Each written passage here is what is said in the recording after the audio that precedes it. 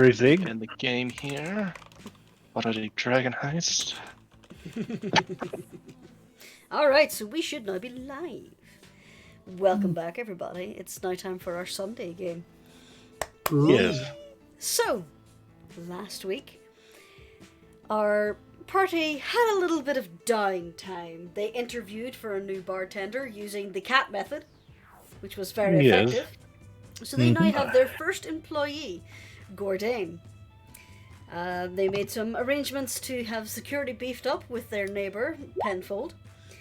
And Hunter went on a rather successful date that ended very well for Lord Fairwind. Woohoo, Hunter! Well, maybe it even ended nice for Hunter. Who knows? I haven't been there. So, a new day is dawning. Our party has gotten a few hints. They have gotten a proposal from Peachy, their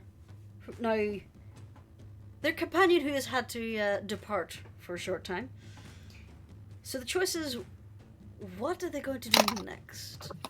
Well, I have these papers that I need to deliver to the guild.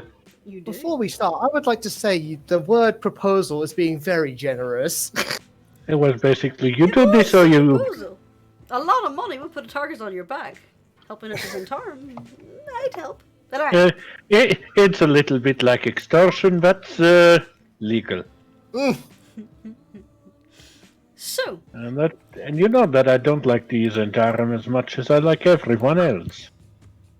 How dare you use that term? I prefer the term blackmail. so Coercion, my friend, coercion.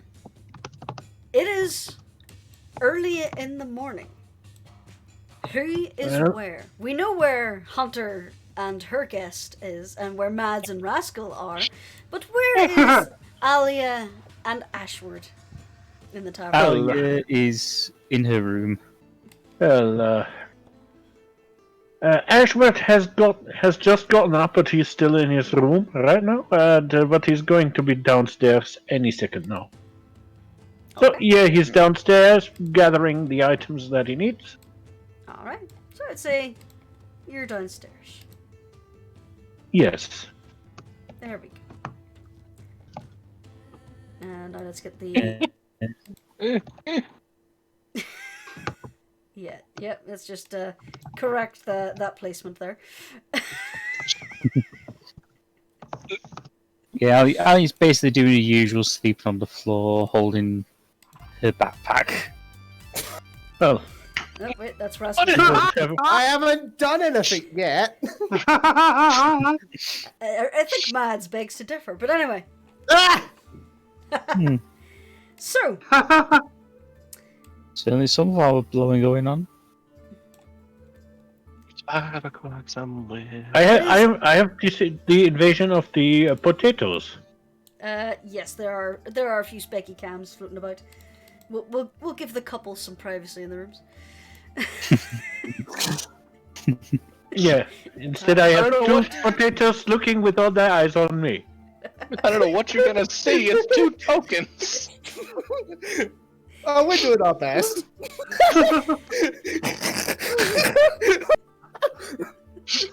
Oh, well, We've only just who started. knows? Oh, You okay there? You sound like you're a little bit dying. I don't know why. We had our fun. Yes. Well, right now you still can have your fun. No one's no one's interrupting you yet.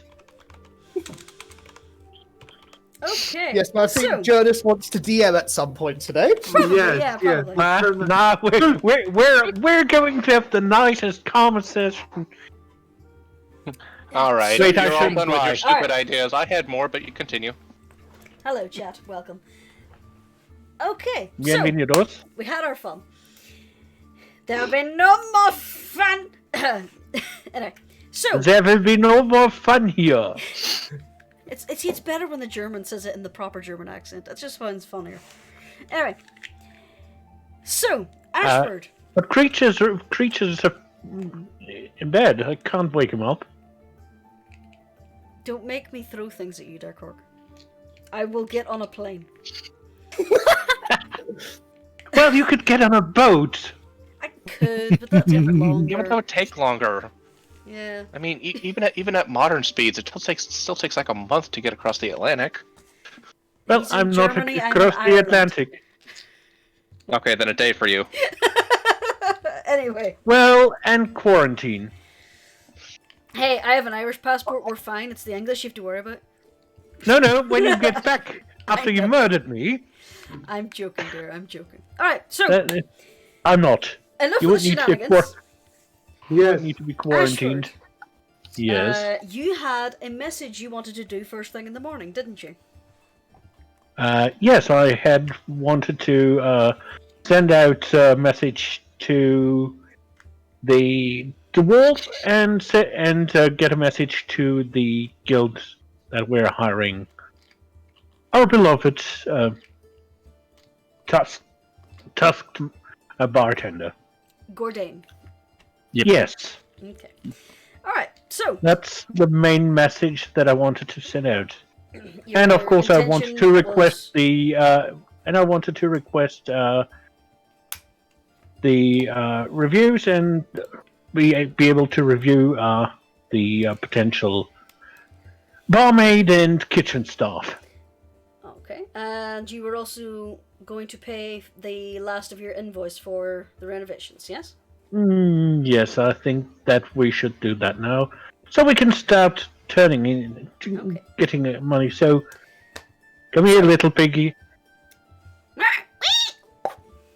You're a little piggy. I know you don't like Nobody it. follows you. I know you don't like it, but I need 1,000 gold from you. Oh, that's a little sad grunt. Does that little exaggerated, like little kicking the dirt sad face, and then the magical piglet gives you the 1,000 gold. Because that's the amount that we still owe. Mm-hmm. I'm going to deduct that from our Yeah, if you want to deduct that from- Rudolph content. So, I would say for you to basically do all your things at once, where you go to pay off your invoices for the renovations, to inform them that you are hiring Gordain, and also ask them quite nicely to pass on the letters to the other applicants. Well, one letter. One of them, after all, was an asshole and is not deserving of a letter. Now, as you're asking for the other applicants, the clerk is a little flustered. He doesn't have any formal applications pulled together from yet, but he does quickly jot you down a few details of who is available. I would appreciate it if we could have. What was that? I gasped. Sorry. If we could have them by, let's say, late around the evening, if that is possible. Okay. The clerk agrees, and he'll try and send out the notices and arrange for interviews in the evening. Thank you very much. Around 6 or so. They also That should ask, leave. do you have an official opening day for your tavern? When do you want to start operating? As you now have a barman, you can open today if you want. I would send message to you as soon as we have decided. After all, I'm only one of the representatives. Okay. But it might be tomorrow even.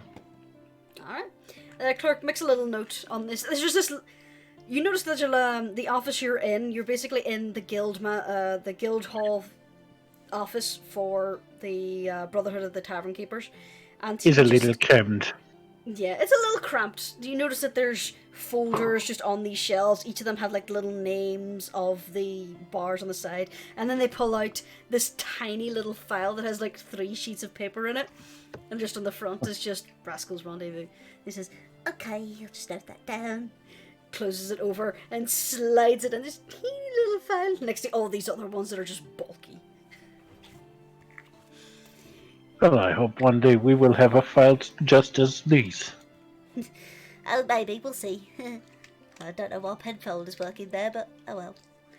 Oh, sometimes people just sound very familiar. Yeah, I've been told that, yeah. I have a Yes, town. yes. As I said, if anything changes, we will inform you. As they say, at the moment. And I wish you a very nice day, very good day, sir. Oh, thank Or you, madam. you too. An anonymous person in the shadows behind the counter. So the clerk waves you off and just shouts next, and then this rather stern-looking dwarf comes over, and you get here. He just starts laying into this poor clerk about how his delivery wasn't on time and things like that. But you just leave as this little clerk is just slowly reaching over to the silver bell on their counter. But while Ashford is away, who is waking up first? I think Mads and Rascal are waking up, if I'm not mistaken. Not to speak for Rascal, Mads is. Sure. You can wake your boy up. Morning, Squishy. Good morning, my dark druid of desire. Sleep well. Always. I want to do this forever. See no reason why we can't. Do kobolds get married? Okay. Before I answer that question, I have one. What's marriage?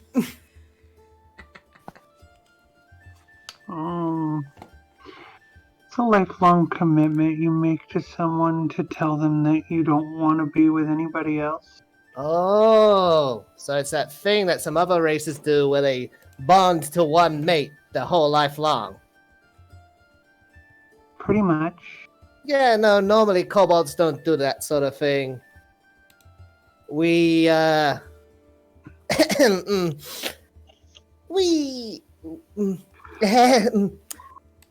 we breed like rabbits. We tend to have a tragically short lifespan on account of our squishiness. Wait, how long do you live? Well, I've heard tales of kobolds that can live up to 120 years, but most of us don't tend to live past 10 years. You're gonna live a long time though, right? I'd like to. That'd be nice. I mean, I've lived longer than most kobolds already, at 30. Good. I'm a scrappy motherfucker. I don't go down easy. And reaches out, scruffs his chin, his neck and chin from below, and says, "You're my killer." But it's okay, you, sweetie. I was just thinking about stuff. But if kobolds don't get married, that's fine. I'm used to. I mean, not everybody does pair bond. Let's, sweetie. This is Waterdeep. This is an entirely different world than what most kobolds are used to. I'm sure there are other kobolds in Waterdeep that have bonded to a single mate and got them married as well. I wonder what that must be like for them. I know. She kind of looks away, like half playful, half expectant. But I'd like to find out too. You think you might want to marry someone someday? I know I want to marry someone. There ain't no other woman in the world like you, Mads. No other mate could compare. You do remember that sometimes I eat eyeballs, right? Yes. And you're okay with me doing that? I mean, I'm not planning on doing it again, but who knows what can happen?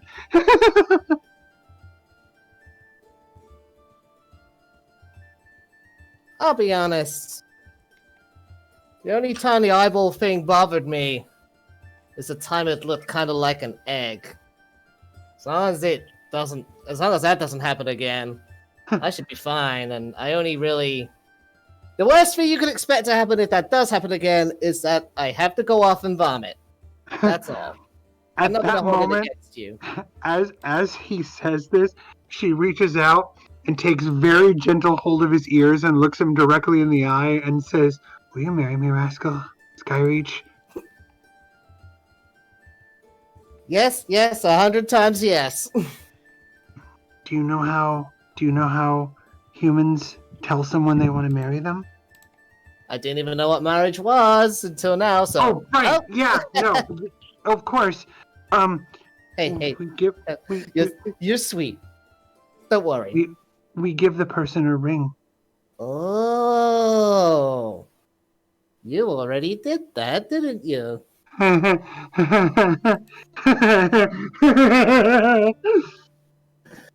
That's my sneaky druid.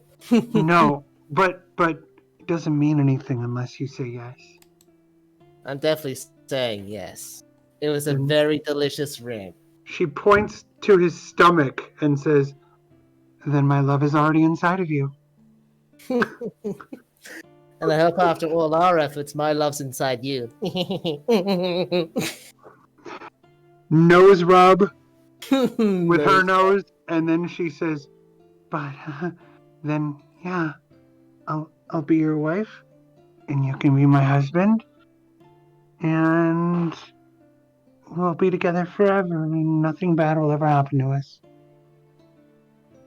I don't think we can ever say nothing bad will ever happen to us. But I think what we can say is that we're tough enough and strong enough to get through anything. At least that's what I believe. We've been through so much already.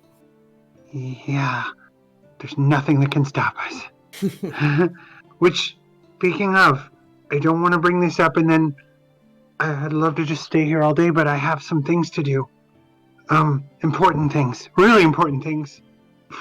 Now that I know how you feel. Really important. Gonna be okay handling them on your own? Yeah, I promise I'm not gonna do anything weird. Nothing with Vizzy. Nothing like before. Just some things for the tavern. I promise. Lady Madeline type things. Alright, I believe you. And he engulfs his arms around you as best as this little boy can do. And he lets go of her, and then she lets go of him after a moment, and after returning the hug, and then she boops him on the nose, and then jumps up, puts on her robes, her not tattered, but her patchwork robes, and then runs downstairs. Matt! What? Remember to breathe a little, honey! I have so much to do. I'll breathe later. And then she It's kind of important, though! Will do! So, And she runs Matt out.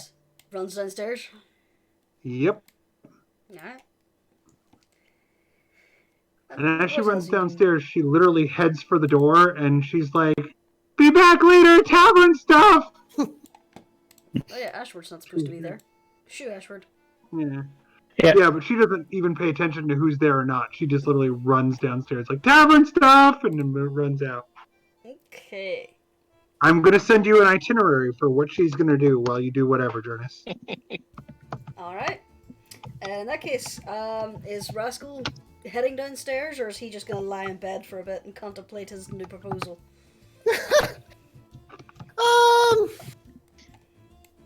Yeah, he's basically just gonna grab the opera program, which I presume is still on the bed this whole time, put that back in his inventory, retune his instrument, head downstairs, and just idly play till, someone else arrives. I'm just chilling out and thinking on things. Alright, so he head downstairs. Alya, did you sleep well at all last night? Or was it too noisy? Not for reasons you think. She didn't sleep well, but yeah, she kind of kicks herself awake and stands up and makes her way downstairs. Alright. You see little Rascal pattering away on his thing. Yeah. Meanwhile, Morning, Alya. Good morning. But yes, you were about to have a scene change, Jurnis. I was. Hunter and Bruno.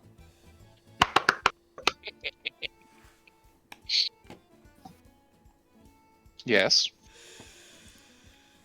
The main question now is, after you've had your pleasant evening, are you going to let him walk down past everyone, or are you going to try and smuggle him out through the back stairs?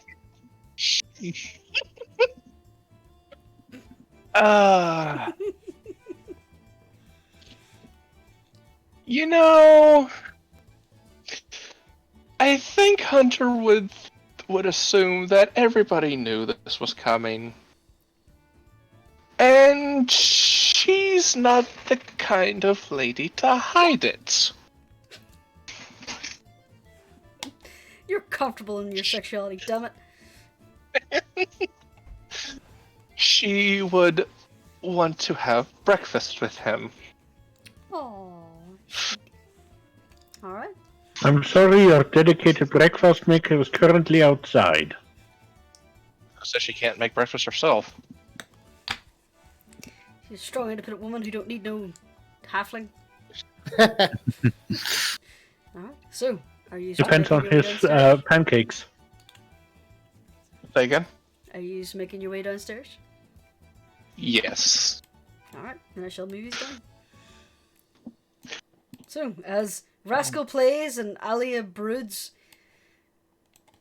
you see your feline companion come downstairs with a rather happy yet mildly embarrassed looking Lord Fairwind. Just to clarify, Morning. Alya's not wearing a jacket. She's just like a vest on at the moment. She is also... She has a very contented look to her face. Look on her face. She's constantly holding his hand as they walk. Okay. Good morning, my feline friends. I see you had a fine night indeed. Well, he's like scratching the back of his head with his free hand, and you see the inside of his ears turn pink, and his little tail starts flicking around. He kind of glances at Hunter with a little coy smile. It was a heavenly night. And she kisses his cheek. Aww. Well, well, my dear, shall we go out for breakfast, or would you prefer to eat in? I mean, eat at home. Eat. Oh my god! He's like covering his face.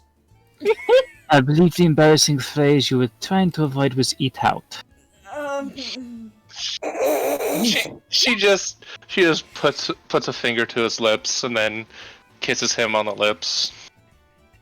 You just take a seat. I'll go make us some breakfast. He just gives you a smile, but at the minute, Alya has just completely tongue-tied him. So he just slowly makes his way toward. Actually, he goes to sit at the counter. And Hunter makes her way back to the kitchen to cook them up some eggs and bacon. How do you like your eggs in the morning? He's getting scrambled. She doesn't know how to cook. Oh, you mean like every time I anything try but to make an scrambled. omelet? All right, and we're gonna flip it, and I'm having scrambled eggs. Yeah, that's how it goes with me. Alright, so, Ashford. Isn't that how omelets are made? But yes. Are you looking for anything in particular on the market stalls? I'm just browsing, generally checking, trying to compare that with the mental note that I took of what we might need if we truly open by tomorrow. Oh, hi, Meds. Bye, Meds. She's in a hurry. Pretty much, yeah. You bump into Mads as she's basically heading in towards the administration building you're leaving. Mads, for the advertising license, I would say it would be around. Crap! I had this worked out. Where's my notes? There. I think that would be 10 gold. It's around 5 gold for the general license. It would be an additional 3 gold if you want a stationary busker's corner. But if She you want is to do planning. Sorry, the go pony, ahead. if you want to do the pony one, you won't need that. No, she's actually doing her own thing. She's not worried about the pony and all that, although she would pay for that since she knows Rascal's planning it. Mm-hmm. She's talking about her flight over the city. Oh, for that. For the flight Yes. over the city, that would just be a separate license entirely, which would run you not much more than excuse me. Crap, I had this worked out. What was it? Yeah. You would need the standard advertising license, which would be the 5 gold, and then for permits to fly, you won't be able to do it today. You have to wait a few days, but that would be an additional 2 gold for the paperwork and the licensing. And she can't pay any more to make it go faster because she really wants to do it ASAP, and she's willing to pay more for that. Well, I assume Mhm. you've asked that question whilst leaning on the counter and sliding a few gold coins towards the attendant. She wouldn't do that. She would instead ask if there's anything she can do like that because she doesn't want to bribe anyone. Rule persuasion. Yeah, she's just like, she's actually explicitly clear that she's not trying to do anything sneaky with that question.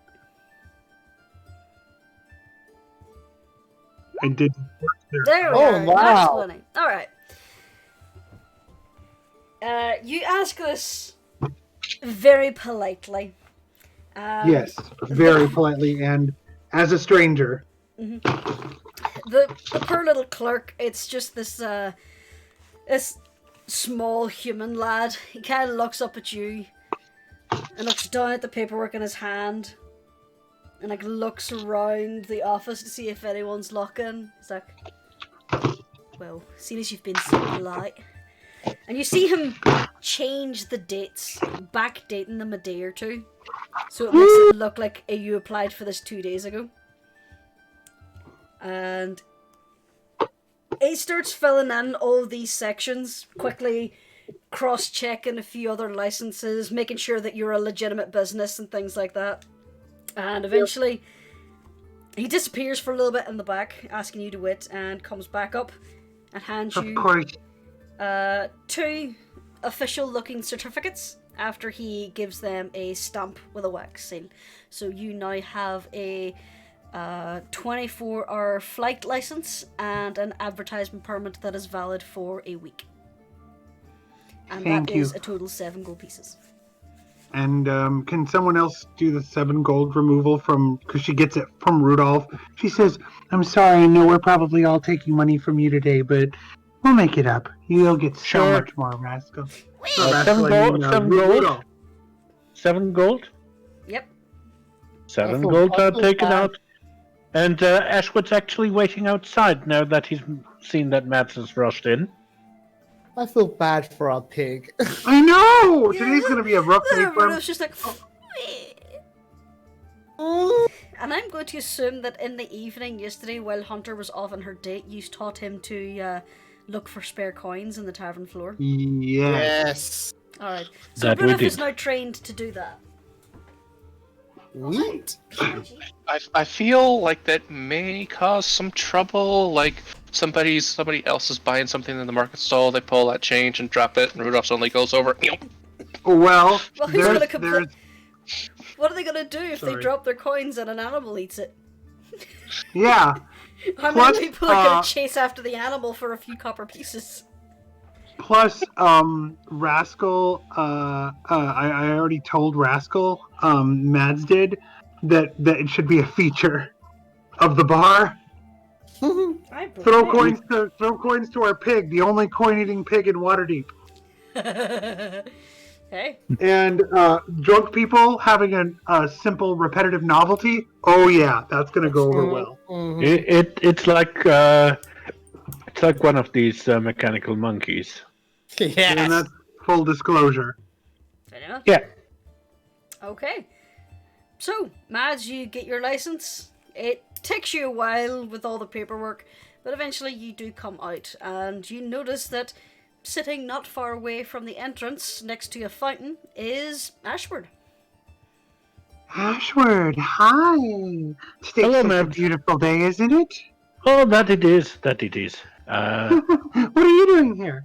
Well, I have finished our basically paid for everything that was still waiting, and I helped our new bartender. Didn't send the letter of rejection to the arsehole. And we have 5 people who are going to come in the evening to have an interview for a job. What do you have going on next? Well, I was curious. What was it that you were going for? Because that Well- might even affect my decisions.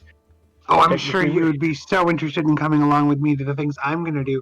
I'm going to get a banner made, Rush, Okay. so I can carry it around and fly through the air.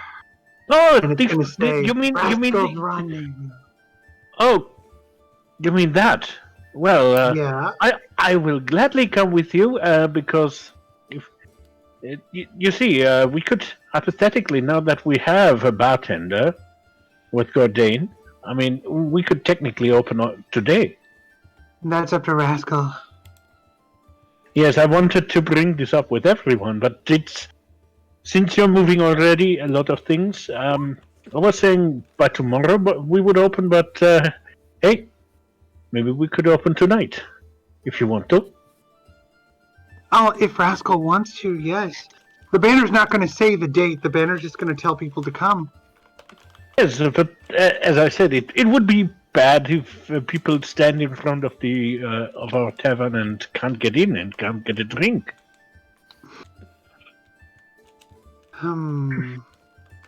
So mind if I join you, at least for a bit? Well, I'm going to have to tell them what the banner says. Yes, of course. I'm sure Rascal will want to open tonight. Well, if not, we can always set it apart. Rascal's Rendezvous, and then the other part says opening tonight. And Yes, we'll make one of each. if he says no, then we just don't put that part up. Yes. Yeah, we just one that says opening tonight and one that says opening tomorrow. It won't be longer than tomorrow, I don't think, right?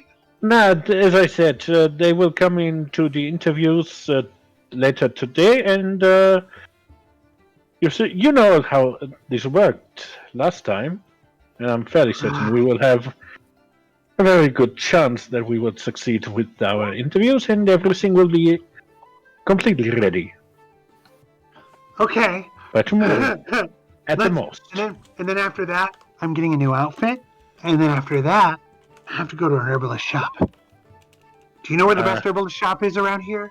Unfortunately, no. I am not from the city. Unfortunately, I know. I mean, but we you're still such we an have this expert in everything. we have the herbalist in the neighbor that does the herbalism. The greenhouse. Oh, you're such an expert in everything. That's a good idea. Let's do that. I mean, it's always good to know the neighbors, and if you buy from them, Fine. yes, maybe they're a little bit like Penfold and offer us to do a Well, little off I bit of a go. deal. Well, Hey, off I well, go. You're welcome to come along if you want. Of course, I mean, you can look over the potential employees as well if you want to. And he opens the notebook and takes out the note and shows it to Mads, actually. Mads reads it and she's just, Do any of the names mean anything to her? I don't think that I don't think they would.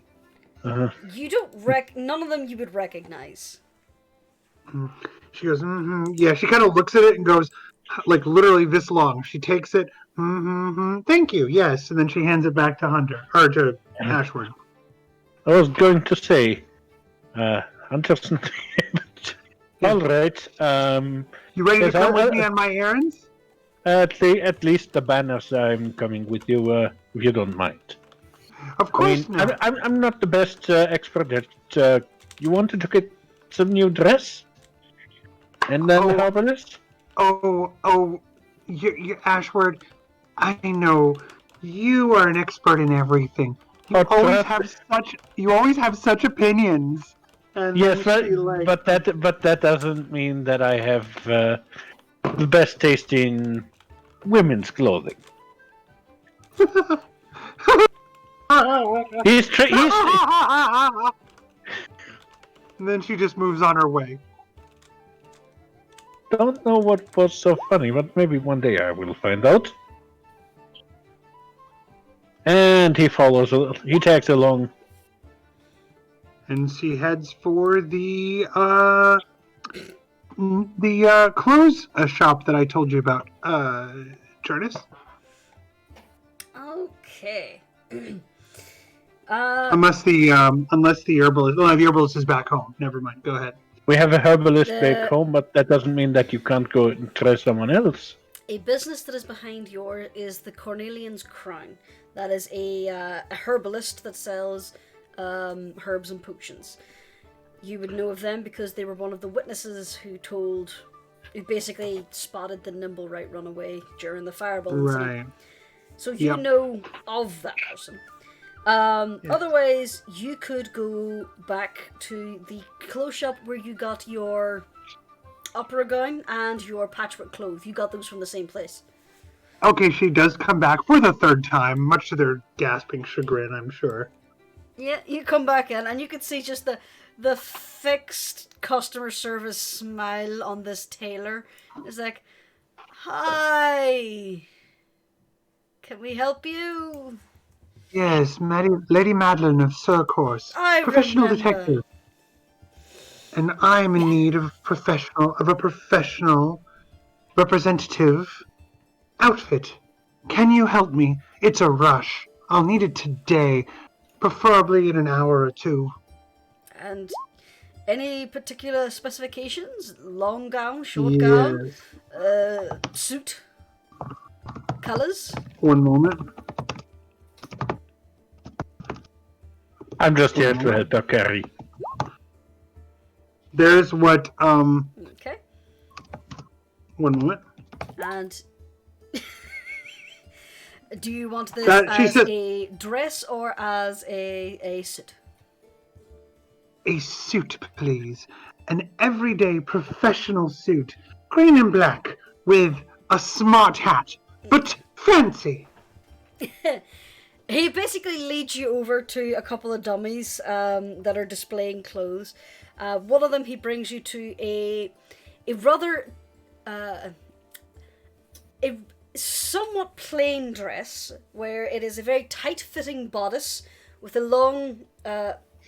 large, I can't remember the actual name, but it's kind of like a ruff at the sleeve, a puff at the sleeve, before tightening into a skin-tight sleeve. The bodice is rather tight, with a lighter green inlay with embroidery down the chest, and then it goes into a tight-fitting waist and then a skirt that reaches down to ankle length. Picture Mary Poppins from the original live-action one from Disney. An outfit similar to that, including the jaunty little hat, but in the coloring you want. Yes, she says, this is exactly right. This is exactly what I'm looking for. Well, why not take in the other possible options? I mean, maybe it's even better. Let me just quickly get the price of fancy clothes. Were they, and she says, no, I want this one, Ashword. All right, it is your clothing, but this would count as fine clothing. So his asking price for this is, because you're a returning customer, he's giving you a slight discount, and he's looking for 13 gold. She says, Excellent. And an additional 2 gold will make it 15 if you can do some alterations very quickly to make it fit me perfectly for everyday use. We can certainly arrange that. If you'd like to come over here, we'll just get your measurements. So I will be over here looking at a few interesting outfits, more my size. Yes, Ashwood, you're welcome to look at the other clothes if you want to, if you see something you like. And then she walks over to the person and says, "Do you need me to disrobe?" No, not here. If you'll just accompany me over to this booth, and he takes you into very well. He takes you over to this area where it's just like 3 large mirrors, and then he pulls curtains around. And after a moment, he doesn't close the curtains until another employee shows up as a female employee, chaperone, to observe. And then he just takes basic measurements. You know, your thigh length, your back length, your bodice width, arm width, and he starts calling out the measurements, and the woman who's keeping an eye is taking notes. There's not many alterations that need to be done, but they could be done quite easily. So, yes, with the 2 gold you're giving him as for the alterations, he'll get that done for you in a few hours. So he would have that done after lunch.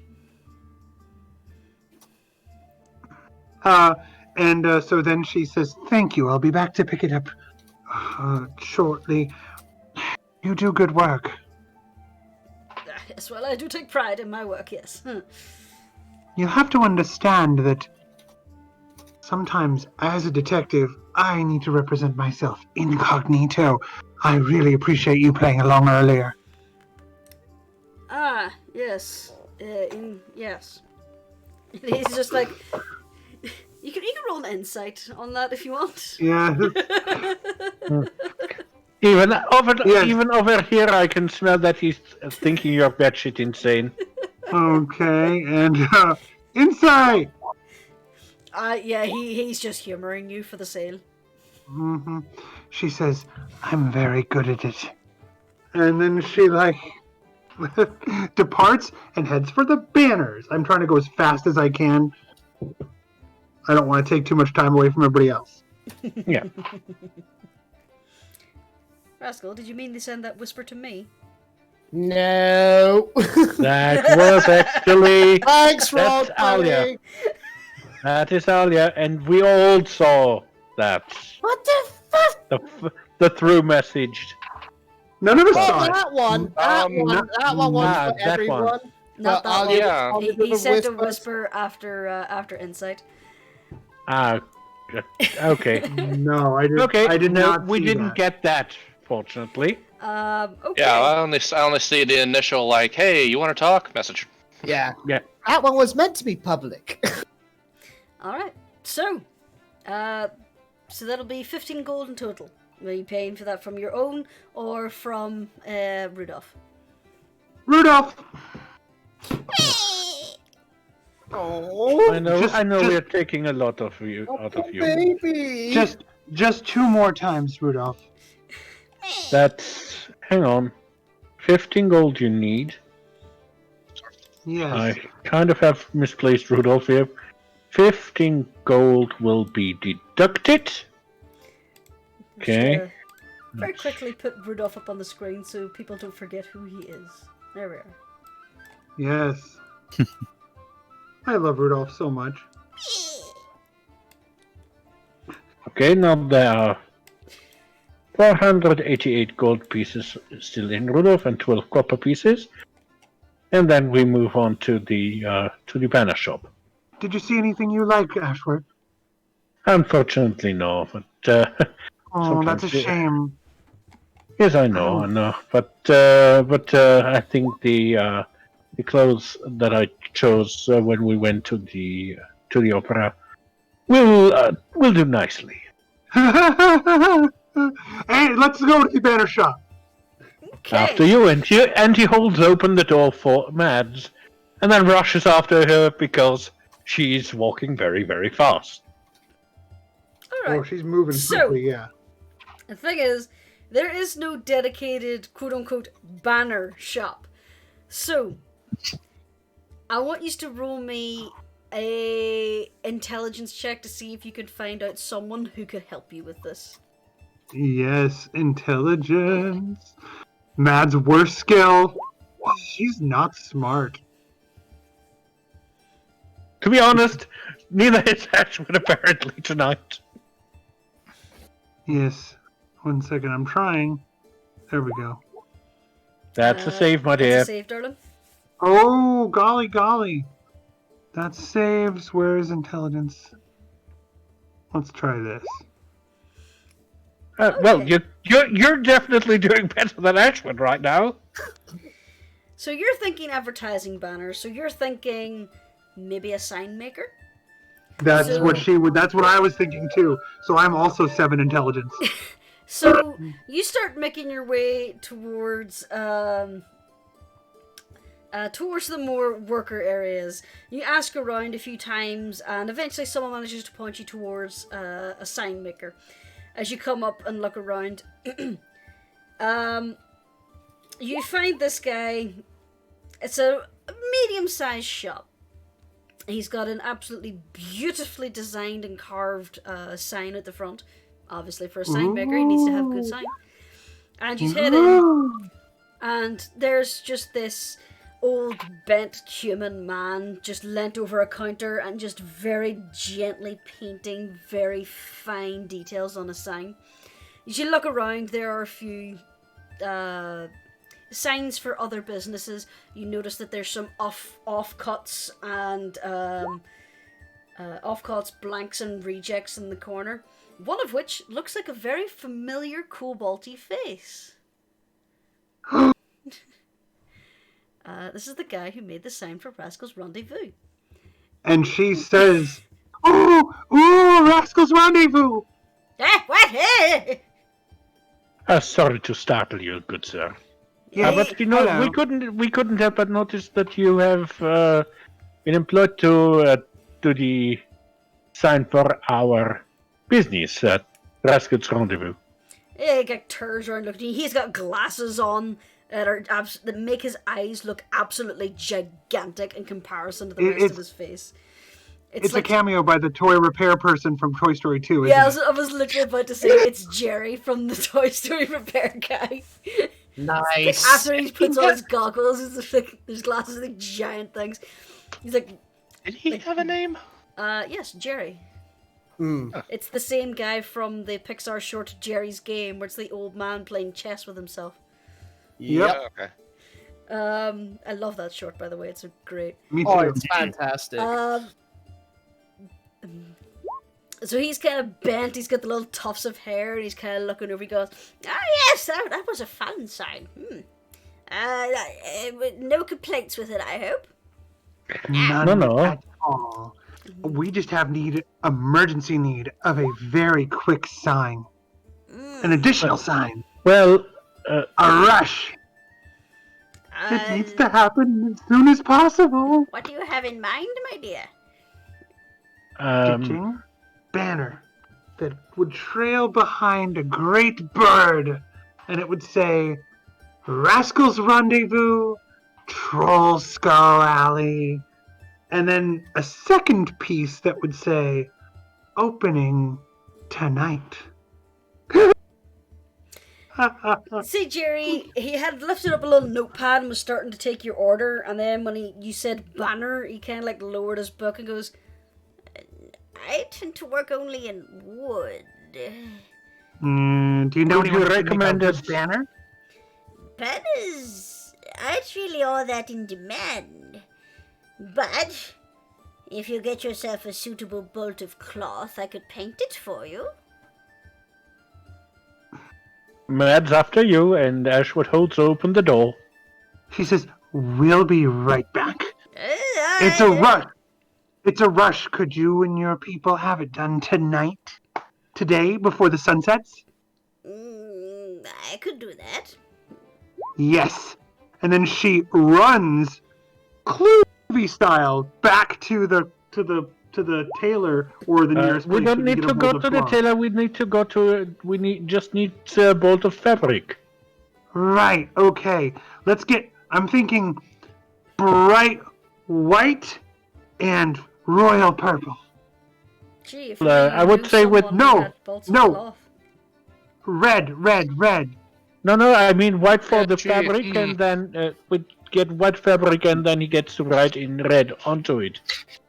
We need Matthew. Yeah. He's gonna paint it. Yes, yes. All right. Okay. And so she says, "Where are we getting bolts of cloth? Where do we get those?" General market would work. What a conundrum.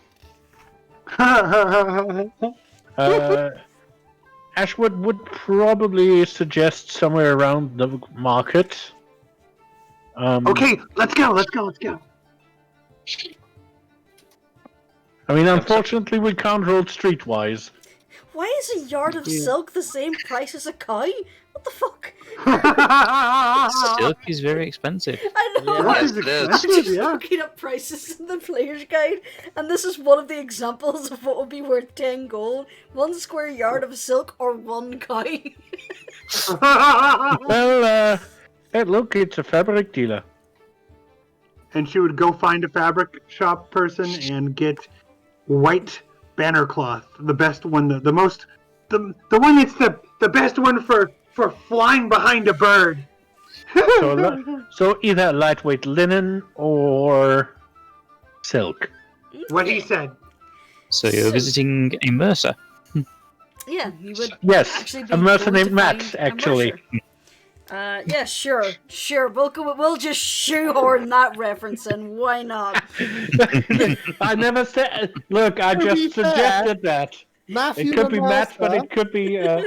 Matthew the Mercer is a character shown to be in the Yawning Portal. He's in an official illustration. He exists. Yes.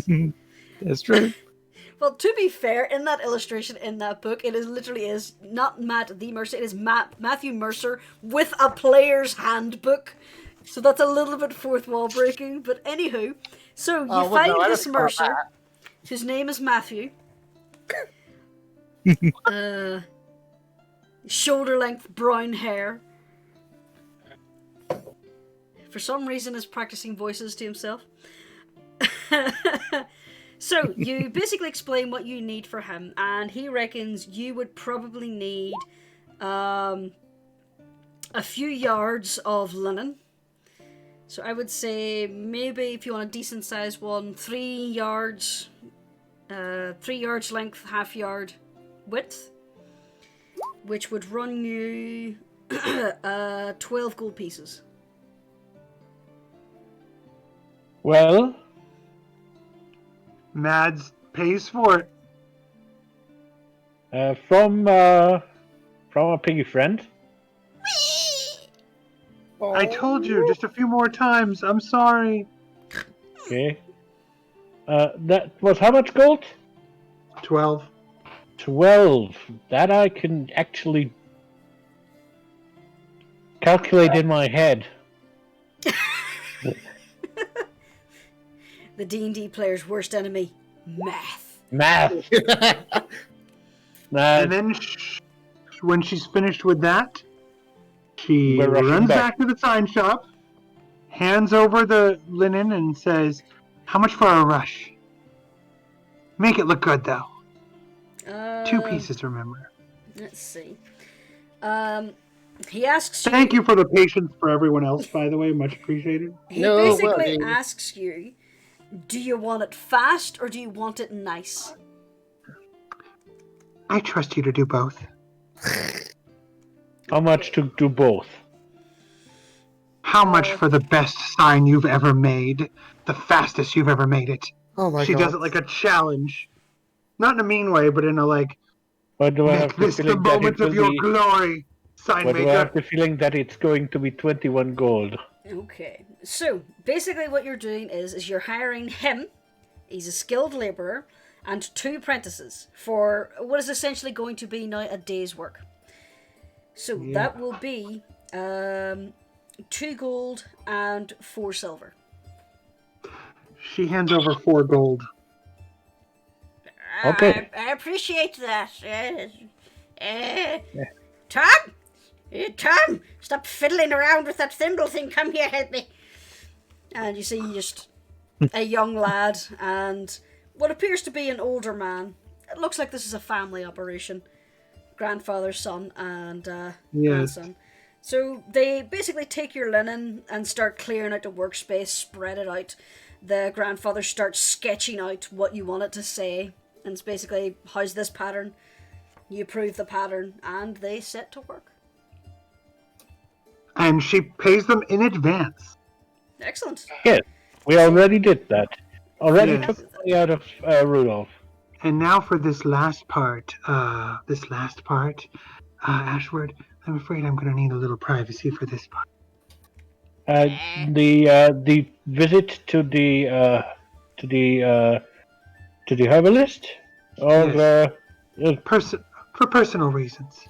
not a problem. I take it you will take Rudolph with you. I trust your discretion. Just don't burn down the city. Now, Lady Madeline of Circos would never do that. And then she heads back to. They head back to the. He clearly grins as he says that. So it is fairly obvious that he's joking. Yeah, well, but she actually does head back then to the Rascal's rendezvous to go visit the herbalist. Okay. So you And Ashwood is leaving her as soon as they're at the Rascal's rendezvous. Let's actually get you to move in the Let's do actual that door, once we not grab just hub. jump the window. Okay. Yep. So, Mads, we'll not roleplay this through because you know what you want. Yes. The Cornelian's Crown. It's behind your. I have blanked on the word. Tavern. It's behind your Bloody hell. It's behind your tavern, and it's run by a wood elf. Not entirely sure, male or female, but very androgynous. You basically tell them what you're after. And they seem to be very understanding. They lead you over and start showing you what they have. Some certain herbs, some that have anecdotal evidence of possibly working. She can't guarantee it, but Of course not. she says it's no harm in trying. So she could either and give she gets- you the Sorry, go herbs ahead. straight off, or she could attempt to brew it into a potion for you, which would be available the next day. She pays one and again. How much is it going to cost? For brewing a potion, again, that's going to be skilled labor with the cost of the herbs. I would say that would be 3 gold. She pays 7 and says, "Your finest work, please. It's important. Very important." They accept. Deducted from Rudolph. And deducted from Rudolph, and Mads comes back to the tavern. Alright, so that'll be ready for you tomorrow. Aw, okay. Well, they need time to brew it. They can't brew it while they need to watch their shop. So, I'll watch the shop for you if you brew it now. are you actually making that offer? Yes. Roll When she hears that, she persuasion. turns and goes, "I can watch the shop while you make it. I need it right away. Roll It's very important." Roll persuasion with a disadvantage. Oh, okay. Let me do it again then. Come on. Aw. They just kind of like shake their heads like, I appreciate that we are neighbours, but I would rather wait until we know each other a little better. But Sure thing. I do promise this will be my best work. Thank you. You understand. And then she walks out. And that'll be me. And you guys, we can get back together. Thank you, everyone. So, you return to the tavern, Rascal's Rendezvous, and you see the 2 lovebirds being sickeningly adorable as a couple, having a quiet conversation, whilst Rascal and Alya are also having a private conversation. That must be the scariest thing Ashwood has ever seen. Like, a Rascal and Alya having a civil conversation. Mm-hmm. Yes.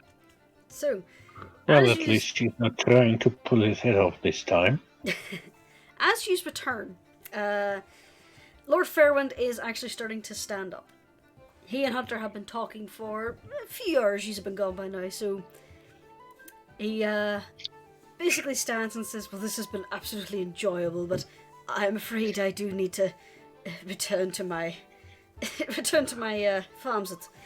But I would love to see you again soon, if you'd allow me." Of course, you can come. Sorry, eating. You can come by anytime. Well, I'll most likely be here. We'll always be happy to have you. well, that's good to hear. Please feel free to come around whenever you are in the area. I'll try not to be as long this time. But again, my dear, it has been an absolutely enchanting evening and an enthralling morning. He gives you a little deep bow and then just a kind of little awkward thing. It's like, should I try and kiss her? Should I? She takes initiative again and leans in to kiss him. Okay. I was literally about to cast message. I kiss her. Kiss her, you fool! Just hears a sudden Jamaican accent. Kiss the girl. Yeah. So She's a he's embarrassed, but he's got a little smile on his face and gives you another little polite bow. Gives everyone else little polite bows and then makes his way off with a bit of a bounce in his step. Pauses at the door, turns and looks back at Hunter. Little She's just grin again. she's grinning back and just cutely waves. He gives that little wave and then heads out the door. Wow, Hunter, you look like the cat that ate the rich noble. Well, he was practically glowing. I ate a lot last night. Right, I'm not going to go into detail because it's none of my business. Why would you go into detail, Ashward? Why do I get the feeling we're going to be invited to more operas? Oh, I hope so. Don't you, Rascal? Yeah! I mean, if everything goes well, we can even pay for the tickets to the opera house ourselves. So, We should take him to the opera as a surprise sometime. I don't know. To be honest, sometimes he seems to be more as a more down to earth kind of person. Yeah, I get the feeling Yes. Lord Fairwind would not appreciate being stuck with more stuffy rich folk again. I haven't really spent a lot of time with him. But Hunter eyes! I'll have to go and ask the commander for such a thing as a formal uniform. Speaking of formalities, we will have a few more interviews later today. Fantastic. And did Mads get her outfit? It will be ready in the afternoon. It's Okay. I would say. Oh my god! What happened to my Fitbit? I don't know. Mine is lying a room over. The screen is completely fucked.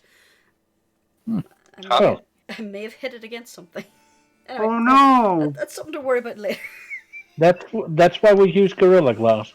Alright, so I would say Ashford would have went up straight over first thing in the morning, as with Mads. So the office opens around 8-ish.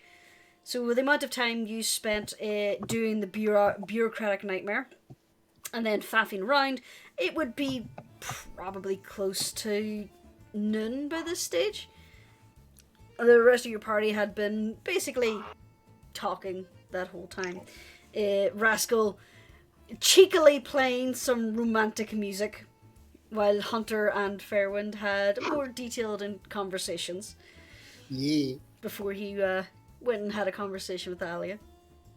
The tavern cats have wandered off for their daily hunting of the vermin around the area, except for your little counter kitten and the Sphinx cat who stays close to the fire. As I said, there will be 5 more interviews. 2 people that are applying as for a job in the kitchen, and 3 bussers actually finalized the payments. Everything's technically ready to go by tonight. Oh, Rascal, let's open tonight. Tonight? Yes. I would have to send word to the guild, but we could technically open by tonight. I've got a spell for that, don't you worry, but tonight? Yes. Oh, Rascal, let's do. Let's do. Let's be wild. Let's be untamed. Let's shock this town. Are you talking about the tavern or our time in the bedroom tonight? Why not? Why not both? Why not both? Then we can celebrate our success. To be honest, Mads has been very, very impressive. Aye, she gave me the gist of it. Have you And been the listening banner. in, Ashward? No. I meant today We're having with this the conversation, sign maker and everything. Oh, right, I get it now. I know. I'm teasing you. I'm teasing you, Ashward. I wasn't so sure about that. That's what makes it good. I know. Like But yeah, let's do it tonight. It's like you got half of Waterdeep working on that banner right now. 3 people, Well- 3 experts to make Yes. it the best possible. I overpaid for everything. Well, that's one way to ensure they do their damn job, and Rudolph's she's just kind really- of sitting under the table, looking all huffy. He's like, Well, oh, poor baby.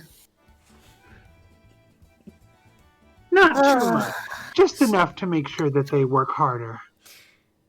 Now, just to remind, Rascal, you have 2 pieces of paper in your possession. One of 2? which is the map that Peachy gave you yesterday. Now that I do know I have.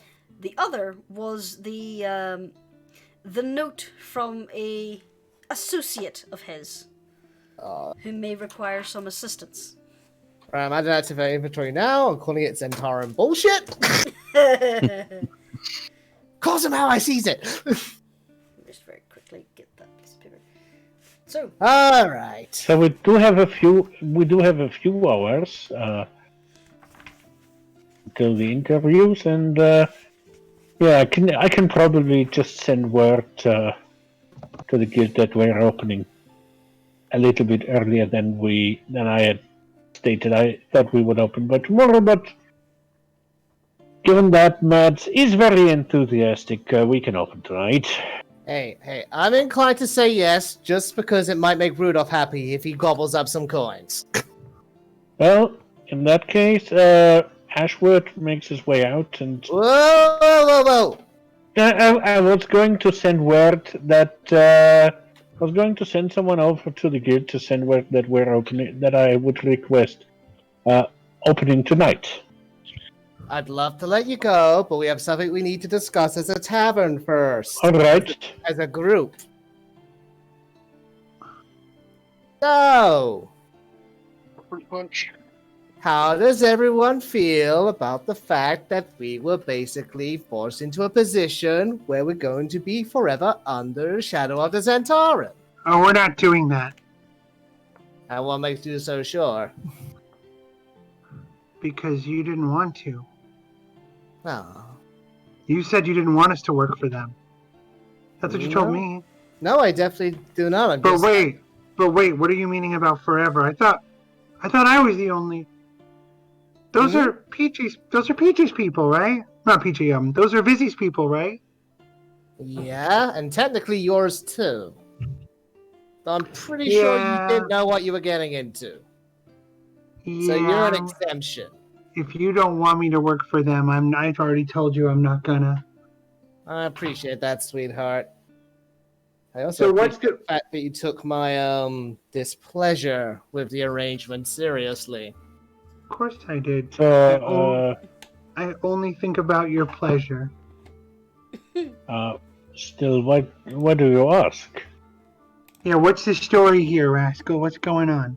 Are they back? Where is Busy? Well, hang on a sec. I want to try something. I'm gonna cast Detect Magic. Not okay. ritual cast, a cast. Okay. You cast Detect Magic. I'm gonna do a sweep. I'm in- basically gonna look around for anything that gives away that we're being scryed on or something like that. Alright. So you cast Detect Magic, which has a range of around 30 feet. In that 30 feet, you feel the slight magical auras of Hunter's Necklace. Mm-hmm. Rudolph lights up like a Christmas tree in his little pouty piggy self. Mm-hmm. There's a very, very slight trace of magical energy of the Genasi magic that is Alya. It's very faint. The only reason you know it's there is because you know Alya's there. Yep. Other than that, there is nothing extraneous. Aside from the magical items you know your party to possess, there's nothing new. Well, as far as I can tell, we're not being scryed on. Except the kitten. The kitten's a construct. It's a spy.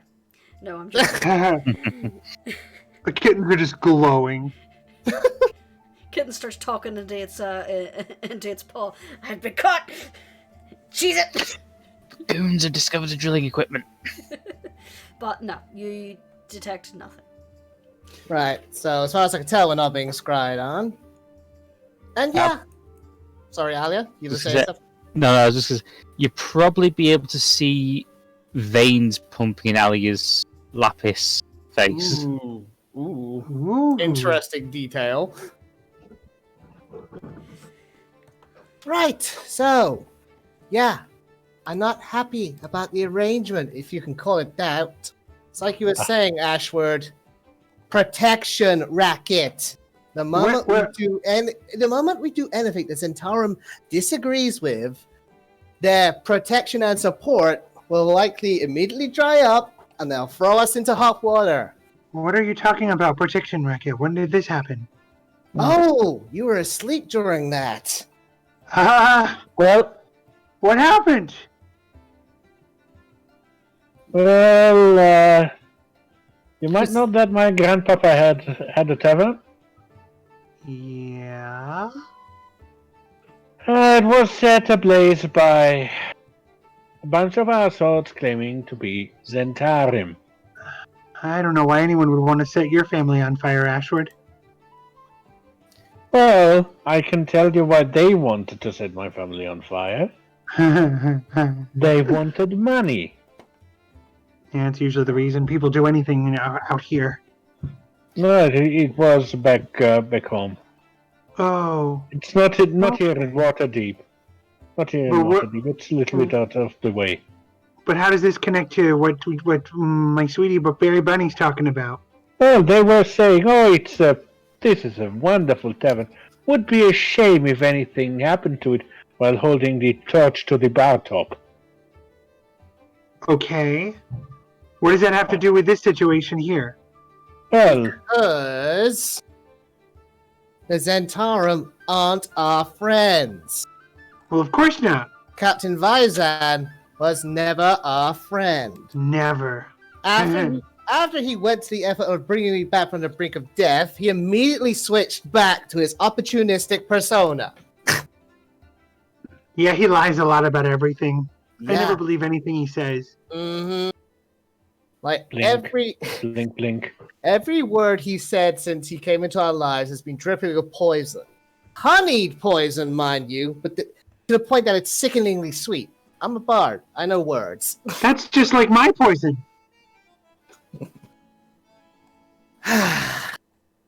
The problem is that we have kind of been painting a target on our back before.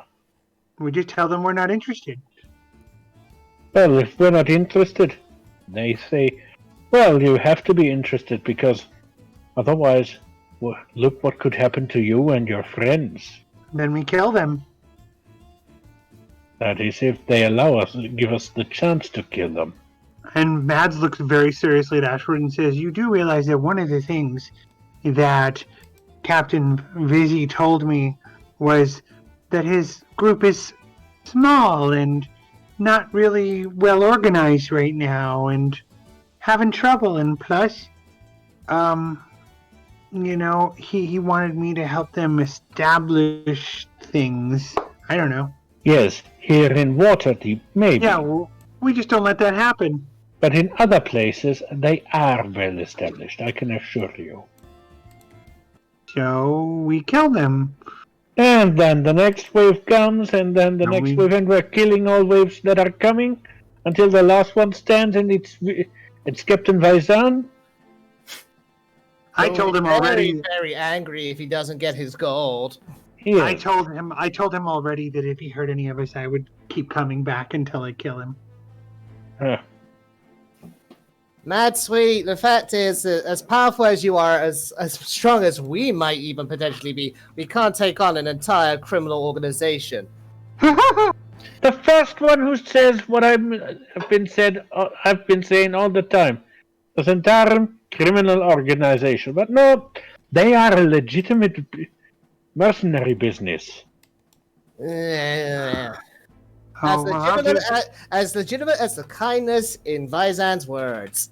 And then she drops down on her knees to face Rascal as much as she can and says, "Well, I'll do whatever you want. We'll do this together." Well, I'm glad to hear that. Then And again, yeah, just because you were asleep during it, Vizan had this map, and Rascal presents the map. Yeah. It leads to a stone that opens up the vault. Don't know if you remember Rainier talking about Lord Neverember's vault. That was the money vault, right? Yeah, 500,000 platinum pieces. Wow. I could do a lot with that. Vizan. 1,000,000 platinum pieces. Mm-hmm. Yeah, that doesn't even seem to register with Mads. She's just like, yeah, I could do a lot with that. Clueless bluffing. Mm-hmm. Yeah. So, Captain Vizan basically just put us in a position where we had to accept his offer and, get the money on the Zentaran's behalf. Of course we'll get a cut. Basically, he wants us to do his dirty work for him. Can't we just take this map and then not help him? and the problem is he has actually made it clear that we would be painting that amount of money. We would be painting a target on all our backs. It's Not if true, we- but we not don't need all the money, do we? Not if No. we spend it all. No, we'll never spend that much money before this entire night gets Even for the longest living creatures, it would take 3 lifetimes to spend it all. Alya, roll me a history check. Who? Alya, roll me a quick history check. Okay. With that, you would know that people with a lot of wealth in this town tend to be targeted not just by the common thieves and burglars. The plague rats loved robbing people of their money. As well as this new Zentarum guild, you have heard of recent people of some wealth being ambushed and killed in the street for their wealth. So it's not just the Zentarum that would be interested, it would be every person with criminal intent in this city, including some less scrupulous politicians as well. You do realize that if we don't give the money to the Zentarum, we basically invite every single criminal in this city to try anything, including the ones that are elected. Yeah, Rascal just points both of his fingers at her. Exactly. It's not just the Zents we have to worry about. I mean, we've had the Xanathar Guild has been snooping around too. We know they're involved. There might even be more. I have an idea. I have one too, but I'll hear yours out first. We take it up in a big bird, with me as a big bird, and we throw it all over the city. Then everybody gets some. Yes, but the problem is we would still be painting. We would basically be still be painting us as well. In this case, probably as cases ready for the mental asylum. Mm-hmm. Throwing away money is seen as completely nuts. I appreciate Completely the insane. suggestion. I appreciate the suggestion, sweetheart, but yeah, we'd basically still be painting like an arrow on our backs at this with that idea. And Mad shrugs and says, Mad, sorry, I'm stuttering. Mad shrugs and says, I'd throw away money all the time. And then she goes silent. And frankly, I would probably be giving any money I got back to us in time anyway to hire them. You had to ask them for service in regards to the plague rats, I presume. Yes. And that's fair. That's fine. Because I'd still like us to get a cut. But you guys keep forgetting we do have allies in this city. The Harpers? Yes, the Harpers! The guys that you guys are so quick to write off as useless and oafish. You're more willing to give the Zeds a chance than the defenders of the city? Maybe it's because I'm more experienced dealing with people like the Zeds. And Rascal. Yes. The problem is they might not be. You try to paint yourself as the hero, but you turn out to be the same as the villain. I told you that what I told you about my grandpapa's tavern. There were people who were of the town guards who were working there. The Harpers are led by a self-pontificating buffoon. Yeah, I kind of wanted to feed him to orphans. So what are we gonna do? Like, just bumble on through this on our own? Because we can't double-cross the Zents on our own. Rascal, honey. Yes. Mads points down to Rudolph and says, what if we give it all to Rudolph? Vyvan knows about Rudolph. But he never got permission to take Rudolph. But he's smart. He's very smart. Every time I try to work around his bullshit, he's like 3 steps ahead. Also,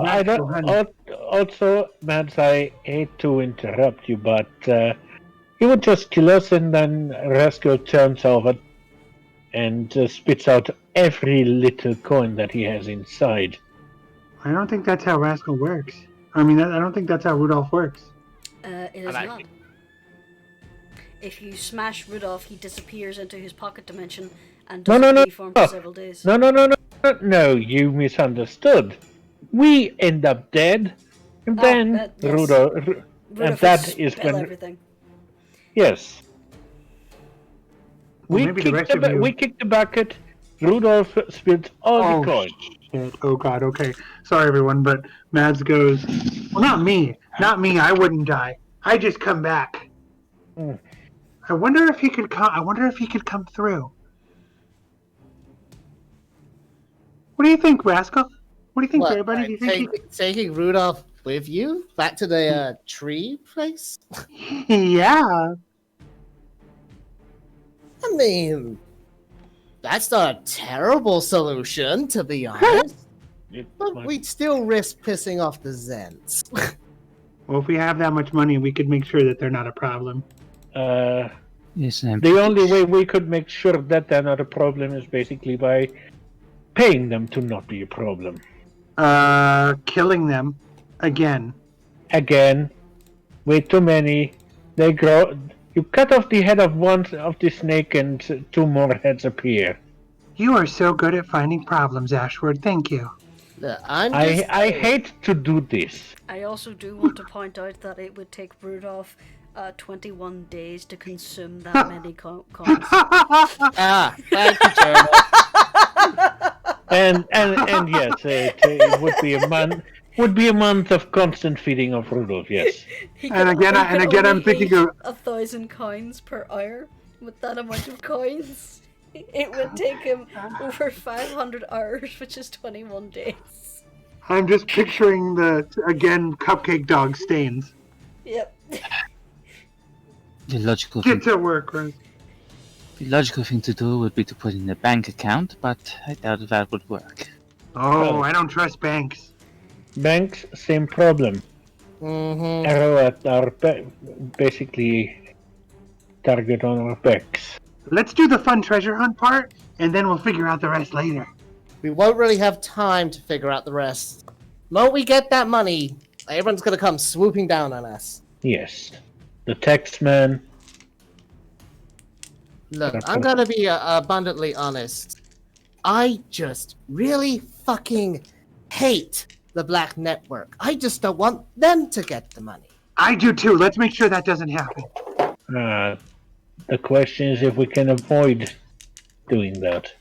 Yes, we can. I'm not so certain, but The rough idea I had is if we at least give the Harpers the heads up on us going into this vault, whenever that may be, then they could just swoop right in as we get the goods, claim and take all the money. take most of the money. Well, why take most of the money when you can take all of the money? If you're self-righteous. But I might just be talking out of my arse here. Believe me, I doubt that Mert would personally oversee something like that. I knew it'd be an uphill struggle bringing this up with you guys. You're so very jaded. I wish I were I not. dealt with Mert in the past. He's a self-righteous, pontificating old fool. Well, he didn't seem that old. Let's just say he can be very condescending when he wants to be. Even worse than any of us. Very much so. If you insist on going to see him, then we might as well, but personally, I don't think we'll get much help. I need Not a drink of water. Not without the usual oath of a good city.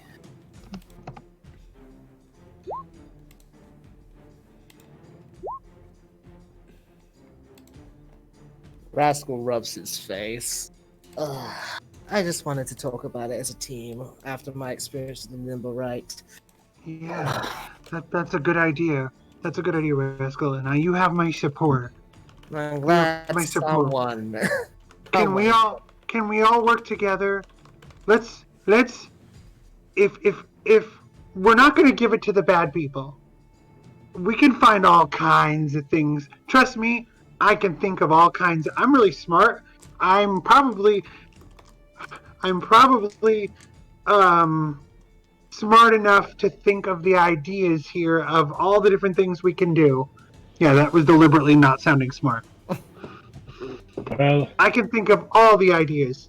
So many ideas. the thing is, they also have great ideas on how to hurt us when they don't get access to the funds.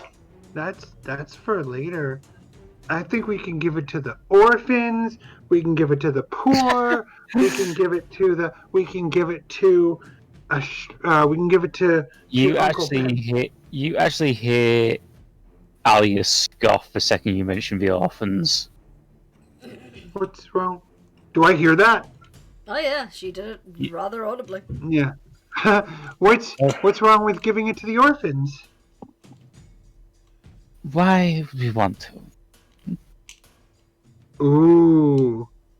Nose wrinkle from Mads, and she's like sort of scornfully looking at Alya, going, to help him have cake?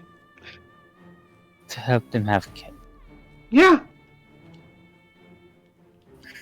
Orphans Yes. deserve cake too. You just see her kind of rubbing her eyes at that point. You know, rubbing the bridge of her nose with basically massaging the bridge of her nose. Mads looks baffled. She thinks this is a great idea. Orphans. I can clearly tell you've never actually been in an orphanage, have you? I have. They're looked after. They're looked Yeah, after enough. But what if they were looked after with lots of nice things? Alya's just got that look on her face. It's just not anger, but more just seriously. She says that's what I would do if I got lots of money. I'd build a big orphanage and make it really nice so that everybody who had the sadness of that part of their life would have a better life. And you're trying to. Wait, hold on. You are a self-admitted serial killer, and you're seriously suggesting this. Of course. Even so-called bad people can have good parts to themselves. I'm a good person. I've also changed. She really has. She's come a long way since we first met her. Yes. I still remember Wacky Bird. Ugh. I've already told you Everybody about remembers how I Wacky did. Trust me. Sometimes it's better to be out on the streets than in one of those places. She says, well, yeah, but that's for people to decide for themselves. I mean, I left my village because well, monsters don't live in villages. Man, it's nice you both got a choice in the matter. Someone had to die for my freedom. I know, sweetie. I know. And she rubs one of his ears like, oh, it's okay. And I then she must looks, have missed that part of your story. we could totally give it to the orphans. That's my idea. Oh yeah, never got round to telling you and Hunter. Yeah, I was a former slave. Fucking slavery. Alright, if you're insisting on giving money to them, fine, but don't expect me to go within a mile of that place. Alya, once we're done here, you can take the money, blow it all on slaying the plague rats, and live your life as happily or as unhappily as you please. Or you could work at the orphanage and be a teacher. You could teach everyone how to make frowny faces all day long. The second I have wiped the plague rats from Waterdeep, I'm taking my 70 gold, taking a boat, getting the hell out of here. Well, I hope you have more than 70 gold. You get a really nice boat, and then you could just sail wherever. You could be a sea captain. You could find more treasure, and then have to think of what to do with it. I think, Mads, I think it has a little bit more of a personal reason that she's intending to leave. Okay, so we're agreed on the orphanage plan then? Oh, we cannot. I mean, it all depends also on how well this place runs. Yeah, this will be a big success. I'm gonna make sure of that, one way or another. Well, Honey, with our share of the money, you can personally go throughout Waterdeep and give a shiny platinum piece or 100 shiny platinum pieces to every orphan you see. I love you, Berry Bunny. well, Just so long as my name's not involved. Who are you? I was going to order them to order a special wine, very, very strong, with your name on it. We can just call it the Genasi. Yes. You see, the emphasis is on the G. It could have all kinds of. You could crunch up the ice, Were and you you trying could to make fill a it. gin pun? Yes. I am talking about the orphanage. I don't want anything to do with that place. Somewhere across the city, Mrs. Grimble's heart is breaking. Oh, I know. Well, that's She fine. says- We could just call one of the wings the Blue Lady Wing. Okay. Chrissy Crystal's Palace of Fun. Okay. I see. Let us not get too far ahead of ourselves. Thank you, Ashword. Okay. What do we do next? Rascal? Well, trying to pick up where my train of thought was. Whatever Sorry, train didn't mean is. to derail it. No, you're fine. So, No one's really feeling the harper idea. No, we're gonna tell them. They're supposed to be nice. We don't tell them that we're looking for a treasure. We tell them that we have something that might help the Harpers. Well, they will ask for more specific information. And then we say we don't know yet. Because we don't. Well, in that case, we don't have anything that would help the Harpers. Well, we know that it's going to be something that would help them. That's all we know. Right, Why do we need to everybody? be vague? Why do we need to be vague? So they don't take the money, sweetie. Thing is, they will notice as soon as we have the money that we have the money. Which is why we give it to the orphanage. The fact that everyone assumes like the Carpus are just gonna take all the money and not reward the people who got it for them. She says, well, I mean, that would be nice, but then they wouldn't be able to afford their nice operas, would they? Look, if you want, I can bring it up and insist we get something out of it first before I give them any information. Or we can take as much as we can and then give the rest, whatever, to the Harpers. Yeah, we could make it a nice surprise, sweetie. As in, we don't tell them the actual amount in the vault. Right, exactly. Chrissy, that's exactly what I'm saying. Thank you, Chrissy. Well, There's a treasure. We know the Zentarum, the network, whatever, want it. Tell them about Captain Vizzy. Tell them that there's something in there. We're gonna go look for it, but it's dangerous. And then we'll share with them when we find it. That's all true. See, the best way to not tell someone something is to tell them way too much. that reminds me of someone I once knew, but doesn't matter. So which one of us are going to go talk to Mert? Me and Berry Bunny. No. Both of you. No? No. Okay, what? Because I'm the only one here who actually gives a shit about the organization! And I'm the only person here who has had previous dealings with them. Mads kind of recoils and says, "Sorry, sweetie." I'm sorry too. Look, I was still teetering between joining them and not joining them. And We've worked for the Harpers as a And group. Mads lowers her Despite head. what has happened, we've tried helping out the Harpers. Oh, Matt, sweetie, I'm sorry I yelled. It's just been so frustrating. Since I met Mert, all I wanted to do was join the Harpers, and it just seems that the more entangled we got with, Bizan and the Black Network, that just got further and further away. Welcome to my life. It's not fun. No, Feeling your dreams collapse around you. trust me, when I joined the Foreign Legion, things weren't fun. And then she kind of lowers. Mads looks kind of wounded, and she lowers her head and says very quietly, during the first pause and all that, she says, I just don't want you out of my sight. Unless you're here safe. Oh, I don't want you going anywhere. No, sweetie, I'm sorry. I reacted too quickly. He will be safe with me. No, if anyone's coming with me, it's gotta be Mads. But sweetie... Regardless, I'm coming with you.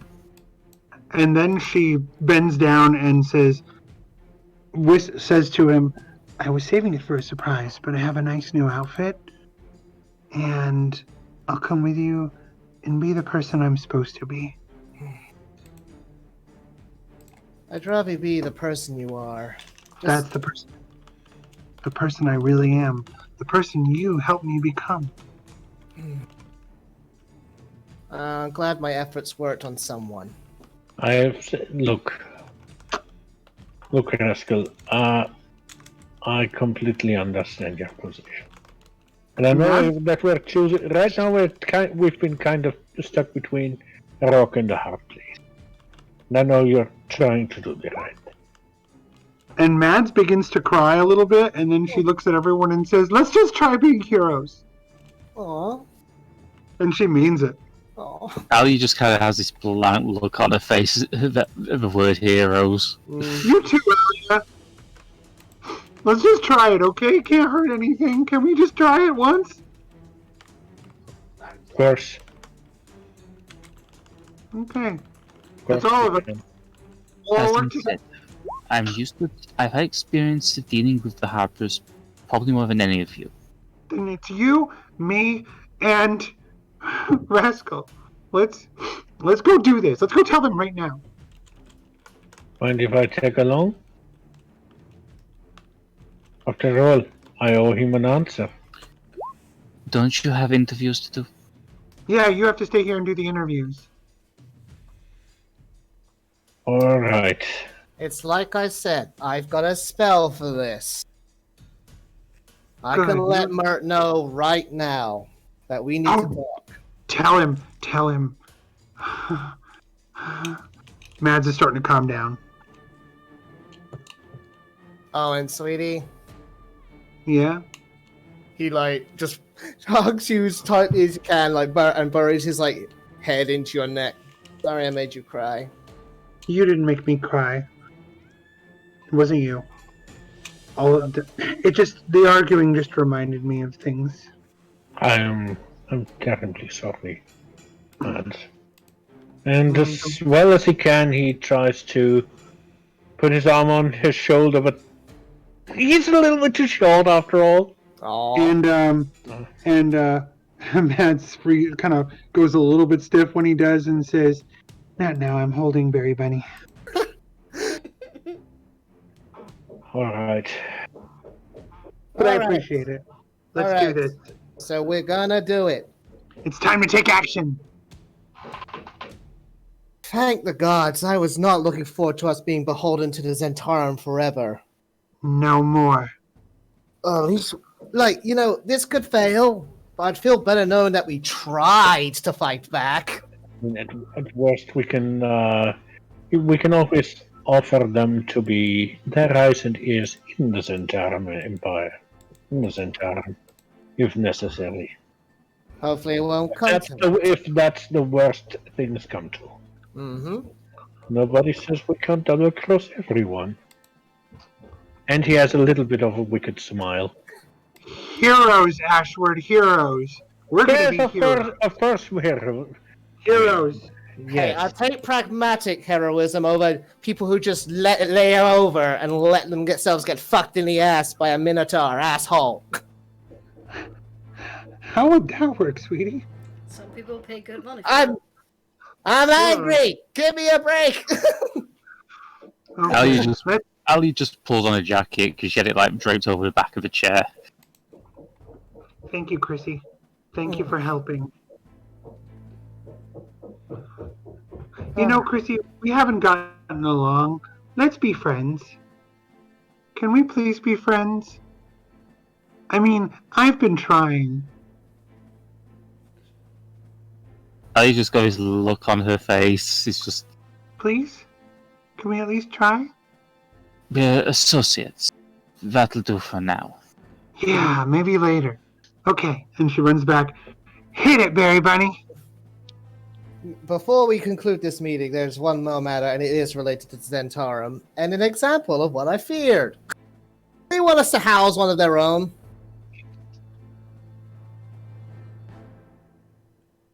Is everyone okay with this?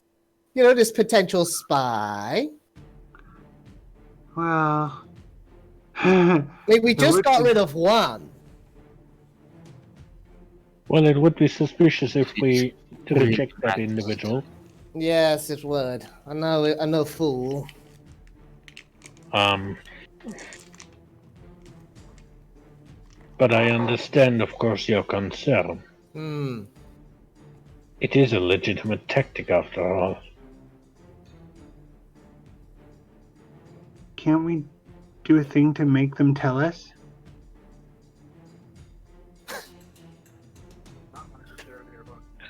Are you suggesting what I think you're suggesting? I don't know.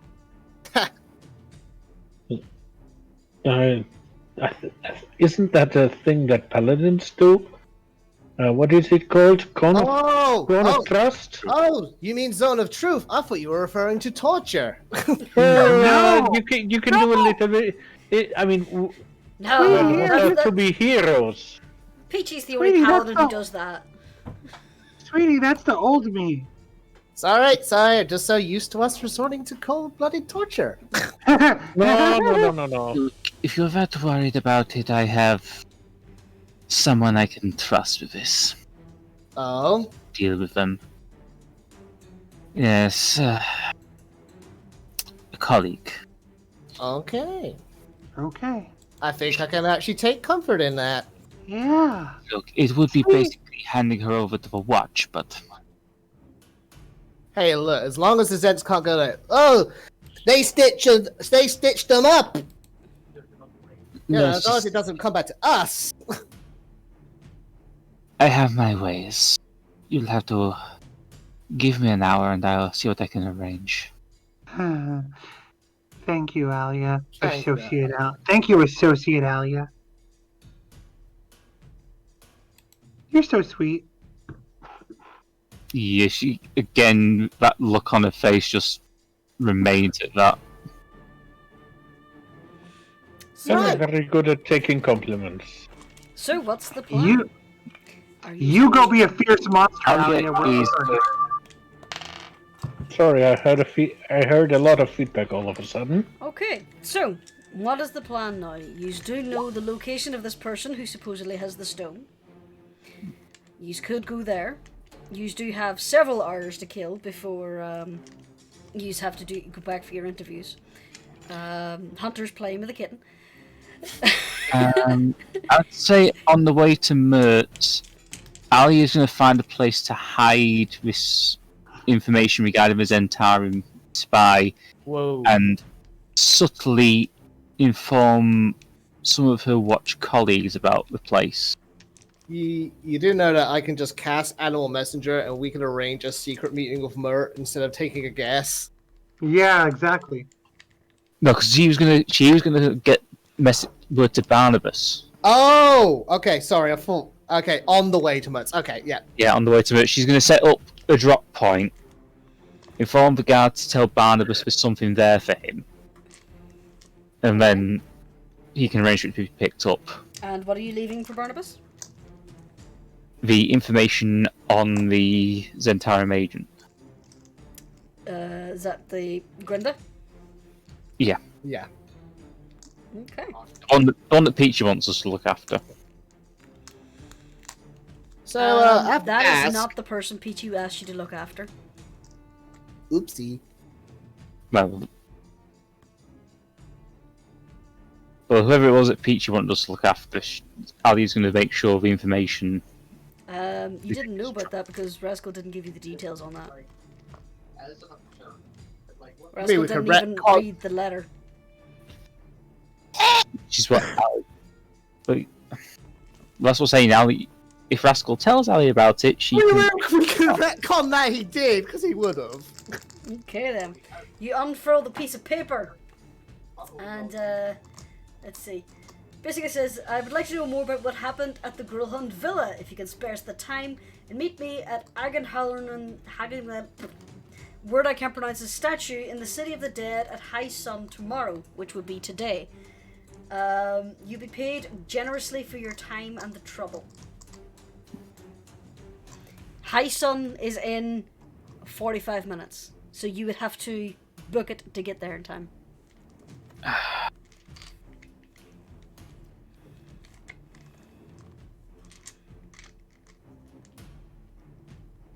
Ali kind of. She's thinking about this. It's up to you. We can either leave it and we can assume that we decided not to take Biden up on his offer, or that's all I've got. There's not going to be enough time to arrange anything. Fuck! Rock and a harp, please. Again. Sheesh. Funny I thought to prepare Longstrider today. Don't we still have the one scroll of Longstrider? Oh, I think I do, don't I? Check. Yeah, but I think that only works on you personally. I don't think you can share that. I could fly over. You do technically have a flight license for 24 hours. Yeah, she says I could fly over, tell them to come somewhere, and then, whatever happens, happens. Want me to fly over? Man, this is tricky. Here's Like how it would Astrid work. said. She says, Rock on a hard Jesus. place. I fly over and I could tell her to meet us somewhere specific at a certain time. We could bring her back here. Don't want that connected to us again. Not too much. I could tell her to meet us at the ruins of the other tavern.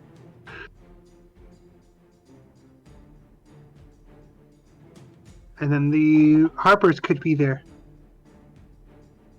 We can coordinate. We'll be a team. I don't think we could get the Harper's attention at such short notice. I also fear that even if we had the city guard there, Well, we would Why don't we would run into difficulties. Hang on a second. Sure. Hang on. I do have Animal Messenger, so yes, maybe I could use that to get a message to Barnabas on Alya's behalf. yes. Send all the information to Barnabas, telling me time is of the utmost. Problem! Only 25 words, so we're gonna have to be economical. Should I go now? Should I go find her? Basically, And remember, it will be in your voice, Rascal. I know, but it's on Alya's behalf. just start with Alya says Zentarim target at tell them at location, come, and then at the time. Alya says that target at... Might have to repeat that a couple times. Hang on. Basically, Alya you says said just in turn target at location. 11 words. Says location, time, immediate, assist. Basically important. Okay. Now, Rascal, I assume you're just kind of turning around and grabbing one of your numerous cats to send this message with. Do we have anything else? You have your tavern cats. Unless you want to try and catch a bird or something, you need an animal that's nearby. I know how it works. Bear in mind, cats can be pretty quick. I know, just seeing if, birds are faster. Let's see. Covering about 50 miles from flying messenger, 25 miles or... So if we can find anything that flies, that'll be a bit faster. Twice as fast. So, can I do, a perception check to find a bug? I don't think you will find a bird in here. Just Can, call it a hunch. Oh, fuck Can this. Matt- I'll go outside and look for a bird. Yeah, and Mads comes with because she has animal friendship. Okay. So I will take care of that. Yes. Do me a favor and And link Beastbond. Animal Messenger for me. Sure. I think I have Animal Messenger too. Oh, cast level 2. I'm No, one I of speak these- with animals. Never mind. Okay. Roll me a perception check. Help me out here, honey.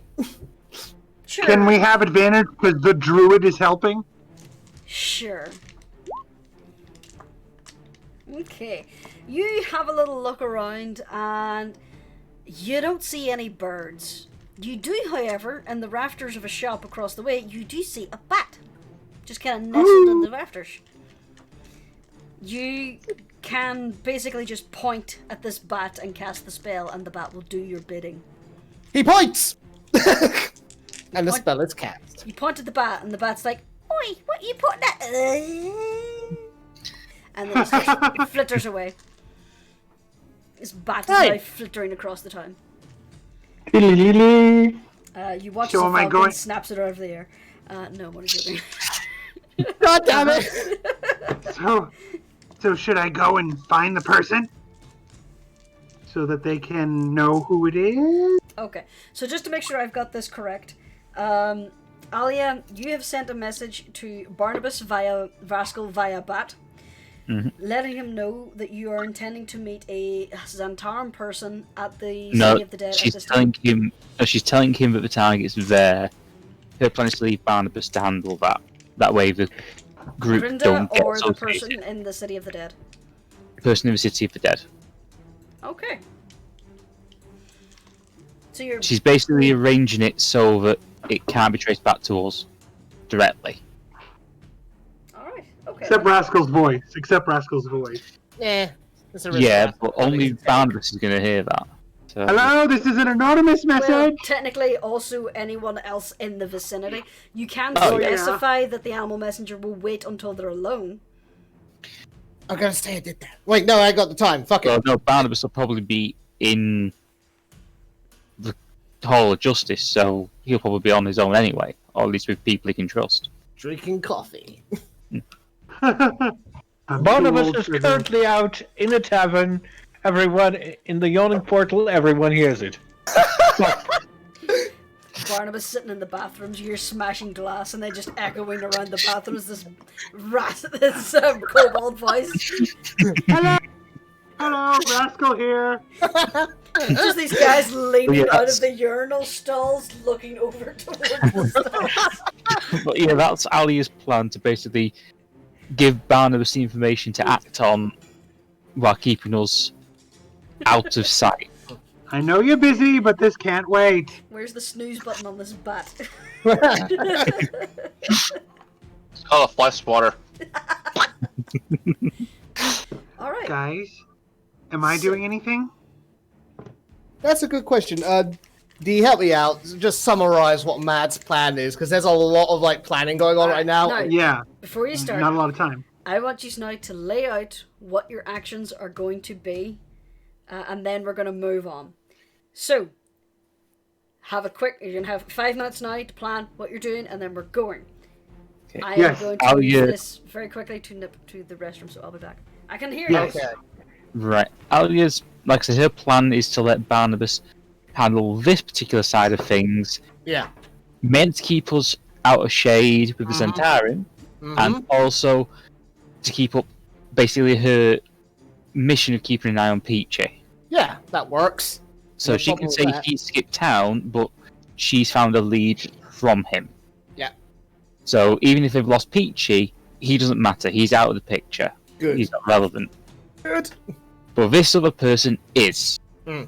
And that's, as she says, Zent's target. Yes. So hopefully Barnabas, because she trusts Barnabas, will get stuff moving. Because he got there pretty quick with the when it came to claim the nimble right. So she knows he can move quick and she can trust him. So that's her plan. Okay. Now Dee, she Oh, sorry. basically she now wants to go to talk to Mert. Gotcha. Right, so Dee, you had a plan for immediate use. Yes. Mad's plan was to change into something that flies, head to the location where the Zent is, just to make sure that they can figure out which person, because their description was vague within the 25 words. Oh, well, would Mads know? Like, did Peachy give a description of this person? I do not know. That's what I've been trying to find out. I don't did only that she was a woman. Yeah. So all he said. And did they say that she was by the fountain or something?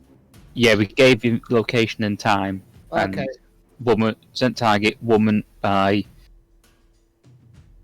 statue of blah blah blah.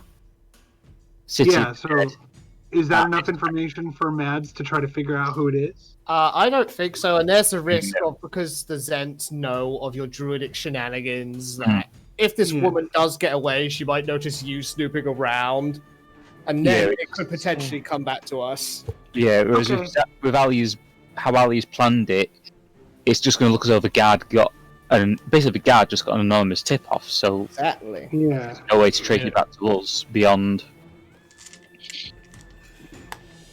Okay, so we don't need to do that, D. Alya's It's gonna gonna work as long as this isn't a test to be of honest, loyalty. To be honest, Alya also knows that a lot of Zentarim are now in custody already. Yeah. So one of them could have squealed. True Yeah. that. Okay, As so long as it's not a test of loyalty, that'll be great. okay, so next matter. I imagine Alya wants to investigate this map and who it leads to at some point. She does, but for now she wants to get Mert out of the way. Okay, well, regarding Mert, like I said, I was planning to use Animal Messenger to arrange a secret meeting at a later date rather than us just taking a shot in the dark right now.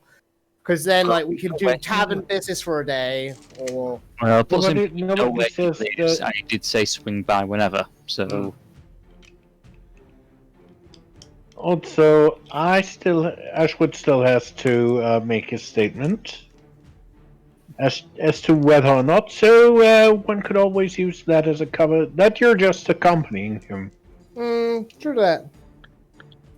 That reminds me, we do need to decide on who's actually going to this thing then. Alya's going, because, as I said, she's got experience dealing with the harpers. Mad's going, Ashwood's going, I presume Hunter's gonna go then. Yeah, she'll go. Okie dokie. So it's a Right. whole affair. Yes. Okay, so we're really gonna go and try and find Mert right now? Okay. Well, if he's not home, then we can leave a message with his staff, and he'll get in touch with us. So Yeah, I suppose that could work. it's not a waste of time. Okay. And we'll be back by 6 p.m. when the interviewees come in. Okay. And yeah, Ashwood needs to send word out to the guild that they're opening tonight, and send word out to our new bartender, who clearly is not a member of the Zentarum. Well, okay, if I'm not going to use Animal Messenger to contact Mert, then I can use the two uses to inform the guild and our lovely new bartender. That we're That opening makes tonight. sense. I mean, I presume Ash would be able to give a decent enough description of who he dealt with. Well, I'm fairly certain that the location will be sufficient, actually, because the person might have changed, but the location is still the same. Okay, that's true. But I would actually send, if possible, send a little note with the messenger as well, so that they have it in writing as well. Yeah, I don't think Bureaucracy. I don't think I could use the spell, but that would be up to DM discretion, I suppose. The good thing is, though, it doesn't matter if I'm vague with describing who it is. Like, I could just say, like, "Hey, a receptionist," and that'll work. If you had a bird, it could possibly just dip its beak in the ink well and just write it down. They're not that smart. They basically rock up, open their beaks, and your voice is I know, I was- recorded. I know, it was just... It's a funny. It'd be hilarious, but Yeah. no. I mean, if worst comes to worst, there are messengers all over town that I could just send the message to. That would do the job for a few copper, even, or maybe even a silver. Okay, Alright, so I guess it. crunch time now. What are you doing? Well, writing a message, opening tonight, need a bartender, and then we're making our way to Mert's place. Yep. So basically, Rascal's going to cast Animal Messenger twice to pass on messages on Ashwood's behalf, and then we're going to see the Harpers. Okay.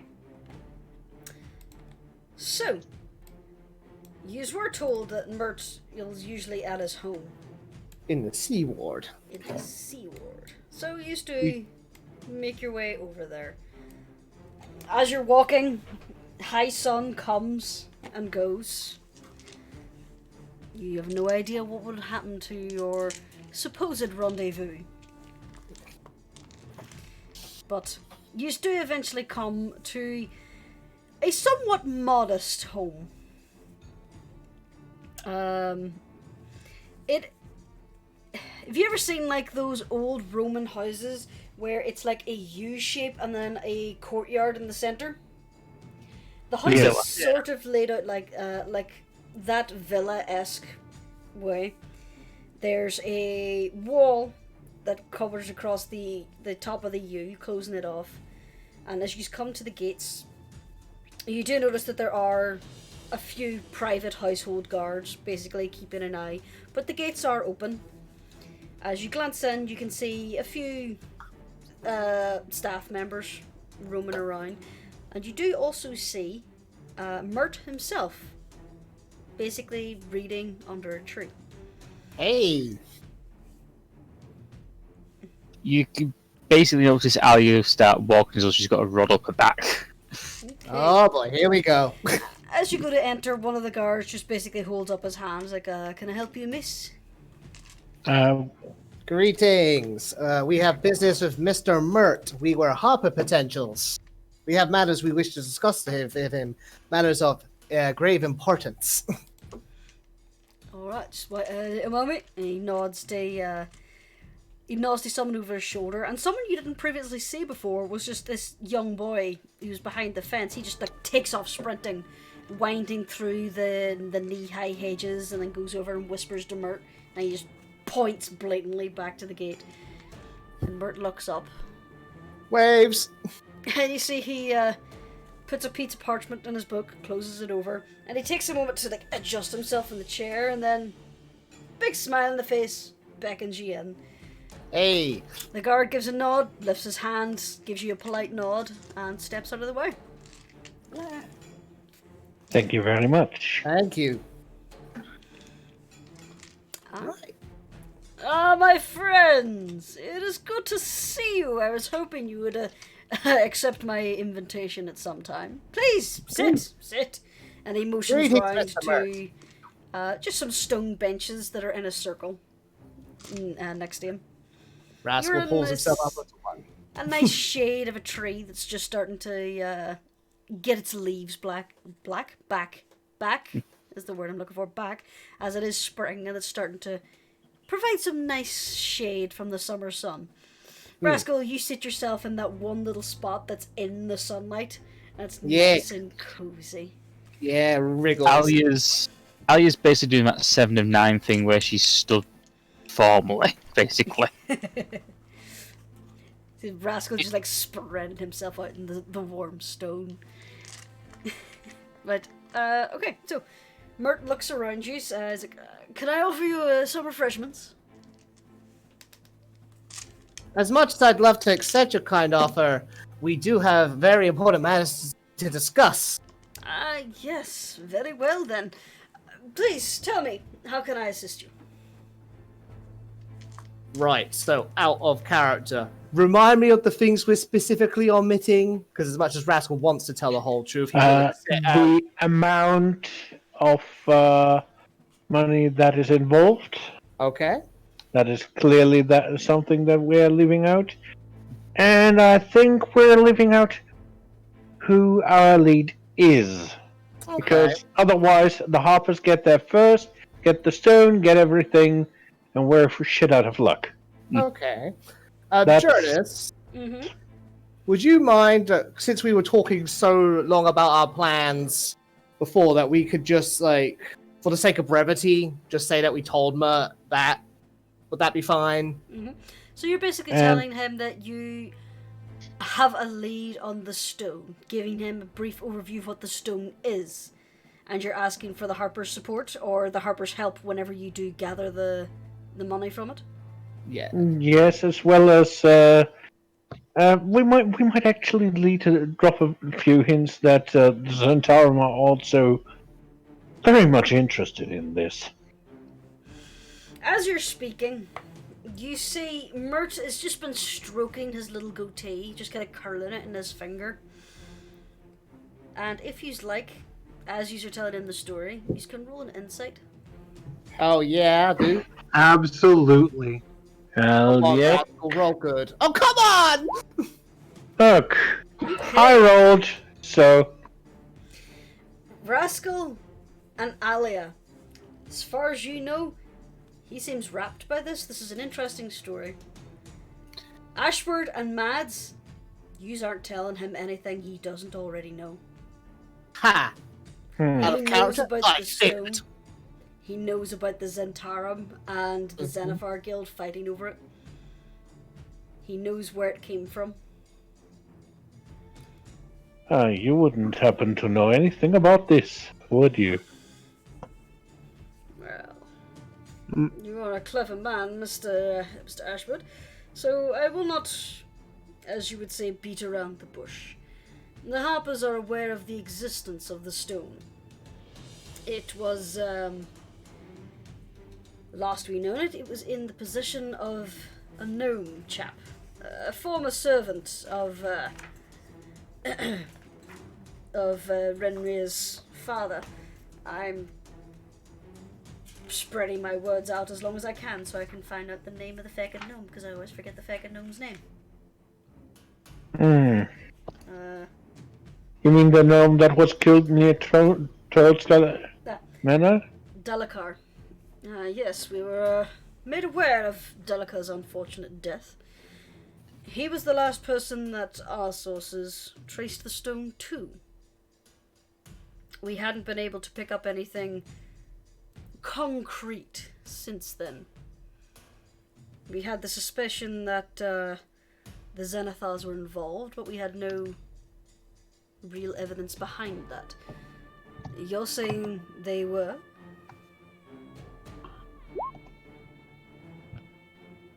I'm not going to insult your intelligence. Yes, Mads, you may. History? Yes. It was not the Xenophar, it was the Centauri. Yes, the Zentarum has expressed quite an interest in finding this object.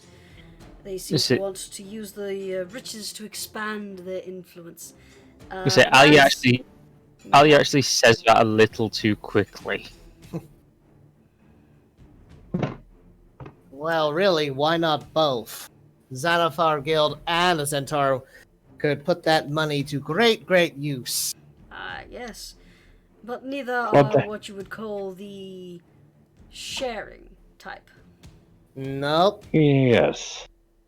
They'd be inclined to tear themselves and Waterdeep apart just to get their mitts on it.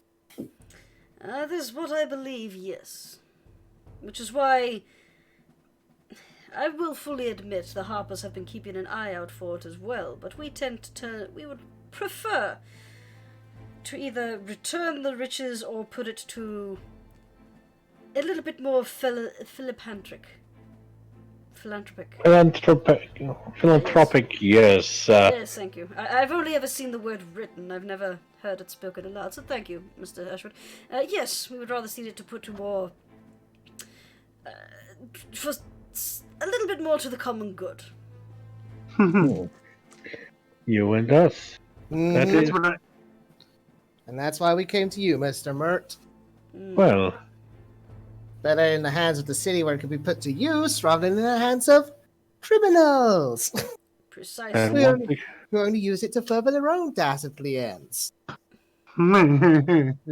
Yes. To be honest, you almost... With that, you actually won me over, and I would be quite pleased to join the Harpers formally. Oh, yeah. Myself, given that I had been rather cold last time we spoke. Yes, you did seem to have some rather drastic objections last time. It is unfortunately something that I had in my past that I had to overcome. I see. Excuse me a moment, there's a cat screaming at this door. While that's happening, Mads does... Sorry. I just want to say super quick that Rascal was visibly elated that Ashwood accepted the offer to be a harper. Like, he's giddy over it. Like, his ears are right up. He's got this big goofy smile on his face. It's like, finally, I'm not alone. And Mads leans forward and says, and maybe I could join too? And she's very nervous. Like, legit, there's no deception. She's, like, shaking a little bit. And she's kind of got her head down. She's worried. Aww. Hi, Lucy. I think we have to wait for the cat to be done. Situation. Oh, I know. Yeah, I'm Mert not returns expecting... and he has this big fluffy white cat on his knee now. Oh, Sorry, this is my my little one. She's a little old, so bear with me. she's very pretty. Don't you worry about it. I was gonna say, Jurnis, did you get what I just sent you? The Yep, stuff I is see- trying to hide. Yeah, she's basically trying to hide it. I would say no one has a passive perception past that, so you can get away with that easily enough. I'm curious about the number. 243. Okay, yeah, no. Mert kind of looks at you, Alya, and raises an eyebrow, but then returns to looking back to the rest of the party. Mads is Okay. like shaking. I don't know if Jurnis actually heard what you said, though, D. Did you hear, Jurnis, what Mads said? I did not. Oh, after Ashford said he wanted to join, Mads like leaned her head forward and lowered her head and started shaking a little bit and said, "And can I join too?" Totally sincere, completely scared. I feel the Harpers would benefit greatly from the membership of this fine group. Hi. Wait, does that include me? Yes, of course it does. Yes, require Matt, you, that Miss would Madeline. include you. Yeah, I'll vouch for you, sweetie. Although I was not Thank you. expecting your presence at the opera, it was a rather pleasant one, and I'm glad you did come. I would like to clarify, I am not joining the Harpers. Oh, it's very disappointing, my dear. Let's Alya, just say I believe our is your last name? meeting. Yes, after our last meeting, I was not exactly inclined to accept any further offers. She likes being alone and sad. Mert just kind of looks at you, and he has like this almost between a disappointed and pitying expression on his face, and he just gives you an accepting nod. Says, "Very well, dear. That is your decision, and I shall press no further upon the point. But you have all come to me to tell me this for a reason. What reason would that be?" There is, of course, the fact that if we deal with the situation, of course, the two organizations, the Centarum, pretty much every scoundrel in the city would be after us, trying to get to the riches that are presumed to be behind this stone. That is correct. Rumors of this magical artifact are certainly starting to fly now. It seems there are some members, lower members of the Xanathar's Guild, who cannot keep their mouths shut. So, rumors have spread. Some people have put the cost of the riches in there at a greatly exaggerated amount. There's some people now who claim that there's 5 million platinum pieces. Absurd. But, Who has yes, ever heard of that amount of platinum pieces? no that would one be- outside of a dragon's hoard, my friend. Yes, So, you mentioned you had a lead. I assume you intend to follow this lead and rely on the Harper's resources to help you avoid getting targets on your heads as soon as you acquire it. I suppose that's the gist of the situation, yes? That's the idea. I was planning on sending over an animal messenger as we head out to finally claim the contents of the vault. And then you guys could just swoop in and take it off our hands before the for the Zents or Xanathar Guild or some other nefarious force claims it.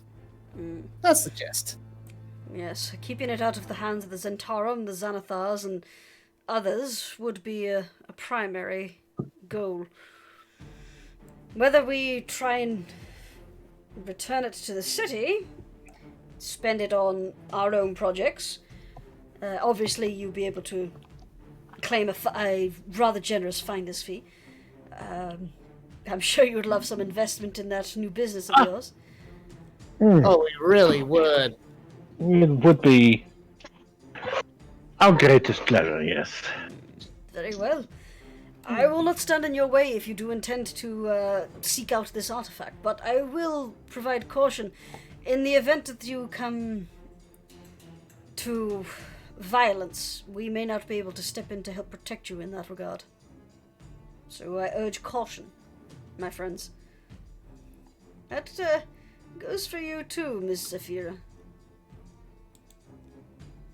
Alya just kind of looks at him, but it's a little bit more venomous than it was with Mads. He I'm just very kind of good gives you a slightly stern look. I've gotten very good at looking after myself. Yes. Of that I am aware. Meanwhile, Mads is making a little moving mouth and like doing like the back and forth head tilt, eyes wild.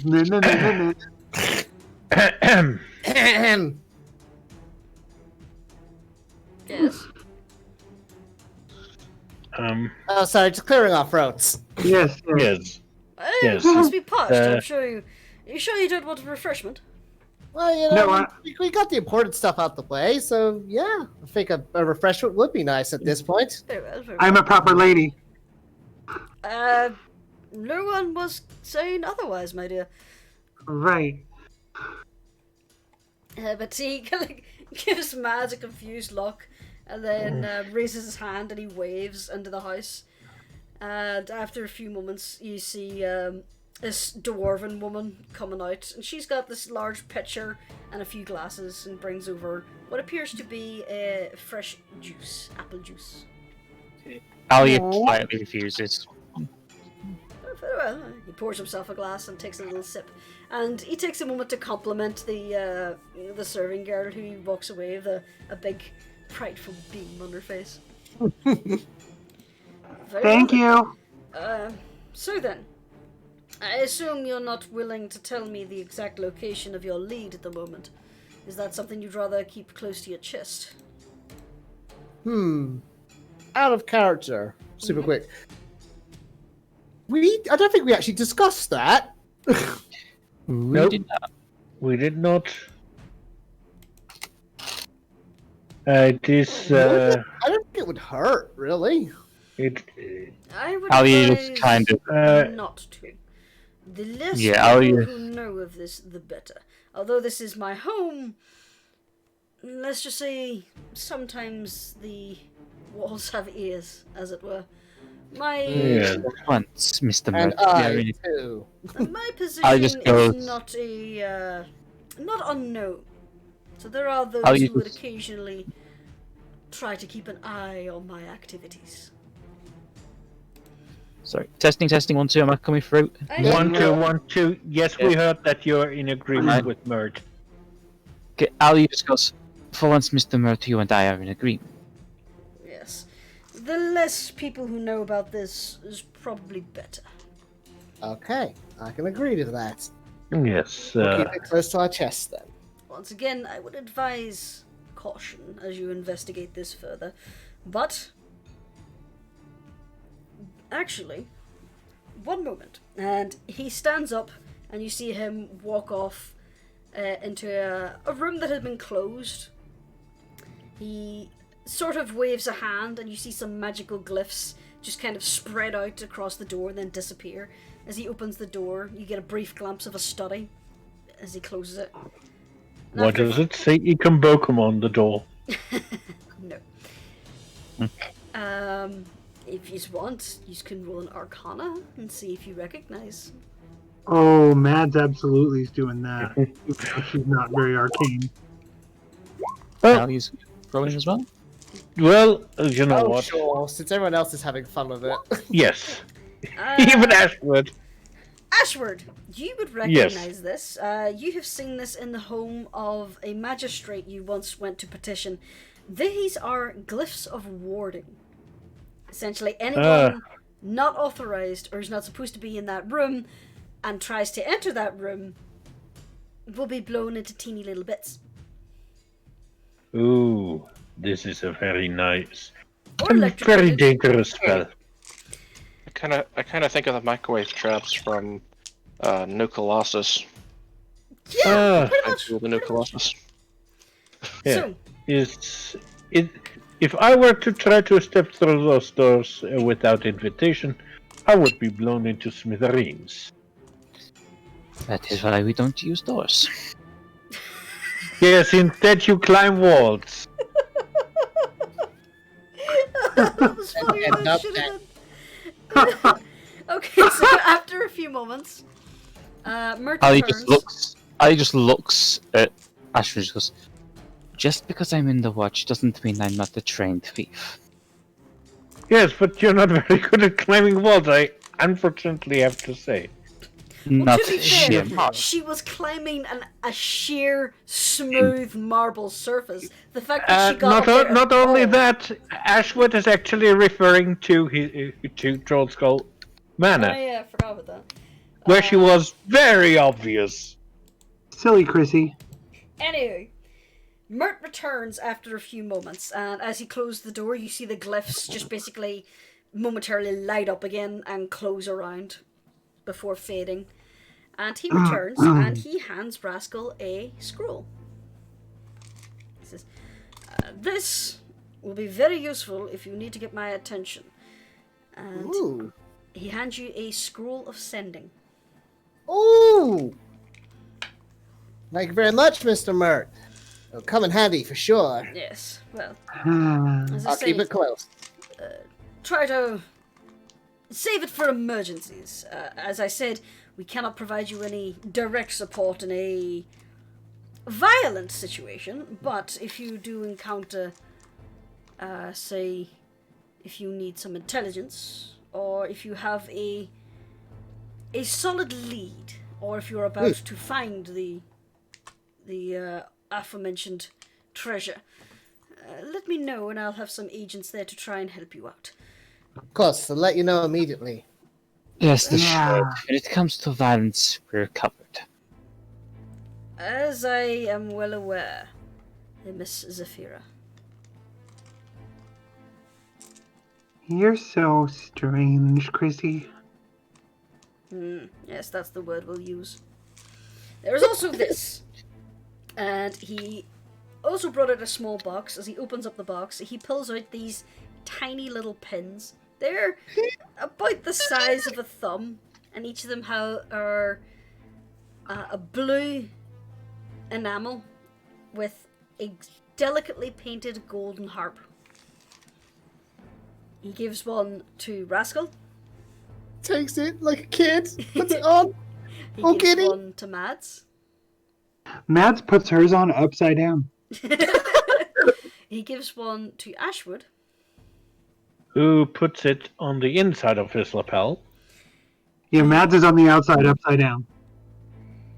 He The- looks over Hunter and says, "Well, my dear, you have not been committal. Would you still like to join our organization?"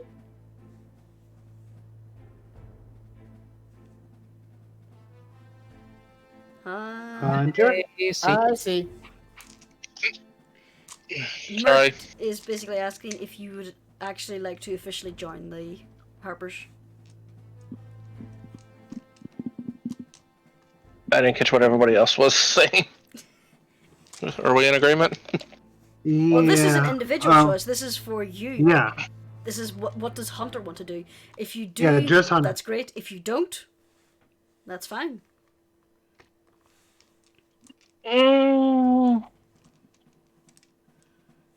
At the moment, I would say no. I do appreciate the offer, but I have other things that I don't want to jeopardize. Let's just say. Very well, I understand. And Inside check. Oh, please, like you need an insight that. Yeah, I know, but just in case, yeah, it's Lord Fair. It's Lord Fairwind, isn't it?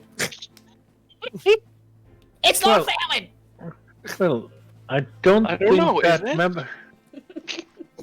I don't think membership is necessarily demanding of you to be constantly at service. Am I right, Mr. Mert? That is correct, yes. We do not, as you would say, demand a service of you. We ask if you're able to help. If you are not able or not willing, that's no problem. That's your prerogative. We are entirely voluntary. Besides, I don't mean to twist your arm, but I'm sure Lord Fair would be very impressed for all the services you'll be doing for the city. At your own leisure, of course. Very well. Well, As long as I'm not asked to do too many favors. as I say, my dear, you are well within your rights to refuse, and it will have no consequence. And he hands you the pen. Now, I would recommend that perhaps not wear your markings so plain while you are currently seeking out this. As far as we know, the other powers at play are not aware of the Harper's interest in this artifact. So, if you would like to keep those pins hidden while you investigate this. I was gonna be an anti-Harper and make everyone think I was really horrible. I was gonna make everybody think I was she's like undoing the pin and putting it on the inside of her coat and going, I was gonna make everybody think that I was a violent monster from another planet. My dear, your accent changed. You're right. Huh? Oh yes, quite. Alya's I'm once fine. again doing that nose massage again. just pinching the That is why I put the pin on the other side of my lapel. Yeah, It's a lot less obvious this way. Rascal's going to move his on the inside of his collar as well. And Mad says, as a detective, it's my duty to affect different personalities depending on the situation. I'm sure you understand. I do understand. He's like giving you a little arching eyebrow. It's just like, yes, she's playing a game. Very well. Now then, I suppose all that's left is to wish you good fortune on your hunt and safe travels. Safe stay at home to you too. Yes, well, unfortunately I have to go rub elbows with some rather unpleasant bureaucrats in a few hours, so hopefully I survive. That reminds me of what time is it right now? The player Glances over to his shoulder to this fountain that has like a tiny sundial in it. I would say it's a bell after high noon. Okay, that would. I do have appointments as well later on today. Mr. Mert, Yes. if you ever want to get out of those kind of meetings, all you have to do is you just find someone that works for you and that is unknown to the group, and you have them walk up and very quietly whisper to someone, they know everything, it's time to leave. That'll end the meeting right away.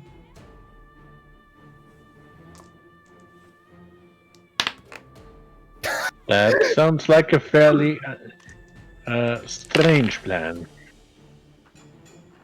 Thought it would be. He walks up to Mert Mr. Mert and tells him at you that and there he is an blinks emergency. for a moment, and then he just kind of tilts his head and leans into and says, "You didn't happen to do that trick recently, did you?" No, but I saw someone do it and it was pretty spiffy. You wouldn't be able to tell me where. It was at the opera. Oh dear. That might explain a few things. And you see, he like just shifts back in his chair, and you can see he now has this contemplative expression on his face. Alya is just glaring at Mads. She also knows what she did. Very well then. Well, this is something I should probably ponder for later, but in the meantime, I do need to get ready for this meeting. I have to try and secure funding for a new public space. So, good luck. Look after each other, and I wish you the best. He Aye, all the same best to to you, you. Mr. Mert. stands up and gives you an over-the-top extravagant bow. And as he stands up, his belly just kind of jiggles. He's like, "Oh, I'm getting too Are we old ready this." for? Are we ready for hugs yet? No, I don't think we've reached that level of Roll I'm persuasion. friendship with him. I'm asking Mr. Mert. Yes. And yes. Okay. Roll persuasion. Ooh, dang.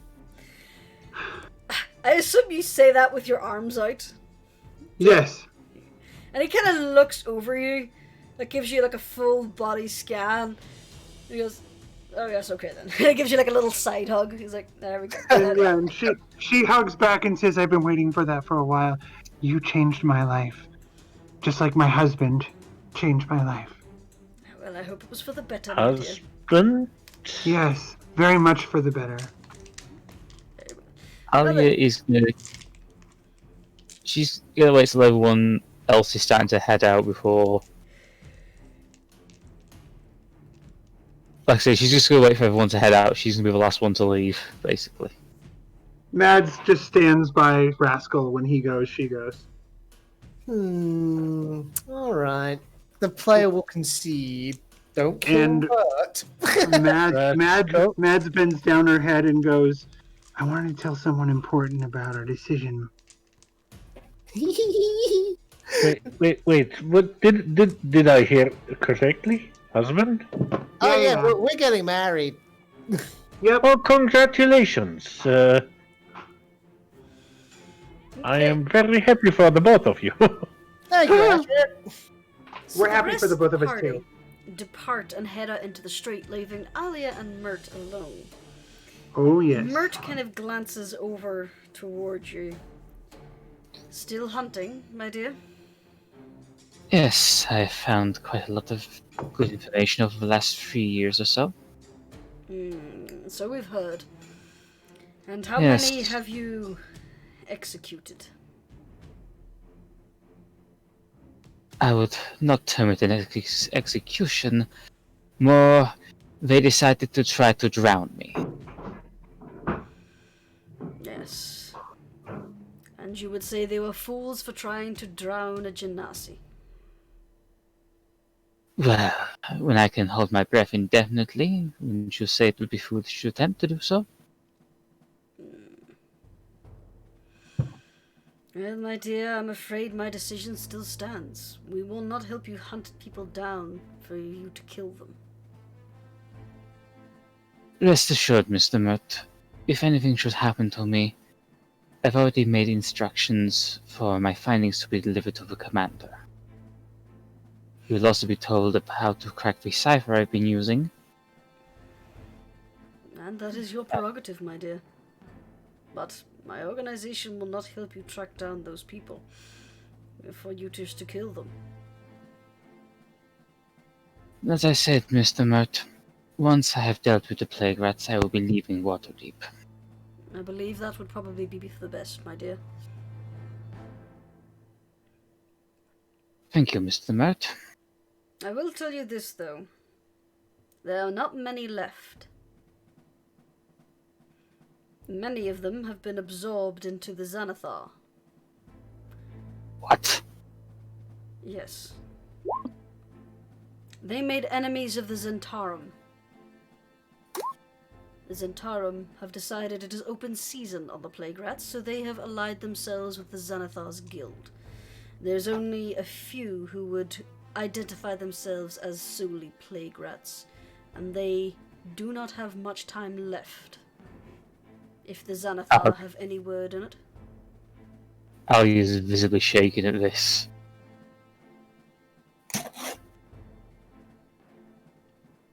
And I thought I could. Thank you, Mr. Mert. It's not what you knew it was.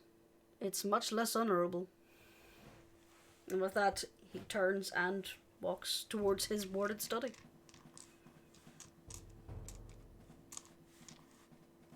Alya basically joins the rest of the group. She's still visibly shaking with anger. You seem irritated. As she's visibly shaking. Is harboring them because of his Zentarin. The enemy of my enemy is my friend. I thought I knew Xanathar Guild better. Well, as I said, the enemy of my enemy is my friend, and there is no such thing as honor among thieves. Does Mads hear this? father.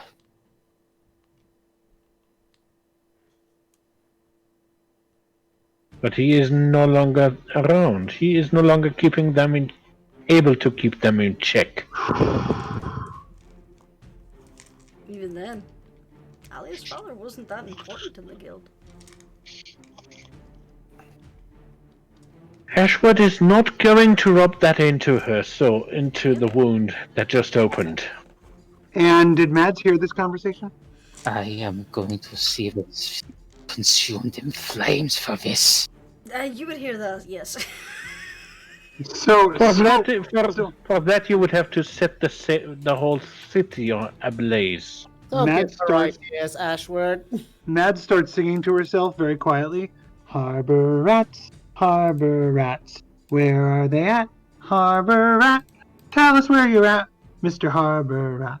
She just starts singing that quietly to herself. Alright, Alya, so now you know this new information. What are you gonna do with it? One thing I'm starting to immediately regret setting up the Zentarin.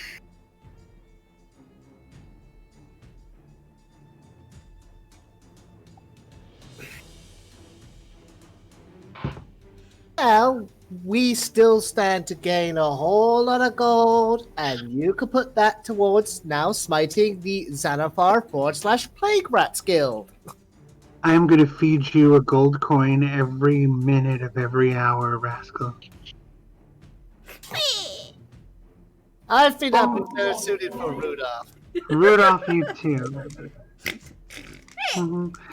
Still, We should take a walk to calm down, at least a little bit.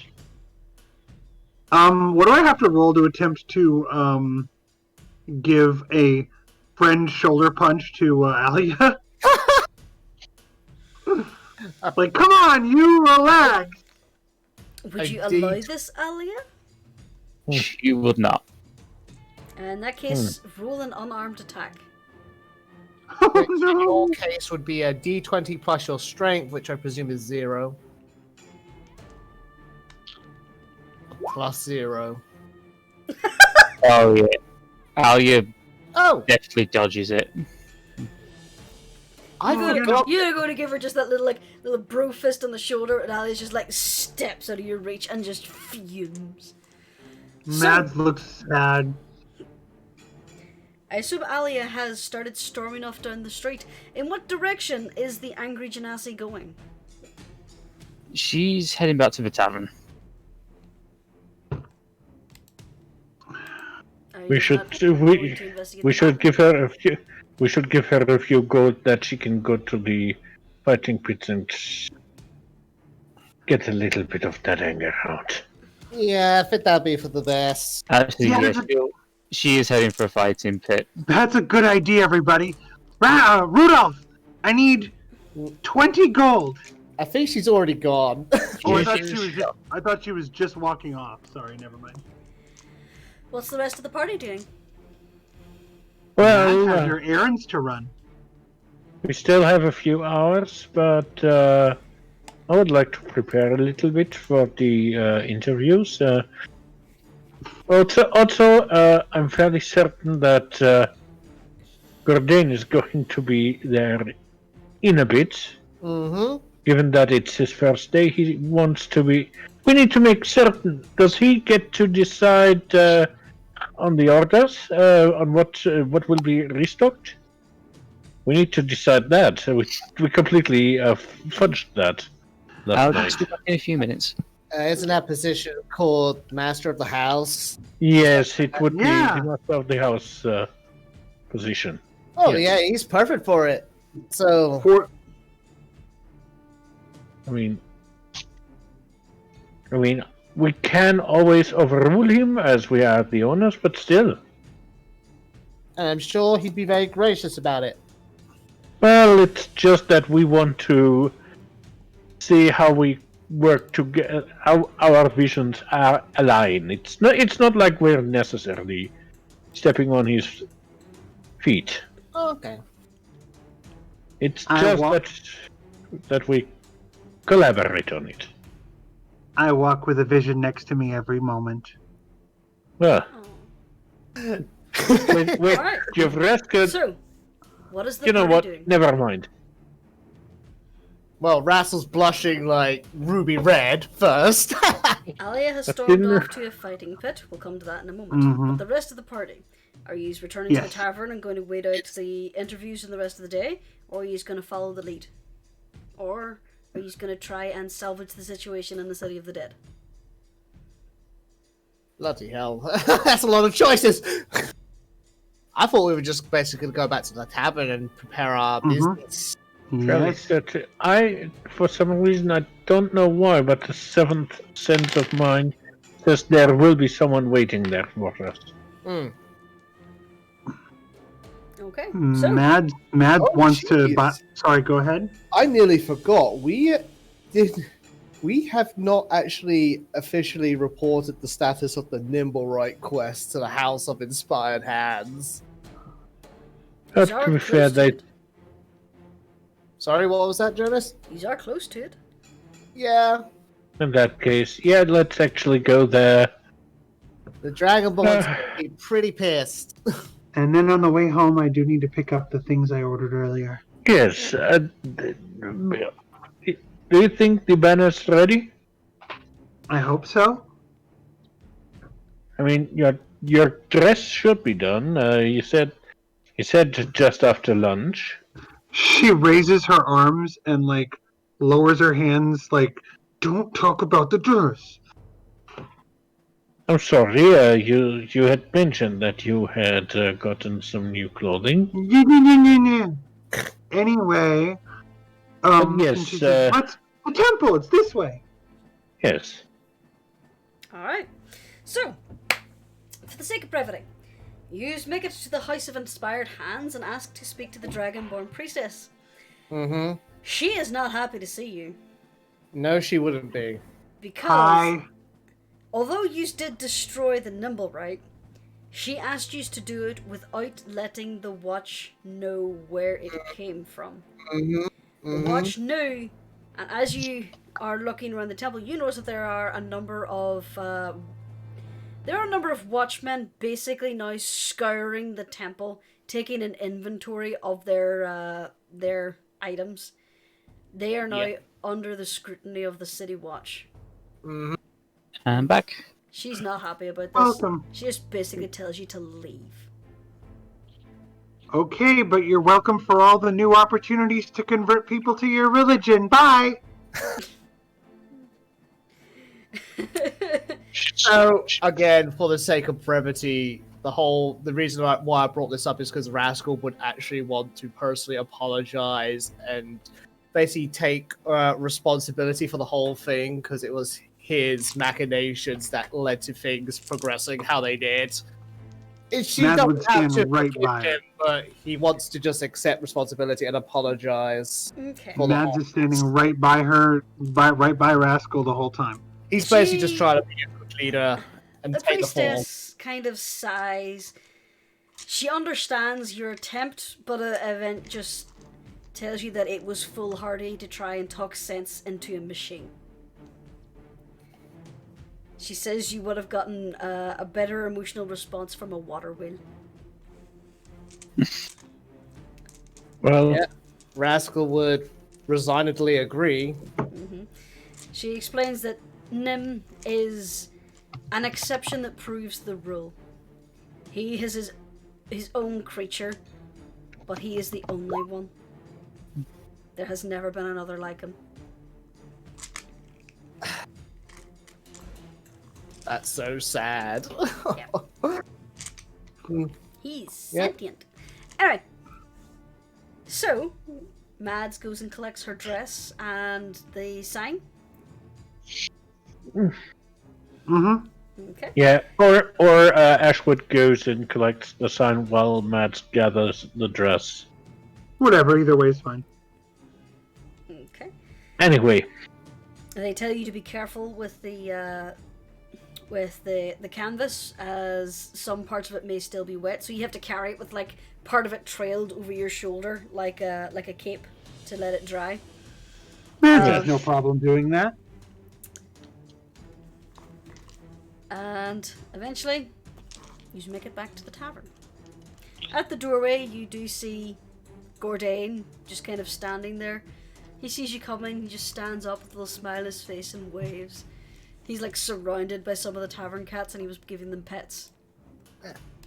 hello there, Godin. Hello, Hi, Gordain. Gordain. Hello. Oh, Gordain, there's something I meant to tell you. There's Yes. something I meant to tell you.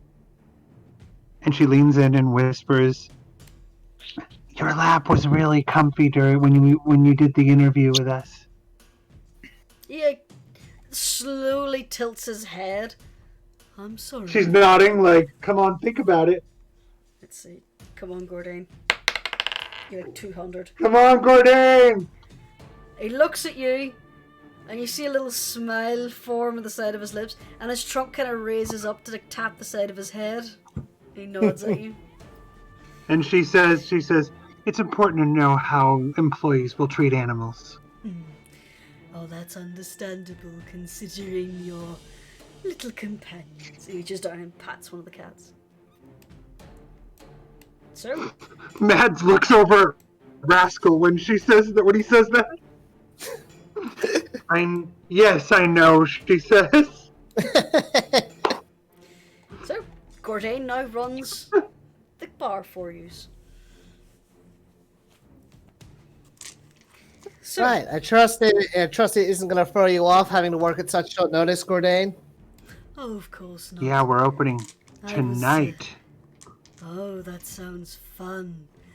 Well, you don't mind if I reorganize some of these, do you? Not at all. Points over to the kegs and says, "Excellent. I have a little system. I like to keep things neat." Of Fantastic. course. And he goes sure over And and just starts rearranging these kegs. He's like lifting these giant kegs that like, took two dwarves. He's lifting these on his own. And he just starts shuffling them around, keeping all the ales and the beers together because they're like, kind of mixed up. So he's gonna sit and basically organize your alcohol in the basement and up here for a few hours. In a way that elephants will always remember.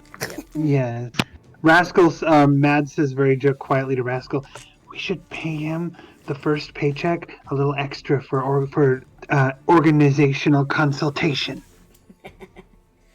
The fact that he's been The pay is basically automatic.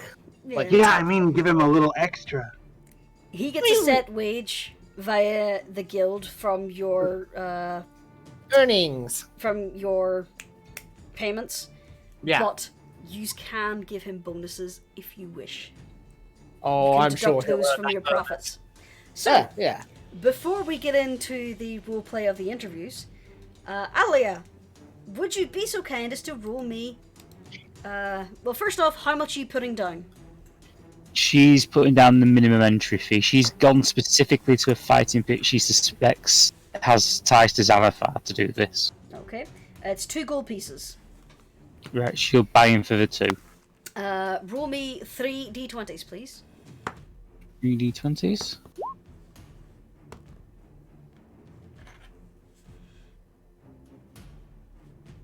Okay.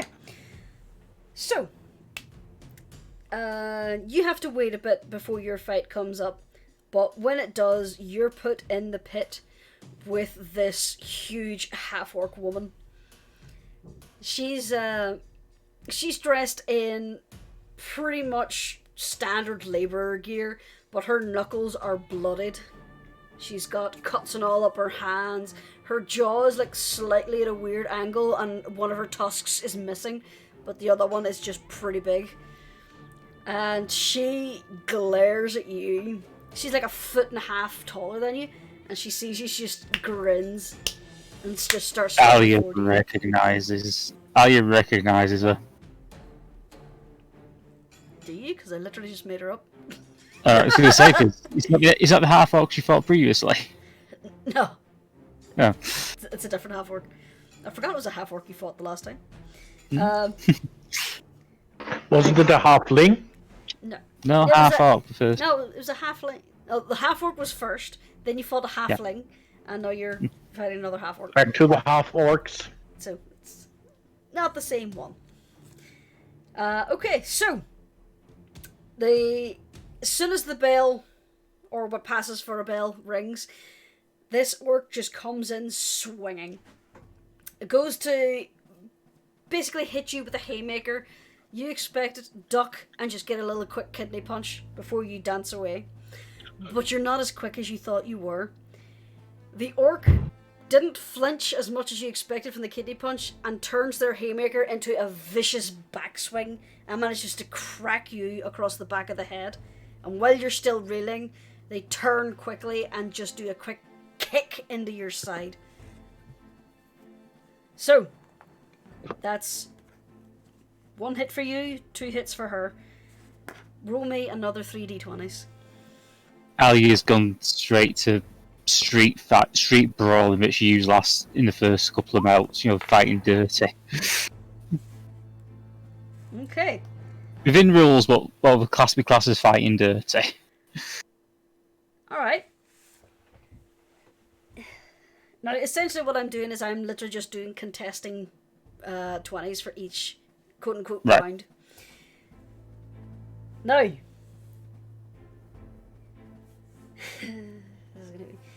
So you're Why do I staggering. see her gloating? You're staggering away from the kick. You manage to steady yourself, and just as you bring up your hands again, your fighting stance, and you blink to glee your eyes, you're suddenly met with the large ringed fist of this orc as she just cracks you in the side of the head. As you stumble back from her left hook, a right comes up and hits you on the underside of the jaw. As you start to stagger back, you manage to grab on to the edge of the ring and kick her in the stomach. So she got 2 hits on you, you got 1. Mm-hmm. Last round, roll me another 3d20s. Oh boy. You're not going to win this.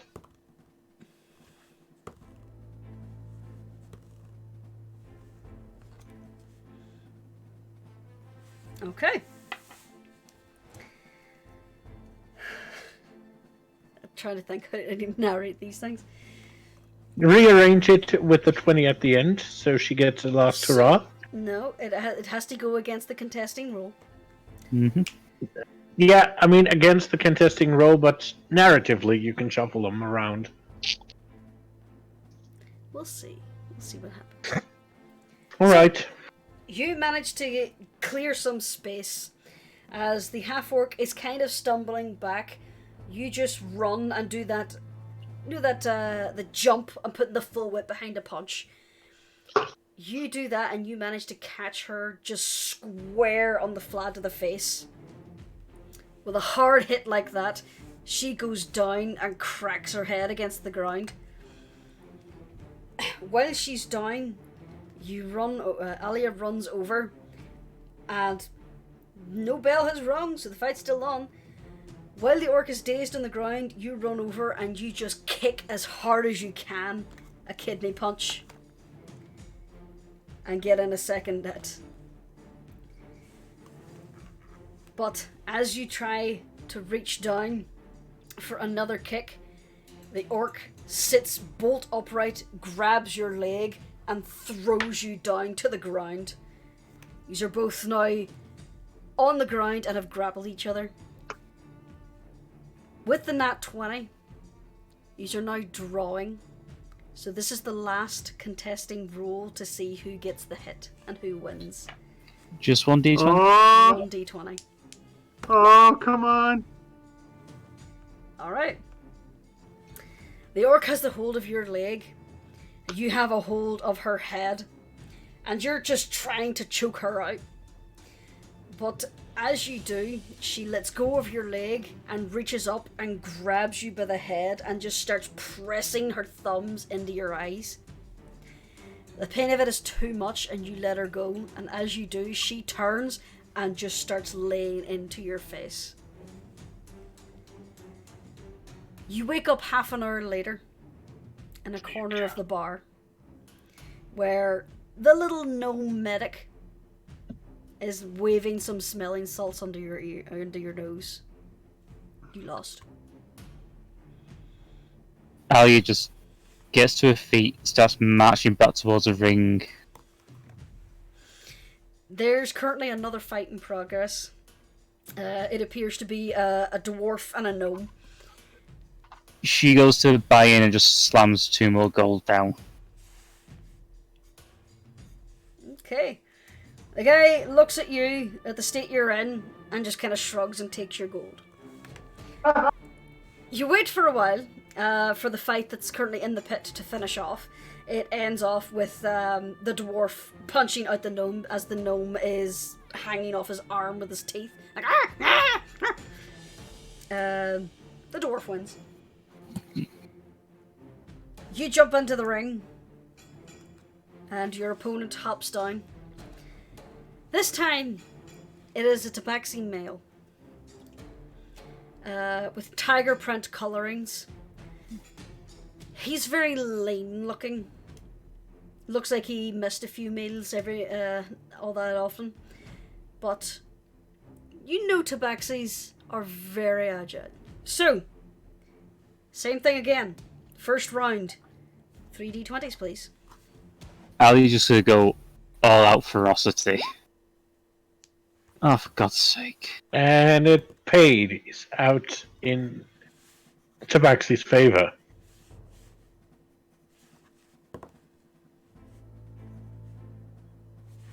Okay.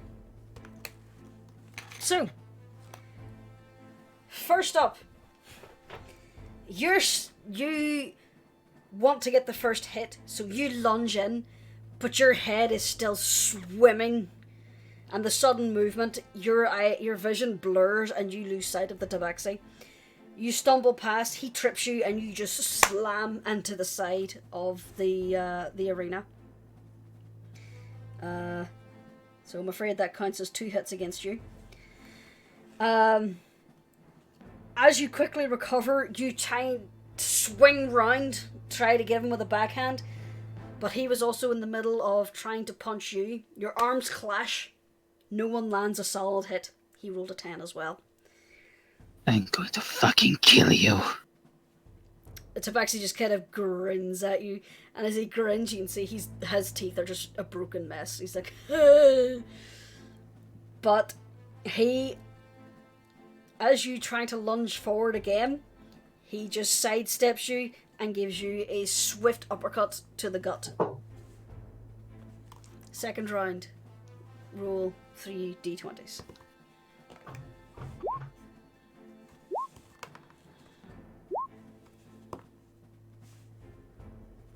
Okay. Ooh. Oh, never mind. If I had to re-roll. 3 18s in a row. That's Impressive. yeah. Okay, let's see what he rolled. So, you push him away, and your immediate reaction is just to quickly punch for the face. But again, he brings up his arm and blocks another drawing one. No hits recorded. As he hit your arm, his fist kind of glanced off a piece in your armor, and he like goes, ow! That gives you enough time to get in and throw a 1-2 punch. One into the side of the face, another an uppercut to the stomach. The tabaxi staggers back. You manage to get 2 hits on him. Okay. Another 3. Last round, another 3, please. 1d20, 1d20, and 1d20. Okay. I would bet against you. So, first one. He's recoiling, and as he's staggering back, you're not giving him a chance to rest. You lunge forward, and you deliver a devastating blow just, again, to the stomach. He wheezes and staggers back. But as you go to knee him in the stomach, he grabs the underside of your leg and just pulls upward, yanking you off from the ground. He puts a hand on your chest and he slams you down into the ground. His claws digging into your chest and the hard ground cracking against your head. He rolled a natural 20. And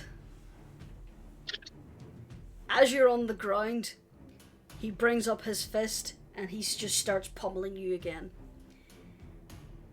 You try to hold up your hands to block, but he manages to get past, and with another resounding crunch, you're knocked unconscious.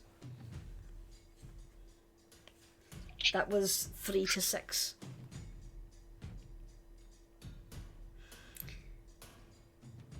You wake up in a heap in an alley behind the bar. You also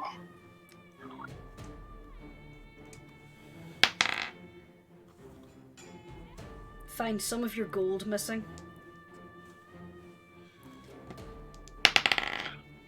You are missing an additional 7 gold pieces. Alya just goes back in. Are you sure? Yeah. Oh my god. Alya! You have friends! Okay. She's her teeth are bare, she's just... It's another 2 gold pieces. No, she's going in to try to... because she knows people from Xanavars could be here. And she's making sure to wear her mark as she goes in. She's going to sit down. She's going to sit down at the bar and get a drink. Caca, Rascal, caca! Alright. So, you take a seat at the bar and you purchase yourself a drink, I assume? Yep. It's a sleazy bar. They're watered down drinks. They only ask for 5 copper pieces. Okay. And you watch the fights as the fights go on. I would like you to make me a Constitution saving throw.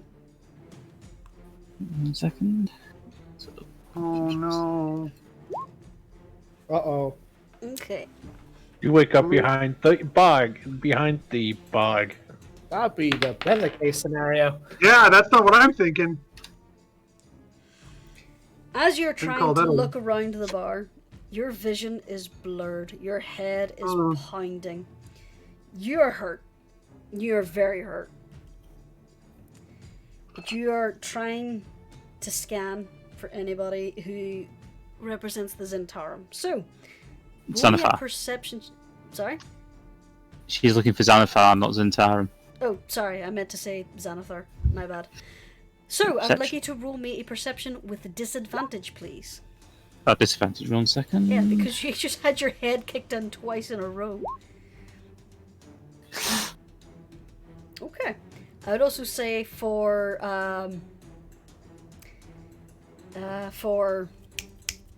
clarification, you're currently on 5 hit points. Okay. You have a look around. Most people's attention is on the fighting pit, where the Tabaxi, who had previously rung your bell, is now fighting another combatant. As you start looking around, you're looking for the yellow spoke symbol. With that perception check, you spot someone. Someone who has a very familiar looking tattoo on their neck.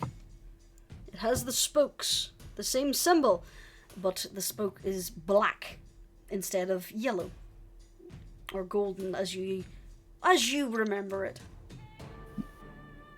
This guy is kind of at the edge of the fighting pit. He appears to be on his own, watching the Tabaxi. He also appears to be drunk.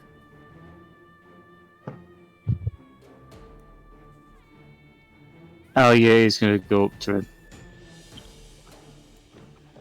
Okay. As you approach, he's just you hear him basically shouting encouragements onto the tabaxi. He doesn't pay any attention to you approaching. Alya just sits next to him. Okay. Let's have a quick think about what this guy's gonna do. Alright. As you sit down, he kind of looks over to you. He's like half drinking. Takes a big gulp of his tankard and looks at you and goes, "You got your ass kicked. Thanks for that, I got a bit of gold." And turns to look back into the pit.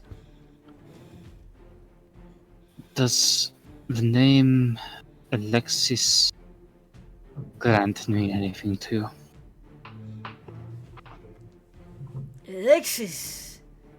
Let me roll that with a disadvantage because he's drunk.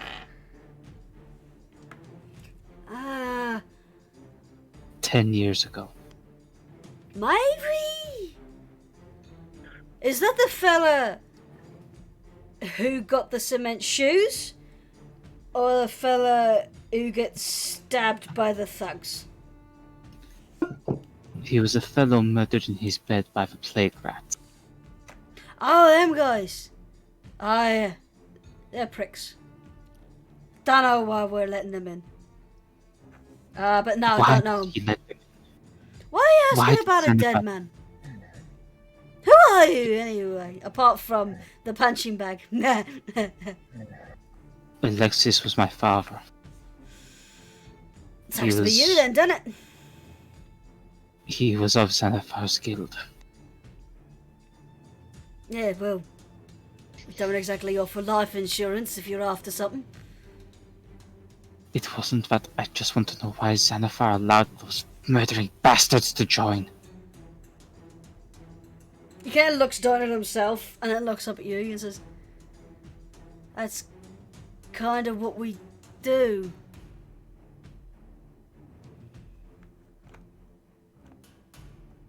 You don't really seem to get the idea behind this, do you? I know that some of Xanathar's guild saved me that night. No, it is before my time, and you're bringing the mood down. It's just, makes a shooing gesture and kind of half turns his back to you as he's trying to watch the fight.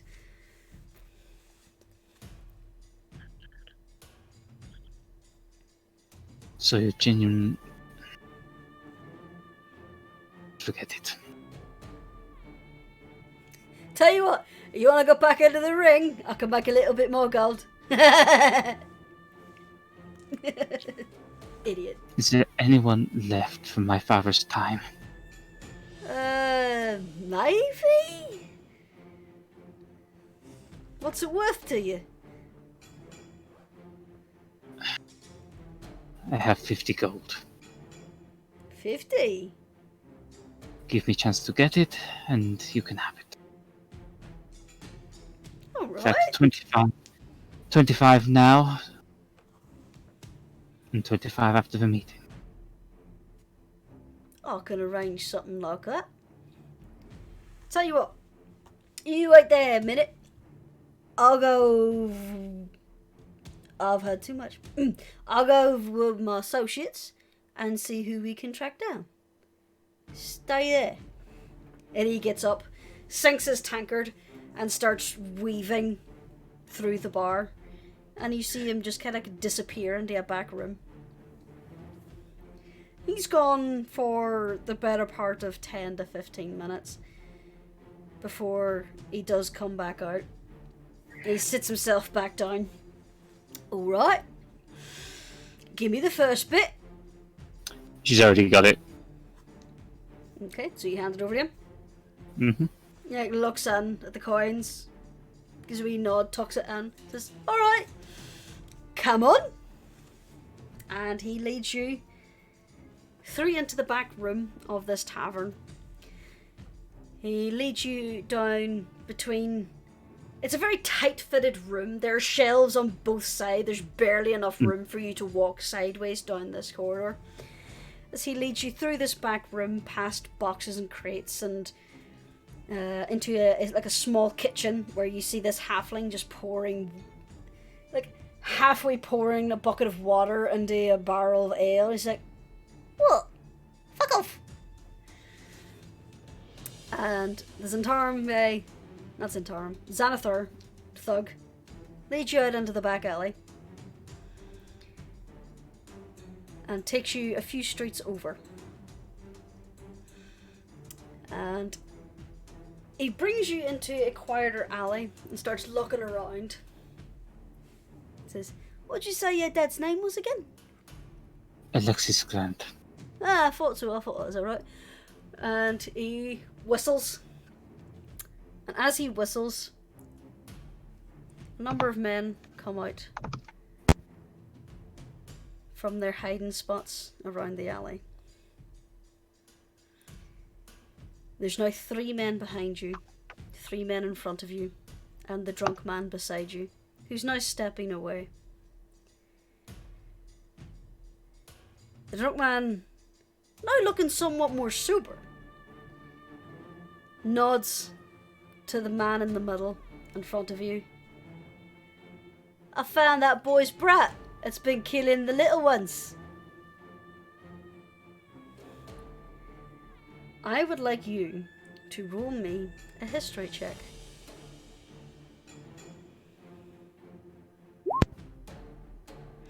The middle man that this guy just referred to, he's older than the others. He's in his 40s. He's got a scarred face. A very distinctive scar.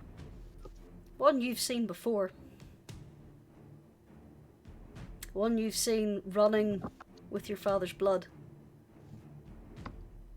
No, she dealt with him. She drove him mad. There was more than one Yeesh. person in the room that night. This is one of the people who murdered your father.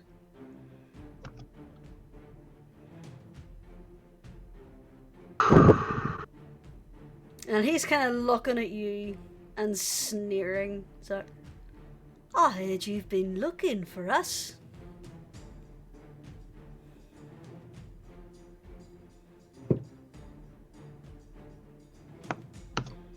Oh, he's just silent. Yeah, I'm just gonna change the map away from the tavern because Oh no. Mhm. Oh. you know what? Let me just do something real quick. Oh God. Seth, I hope you have a 3rd character ready. Bear with me. Because Alya's going to be pretty close to being dead. I don't know. Maybe Seth will get lucky and like live by 1 point like Rascal did. But the difference is nobody knows to go look for her. Well, we'll see. Well, She yeah, won't have a guardian angel. she has made Actually, friends yeah, with you us know, really I'm well. gonna move it over here because that's a little bit more room. There. Your drunk boy has moved away from you. These guys are over here. Man, they still haven't cleaned up that Kobold bloodstain. It's a different corner. What? It's a different corner, definitely. It's just that these corners look a lot alike. So, Yeah, the other guys have these guys up here in the top left have worked this corner before.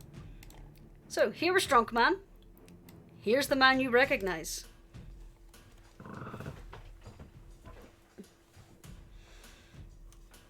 So, Alya, what are you doing? She's just staring at him. I really am getting a case of deja vu here, guys. Yeah, you're interfering. She is too, so. So what do you say, boss? You just sculler? Sorry, I was just responding to someone in chat there. Okay. So, Alya. Unfortunately, you have a bit of a reputation. You have a reputation of hunting down this man's former associates.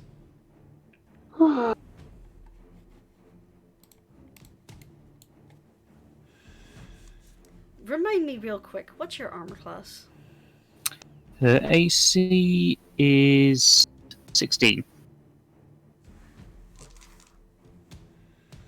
Okay.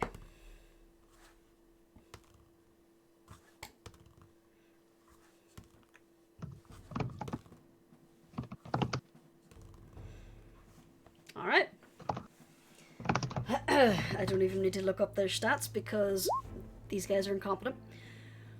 Would you believe 4 of them missed?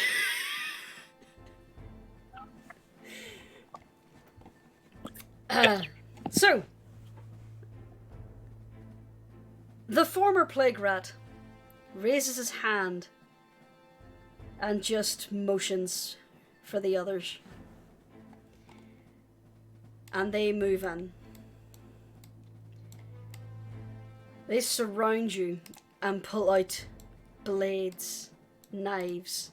The leader himself pulls out a crossbow. And they all start trying to stab you.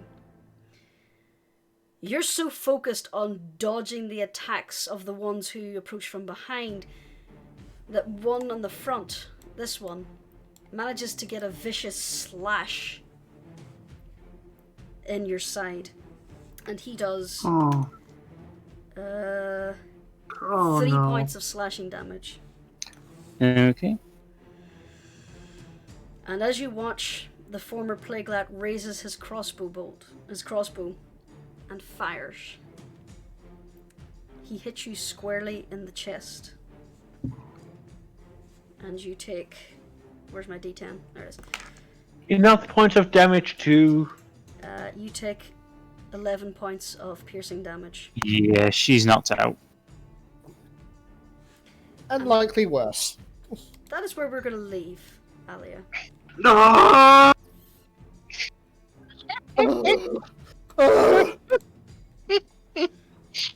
My God, Seffi! It's like you want your characters to get killed. Mads, meanwhile, is stretching and going, I better fly over the city now, huh? Yeah, that'll probably be the best. Meanwhile, in the other side of the city... Yes. The music. You still know what's going on? My God. Oh, Seth. Boy, Hattie, I sure hope no one's making the same mistake I did. Right now. Don't worry. She's If there were, worse. I'm going to be flying over the city soon. So, is the banner ready? Of course. I mean, we will have the interviews of 5 additional people, but yes, the banner's ready. You don't need me to be the cat for them, do you? I think we have fairly experienced eyes that can assist us. Mm-hmm. Besides, advertising takes a priority since we're literally opening tonight. Yeah. We Now, gotta get people in the know.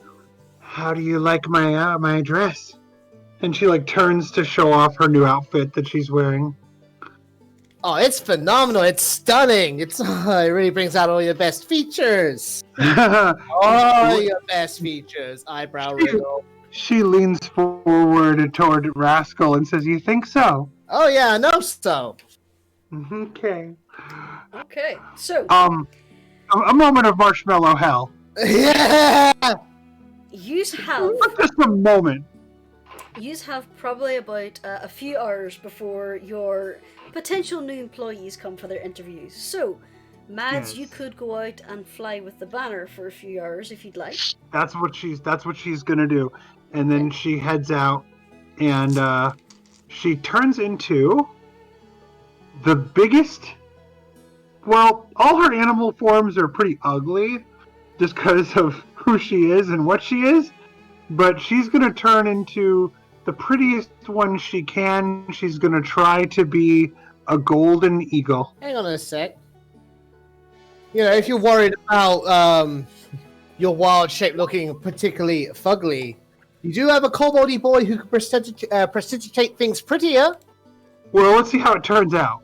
Yeah, She's okay. trying really hard to be pretty, Alright. but it's not in her powers of nature because she Roll turns me into a nasty variations. charisma check. Can I give bardic inspiration? No, she's already left. Damn. Worth asking. You know what? Sure, we'll go with that. So, you normally... You never really cared about your appearance when you were an animal. You normally would appear as a rough and tumble, sometimes feral looking little creature, but you want to look your best. You want to promote your business as best you can. Yes. And you focus as hard as you can, and you manage to turn yourself into an almost flawless golden eagle. Yes. The only real difference is that you do still have some of those mad looking out of place feathers around your face, so it looks like someone ruffled your head. Yeah. You do also have like a few dark feathers up there, so it kind of looks like you have eyebrows. Yep. But you look presentable. You could Okay. easily fly around like this and people wouldn't notice if you're in the air. She is going to grab the banner as best she can, and she's going to call out because I don't think she could attach it to herself properly, unless there was the hook on the end like they were describing when she was in the banner place. They put a little, what do you call it, a spoke of wood at the end that you could grasp onto. Yeah, that's what she's going to do, and then she floofs her feathers out and gets ready to take off. Fly safely, sweetheart. Mad's eagle flies off and spends a few hours circling the city. She is, in fact, looking down at the city while she does it to try to make sure to get to the very populated areas. I sure hope she doesn't see any glimmering blue in the sunlight. Roll perception with disadvantage. Yep. Let me get the eagle stats. Ugh. Yeah, I And don't know I what just- to roll. I just Giant knocked my eagle in giant this dice case, bag right? off the shelf. Oh well. Okay. She is going to try to hit everywhere populous, everywhere that it looks like people are gathered. So she's scanning the ground carefully to find groups of people to fly overhead, and she's going to bacaw every time she goes over a group, Giant eagle. loud as she can. Your perception is +4. And So it's a you do D20 plus have 4. Keen sight, which gives you advantage on perception checks. However, because you do not have advantage, it's just a straight roll. So roll a D20 +4. 16. What wards were you And flying she is- around?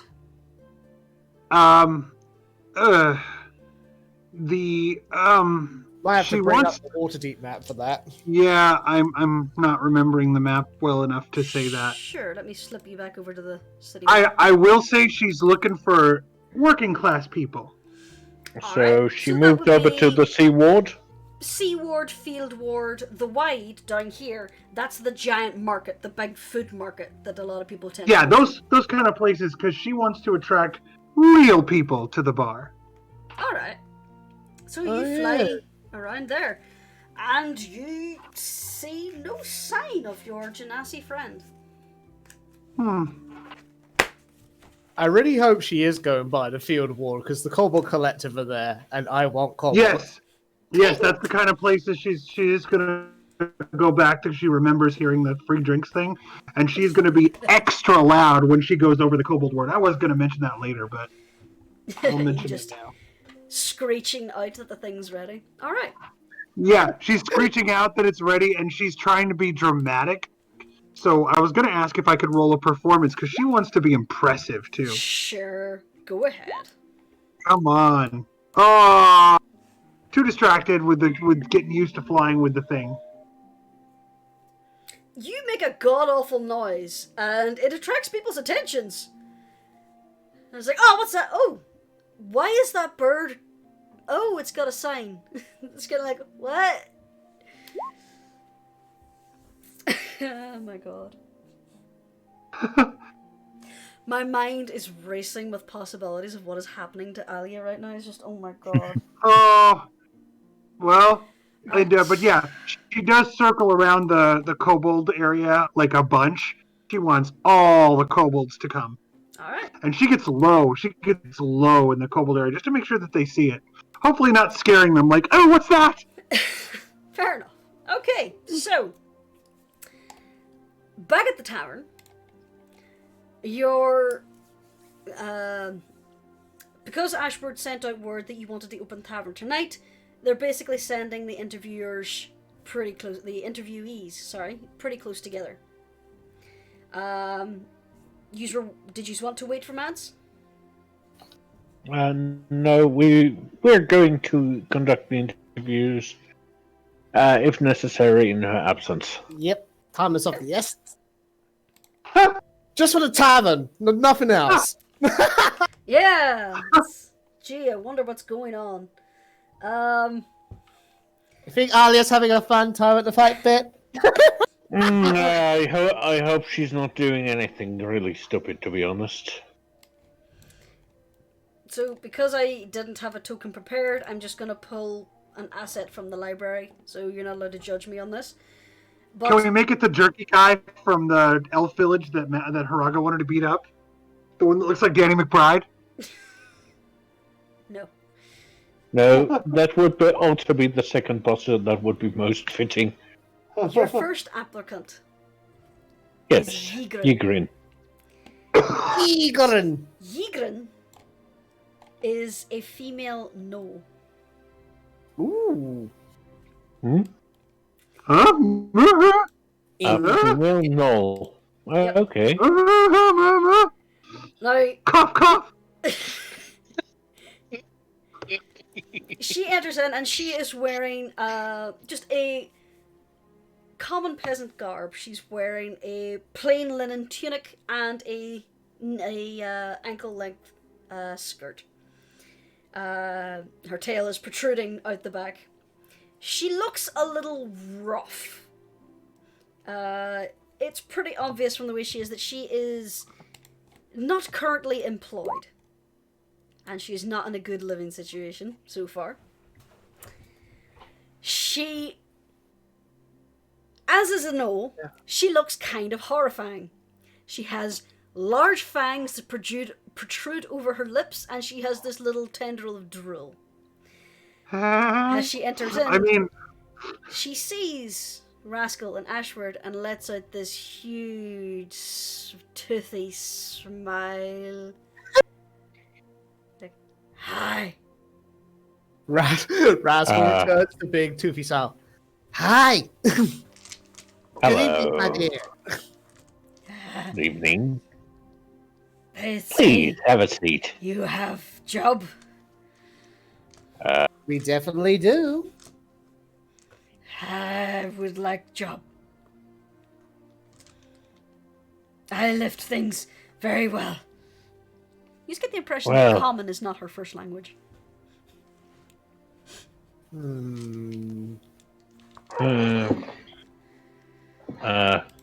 speak Undercommon?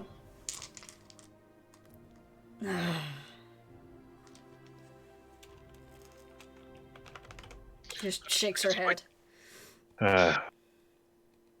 Sprechen Sie Deutsch? Habla español? Parlez-vous Sí. français? Nein, ich spreche kein Deutsch. Non, je ne parle pas français. No hablo español. And of course, I don't speak English. What do you think I am? A twit? So this nose is kind of standing behind the chair and just a big grin. Just, Please, sit down. okay. Like, pulls out the chair and just sits down with a loud thump, just heavily on the chair.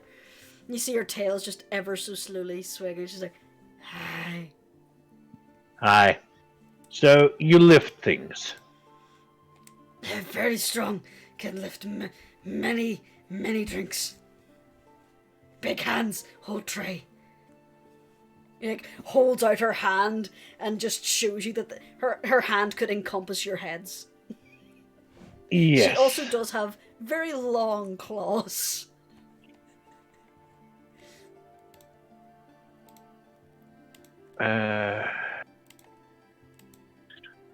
You work in such a place before? No.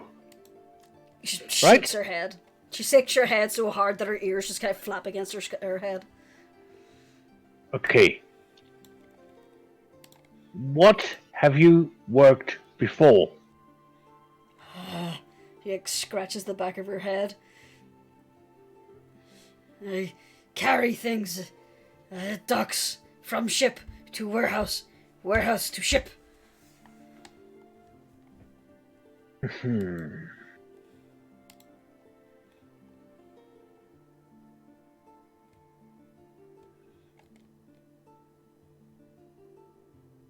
Burdane, would you please come over for a minute? Looks it on, puts down the keg he's carrying, and just kind of lumbers over. Hello, what can I do for you? Well, she is one of the potential buses that would work with you. Oh, hello. He like holds out his hand, and the Knoll just kind of like blinks. And Gordane's like, yeah, okay. Just does that awkward thing where he takes his hand back and starts rubbing his clothes. All right.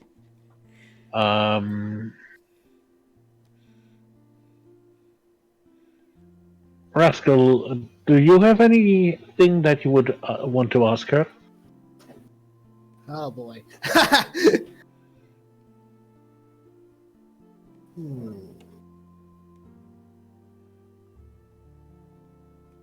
Ygritte, if you don't mind my asking, have you had trouble finding work elsewhere?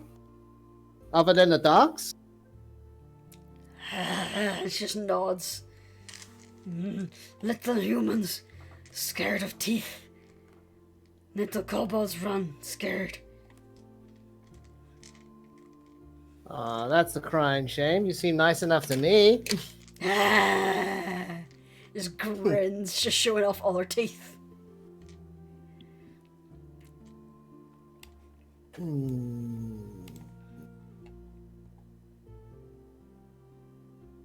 I'd hate to turn away someone who seems so genuine.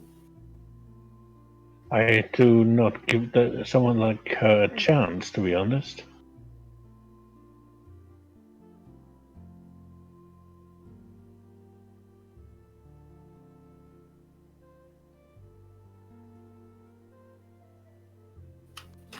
Or do we just check with the other two that are going to be around in a few minutes? And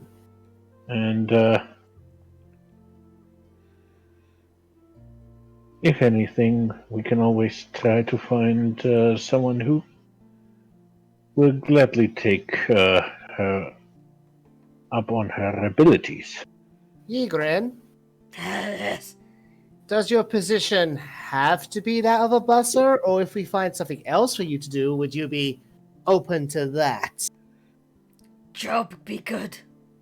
That's what I thought. Ygritte. Need help, father. Feed family. Many pups. Oh. I understand wholeheartedly. Gotta look out for our pack after all. Just nods. Ygritte, how are you good with handling a fight? Should one break out? Ygritte, but stop many fights. Ygritte good at fights. She holds up her massive paw with her claws. Ah, see, that's what I thought. Ashward, Yes. do we have to, like, put in for, like, a bouncer before we can hire one? Or do you think we could just hire her on as a bouncer? Right here and now. Usually it Remember would that go. Bouncers are the personal responsibility of the tavern owner. They do not have a formal guild, so you can hire them so we at They your do discretion. not have a guild. Well, we can clearly hire Gigrin if Gordain is. After all, he is the one who's working every day with her. So his work is as important as ours ultimately. So would you be willing to have her as a bouncer, Gordain? She seems honest enough. Well, in that case, I'm certain we now have a bouncer. Indeed, we can hire you immediately, and you can start tonight. And she just claps her hands, going, "Yeah, I do good. I'm not let down." I'm certain you won't. How do you feel about playing a kobold, Seth? not a kobold. I mean a gnoll. How do you feel about playing a gnoll? Gnolls are rad, though. Oh, that makes our family a little larger. Welcome. I stay now or come back.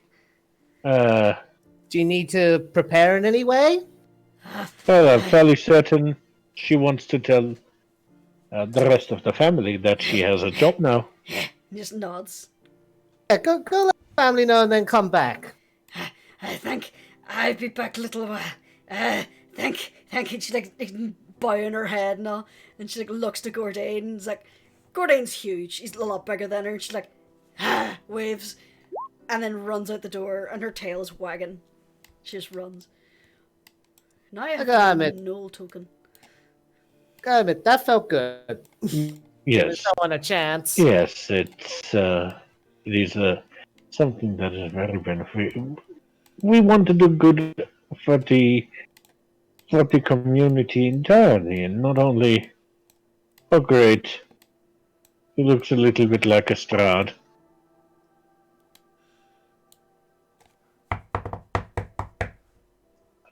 That's an elaborate knock. And Ashwood opens the door. Oh, you must be Maximilian Rudolph Theus von Trimble the Fourth. That is quite right, sir. Beyond Please the step door, in. you see a gnome. An older Oh. gnome gentleman with an elaborate handlebar mustache, and he appears to be wearing rather presentable clothing. Oh, He's please step in. a little bit shorter than you. He comes up to Gordain's shin, but he steps in and looks around. He goes, "Oh, it's quite charming. Hello." Please. Thank you very much, my good sir. Thank you very much for coming on such short notice. Please have a seat. "Oh, thank you." He scrambles up onto the chair. This is Mr. Gordain. He is our bartender. He would be the one that you would be working directly most of the time. Gordain just bows his head, and the gnome just kind of does that thing where he just looks up. He's like, "Oh, well, he is rather large, isn't he? Hello." He waves up to him. Gordain just like waves back with the end of his trunk. "Hello." So you have worked in this business before? I've been told. I have. 3 years, I believe.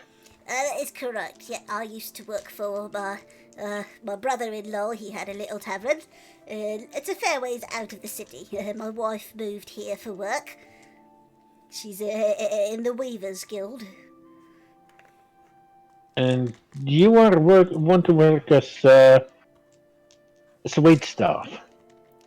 Yeah, that's what I've done before. Would you mind if I ask why you only have 3 years of experience? What have you done before that? I mean, a gentleman such as you has probably seen the world before. Oh no, I didn't do anything overly exciting. I was a stay-at-home father. My wife had a much more lucrative career than I did. And you can see he Oh. looks kind of embarrassed by that. Well, if you don't mind, what is the trait that you learned? Oh, well, we had our little ones very young, you see. I didn't really get much work in my trade. I was training to be a shipwright, but, Well, there was, but then life got in the way. yeah, triplets. He just Oh. kind of looks shell shocked. Just triplets. Quite a bit of a handful Yeah, you're telling dealing me. with the little ones. I understand. I completely understand. And so you seem like someone who doesn't mind working even this rather, well, it's not the best paying job, unfortunately. Yeah, I mean, there are better paying jobs than this, unfortunately. Oh, yes, well, unfortunately, people tend to want qualifications for a lot of other jobs. I never really finished my apprenticeship with the shipwrights, and I'm too old to finish that now, so I'm afraid Oh, this is all the experience I have. trust me, I know someone who started their apprenticeship fairly late in their life, and they found their love for their job. This is one of 3 jobs I'm currently hoping to get.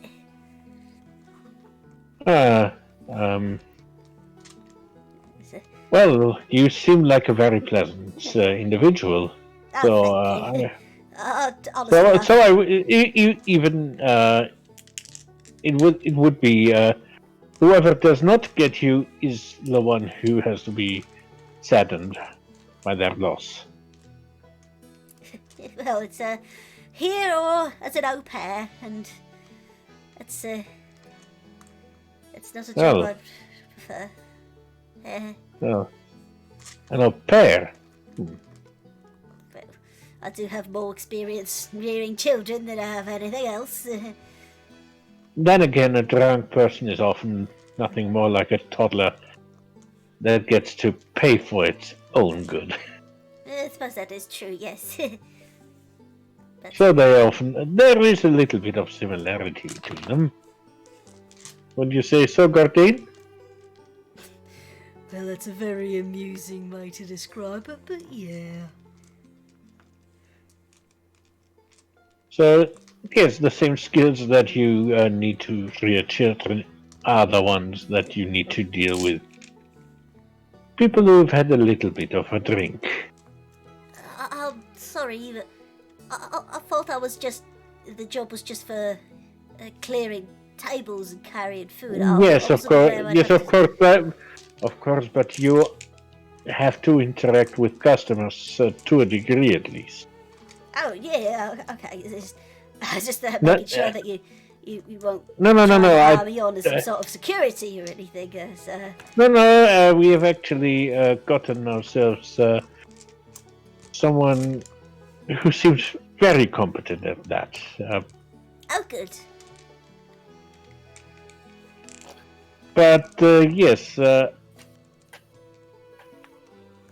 would be inclined to say yes, but we have someone else come up as well who's hoping for the opportunity as well. So unless anyone else has any questions, I have one question. yes. Yeah. Would potentially working with a gnoll make you uncomfortable?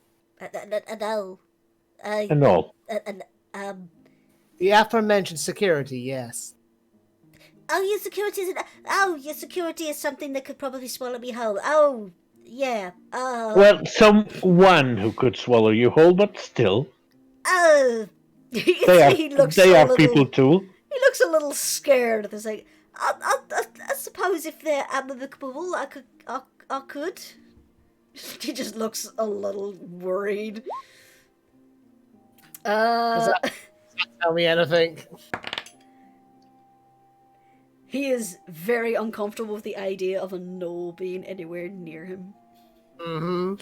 Mm-hmm. Which is fair as a small folk, but okay. Well, then again, she hasn't swallowed any of us, and uh, well, I don't know about you, Rascal, but I would. She could have probably swallowed me whole. Oh, she could have definitely swallowed me whole, but Ygrin's really nice, and she just deserves a chance. Yes, and it's always when someone is having a hard time that that business owners just like us should step up and offer a hand. Indeed. Providing opportunities for the less fortunate. Yes, but I understand that there is concern. What do you say, Rascal? We interviewed the last one and then we make our decision? Oh yes, we better survey all the options first before making any final Yes. decisions.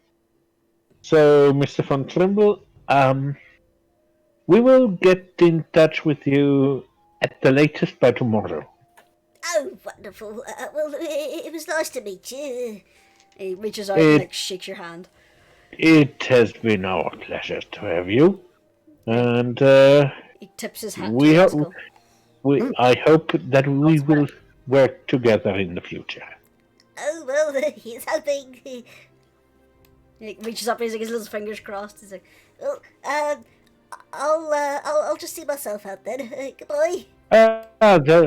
Goodbye. Well, he seems a little flustered. But the fact that he has been the one who had raised the children, though I can assure you, it's no easy task. My impression, he was hoping for a position where he could have some peace and quiet. You're away from people. That is going to be difficult when you are when you're working in a tavern. Mm-hmm. Oh, great! Volo's coming by. Is that Volo? Well, it's the same token! Oh shoot, I forgot I used that token for him. Damn it! Alright, fine, give me a second. Find another random NPC character. No, I've used that one. I think it wasn't. I mean, I think it was the Volo token. That wasn't the Volo token. Oh, I'm sorry. I have mixed things up. Sorry. I remember the Volo token had a snappy suit. Here, how about this one? Are you happy we have that one?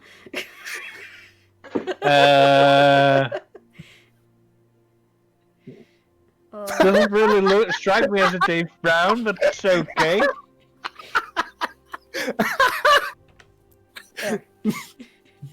Oh, Rictavio,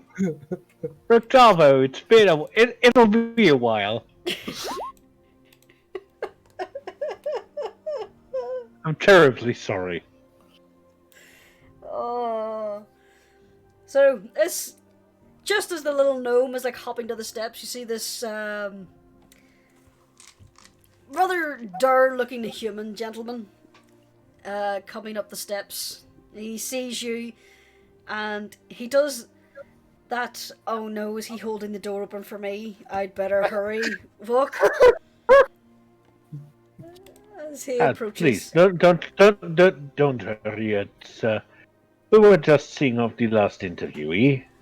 Oh, that's nice to hear. Are you, Mr. Rascal Skyreach? That would be my associate, but my name is Ashworth Grumbletos, please. Oh, yeah, thanks. Step in. I heard my name mentioned. That is Mr. Skyreach. Hello. And that is our bartender, Mr. Gordain. Oh, hello. Hello. So please take a seat. Yeah, okay. And he sits himself down. You can see, despite him his resume saying he had 6 years experience, he does look kind of young. He looks to be probably in his early 20s. He's Well, dressed not nice, but he's neat. well, Mr. Brown, it's a pleasure to have you. Hello. Yeah. So, how many years? Tell us a little bit about yourself. Well, put me in the spot here. There's not really much to say about me. I used to work for my pa. He's closed up shop. So I kind of need to make a new living. And I reckon this is probably the best option I have, working on the skills that I know, you know. So when did you start working for your father's tavern, if I may ask? At what age? Dad ran one of those sit-down to eat places. Restaurant, yes. Yeah, one of those. He closed up a few months ago.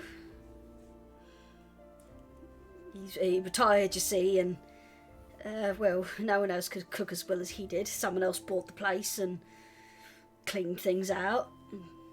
It's always a shame when a family business shuts down. Yeah, well, Dad really wasn't up to it anymore, and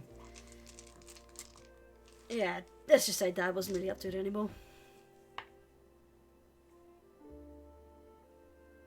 And that's clearly calling for an inside check. You know, oh. Okay.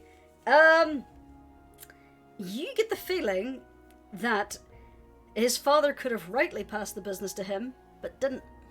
And you can see there's a slight bit of, not so much resentment, but kind of disappointment. Kind of like someone, like he was terrified of disappointing his father. That kind of, oh no, Daddy doesn't love me. Oh. And why are you applying for a job in a tavern instead of another restaurant? I mean, there are a few places that I would have heard are actually hiring.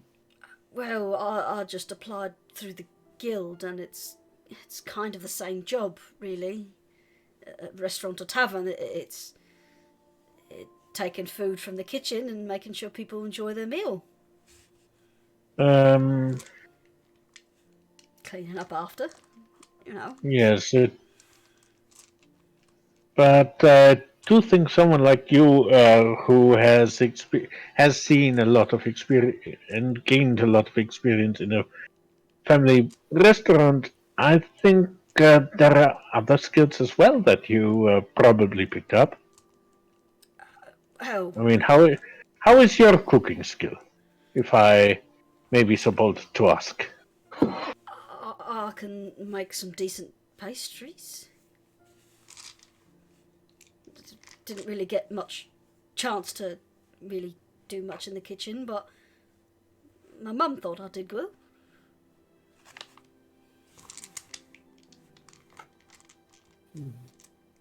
He's like really nervous. He's like playing with his hands. Look, I know that this is an uncomfortable situation. Trust me, I'm the grandson of the owner of a tavern, and I've been in your shoes before. Yeah, it gives you like a half smile. It's like, yeah. Clearly it didn't work. Okay. But yes, would you see yourself move to other opportunities within the business, or would you just prefer just doing this? Let us be honest, relatively mundane task. Well, I've never really had the opportunity for that before. If it's there, and if the sirs are willing, I'd try. Rascal, what do you think? Remind me above game. Did he actually explain what he did in the restaurant before? I don't think. Basically, wait staff. Yeah. Well, I see a lot of potential in this young gentleman. You see, he looks kind of embarrassed with the way you're talking positively about him. It's like, oh my god. I mean, I would be willing to. Would probably have him work in the kitchen as one of the line cooks. If if you're interested in that, working with potentially another cook. I'll be more than willing to help. I was usually pulled in to do dishes and to peel the vegetables before. Yes, but it would be interesting to see you actually try your hand at some of the pastries. Would be at least something that would be worth trying and seeing if you are you might be maybe gifted in that department. Well, I don't mean to brag, but I do make a very nice coq bruche. Oh, that would be very intriguing and well, not necessarily the typical tavern food. Ah, but are we the typical tavern, Ashword? That is what I was going to get at. Ah, I beat you to it. Yes. To use context, a coq bruche is basically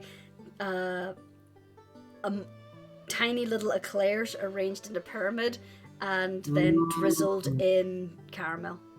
Oh, Yes. I want that for real now. It is often served at weddings in certain parts of France. Yep. Nads makes a mental note to refer to Rascal as that. It's a very sweet treat that people break off the small puffs. Mm-hmm. I know what a croque-en-bouche is. What do you think I am? An unworldly German? I only learned about them recently, so. Well, Unskilled. With me, it's been 3 years since I first heard of them. So, Well, any well, other questions I for would. Mr. Brown? Mr. Well- Dave, may I ask you an honest, a frank question? Yeah? I believe, if my understanding is correct, that you've only really worked in the family business before. Am I correct? Yeah. And I imagine that makes us extra nervous for you. Reaching out, working with strangers, after Yeah. having the family around before. Honestly, I think I prefer that. Yeah. No, I understand. The family would be more understanding, but I'm definitely willing to let you be a part of our family if you're willing to put the effort in and make that delightful pastry you mentioned. I really gotta try it. You'd see his demeanor kind of changes. He like perks up. He's like, of course, I'd love to. Oh, What do you think, Ashford? we would, in order to set him up as more of a cook or maybe our pastry maker, we would have to go through the guilds and fill out a few forms. But I think that should be possible if you want him more on the kitchen, on the cooking side. Seems like there is a lot of gift in pastry making for Mr. Brown, and well, that way we would get maybe Mr. von Trimble is home away from home. He looks very excited of this prospect. Excellent. I think we can make that happen. Well, Mr. Brown, one final question though. How do you deal with gnolls? Ah, No. I mean, their looks can be a little bit intimidating. He looks a little confused as he's trying to place what's a no. Poor kid's never been out of the city. Okay, I see you seem to have a little bit of difficulty. Well, I think there might be something I could do for this. Let me check prestidigitation. Let's see. Blah blah blah. Something about illusions are here somewhere. You create a non-magical trinket or illusionary image that can fit in your hand. Okay, so Rascal will create an illusionary image of Ygritte and in the palm of his hand. That's an all. Oh, okay. it's about the size of Mr. Skyreach or me. They can be that size. So She's a sweet woman. I don't see any reason why not. well, True, and especially since you're going to be working in the kitchen, you might not interact with her all that much. But it's good to let you know. yes. Okay.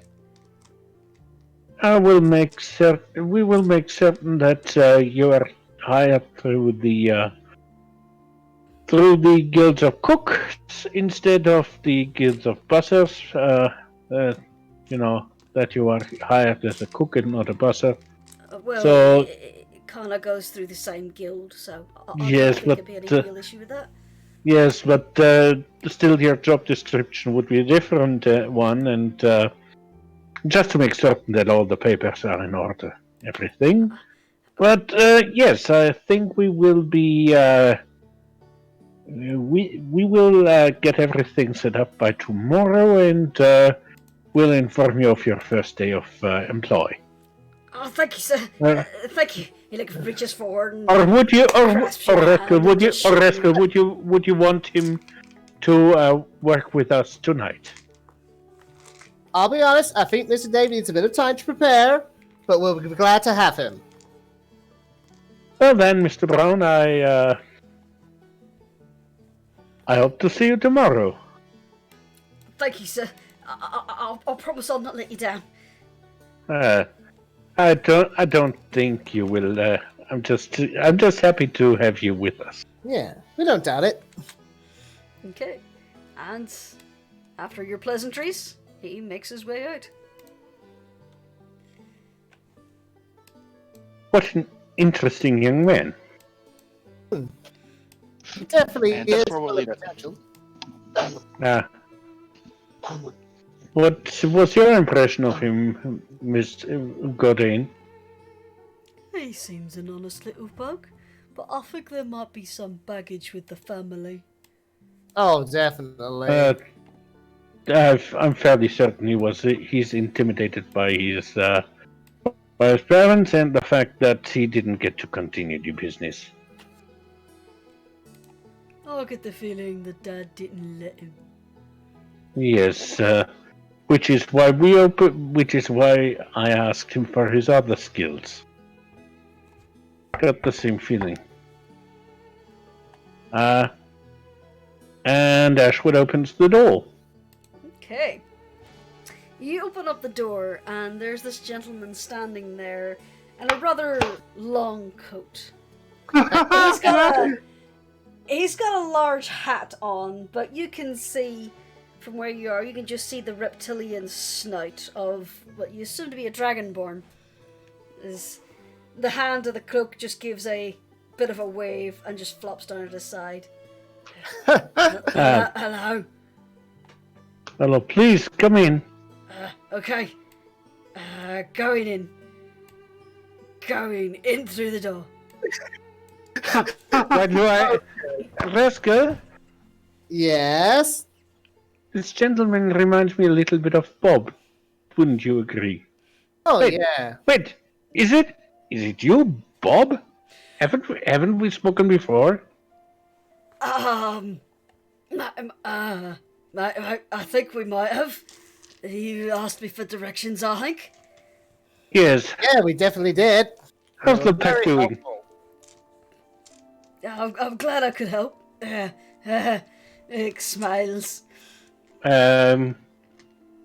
I think we can take this one from ourselves. You can, if you want, you can go back to arranging the cakes.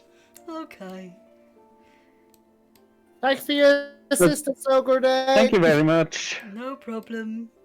He just wanders back over to start reorganizing the kegs.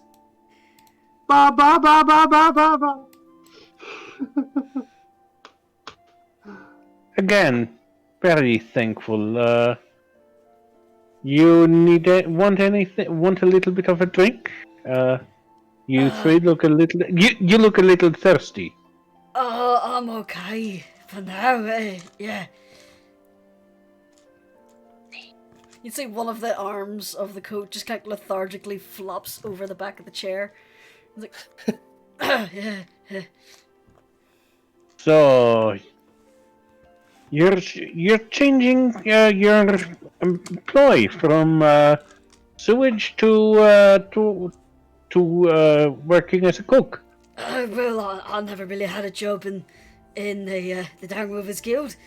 I was looking for work, but I haven't really got a formal job. Not Well, in it's this strange city. because your name was actually scribbled down there. Yep, I remember that. Bob was here. Yes. Well, Look. wasn't there on an official capacity. Oh, don't worry, Well. Bob. I'm a kobold. I get it. Yes. It's just It you see, he was about to agree with you, and then he kind of caught himself. Have you noticed something around his chest just kind of jumped out, and he kind of caught Yeah. himself like, yeah. look. Bob. Look. You don't need to pretend. I don't know what you mean, sir. I'm just a dragonborn fellow looking for work. Rascal's going to say in Draconic, come on, Bob. I know you're free kobolds in a trench coat.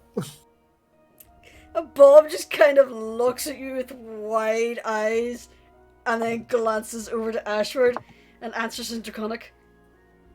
Really? Yeah, really. Sussed it out when we first met you. If we admit it, can we still interview for the job? Oh, yeah. I'd say you're more likely to get the job, really. And the ear sighs as you hear chittering coming from the chest cavity of the trench coat. And there's some Look, if ruffling you around. want, we can move to a different table Yeah. so that your secret is still And intact. the coat just kind of pops open, and you see the purplish translucent ears, the purplish snout, golden eyes, and almost translucent ears of the little fabled pop out at where the Oh. chest level would be, and then the little copper snout of the bottom be. So now all their heads are like sticking out of the coat. And the fabled just kind of gives a little wave like, Hi. Hi. Never Hi. seen a kobold like you before. I'll get that a lot. I'm from the Feywild. Ooh. I don't know why I'm giving her this voice. She's a female. Could be worse. You could be giving her this voice. True. So, yeah, well, a lot of people tend to fall for this, and we were able to get registered with the guild under this, guise. You know, finding work as a kobold isn't really all that. It's not all that great. Then again, we are indebted to kobolds, indebted to you, and indebted to a bunch of them living in the field ward, working in the near the docks. Oh, that's where I'm from. Yeah. I know the ones who work in the dragon casks. We were the ones who did the cooking in the house. Ah. Ashford, as you're talking, you hear a tap tap tap at the window behind you. Yes. You see there is a pigeon that has just like a tiny little satchel on its back. Hang on a second. I seem to need to get this.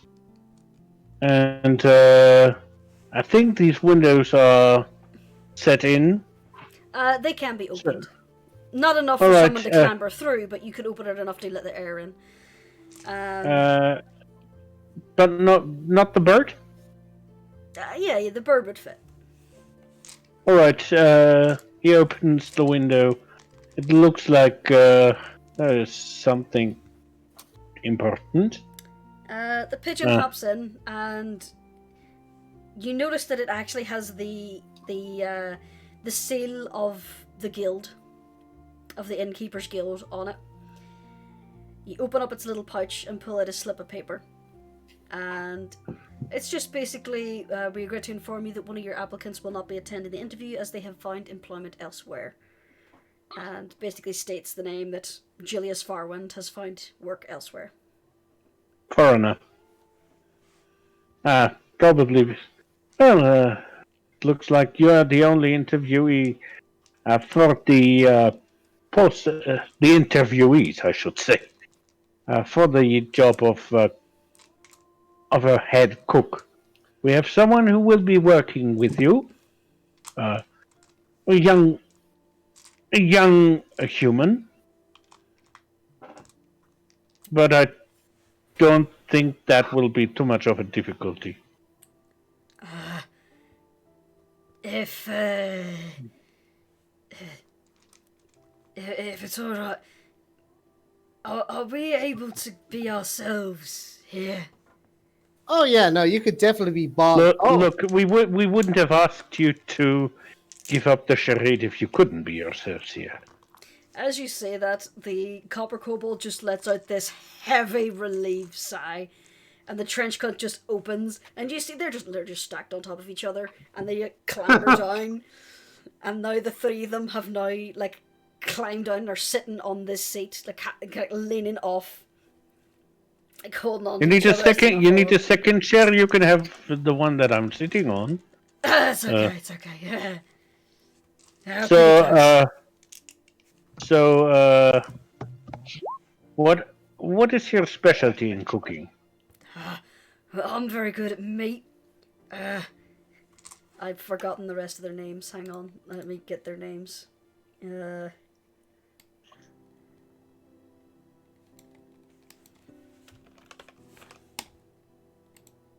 he is. Let me just share this. Because you're going to hire him. I knew you were going to fucking hire him as soon as I went. Yeah. So, of course. I suppose proper introductions are needed. I'm Bobbin. This is the red one, who was the head. This one's it's Odie. He points to the Fabled, who was the middle. And he points to the copper one, who just kind of gives a wave. I do row with the meats. Odie's fair-handed vegetables, and Bert makes a absolutely perfect stew. Now that is most impressive. Aye, quite the range.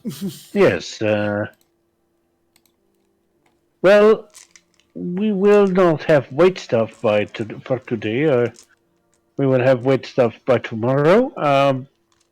So if you wish to celebrate your new job,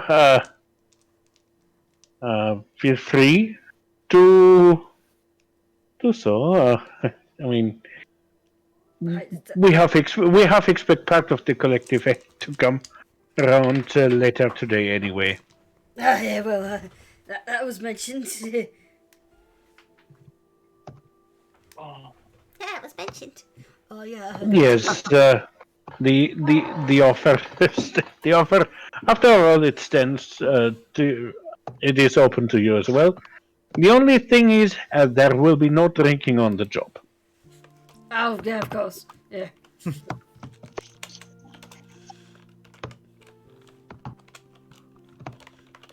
Alright, so, I would say, now, for the sake of brevity, you just continue to have a little conversation.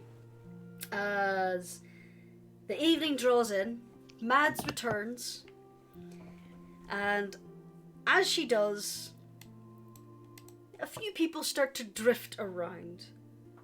The kobolds from the collective pile in and join up with Bob and Odie and Bert.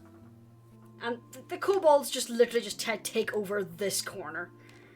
Yeah. There's about nearly 24 of the kobolds. They're singing, they're cheering. Yes. They're very happy. There's a few other patrons. A few people see the kobolds and kind of wander off in disgust. Others stay, join in on the festivities of the kobolds. You have a pretty eclectic clientele.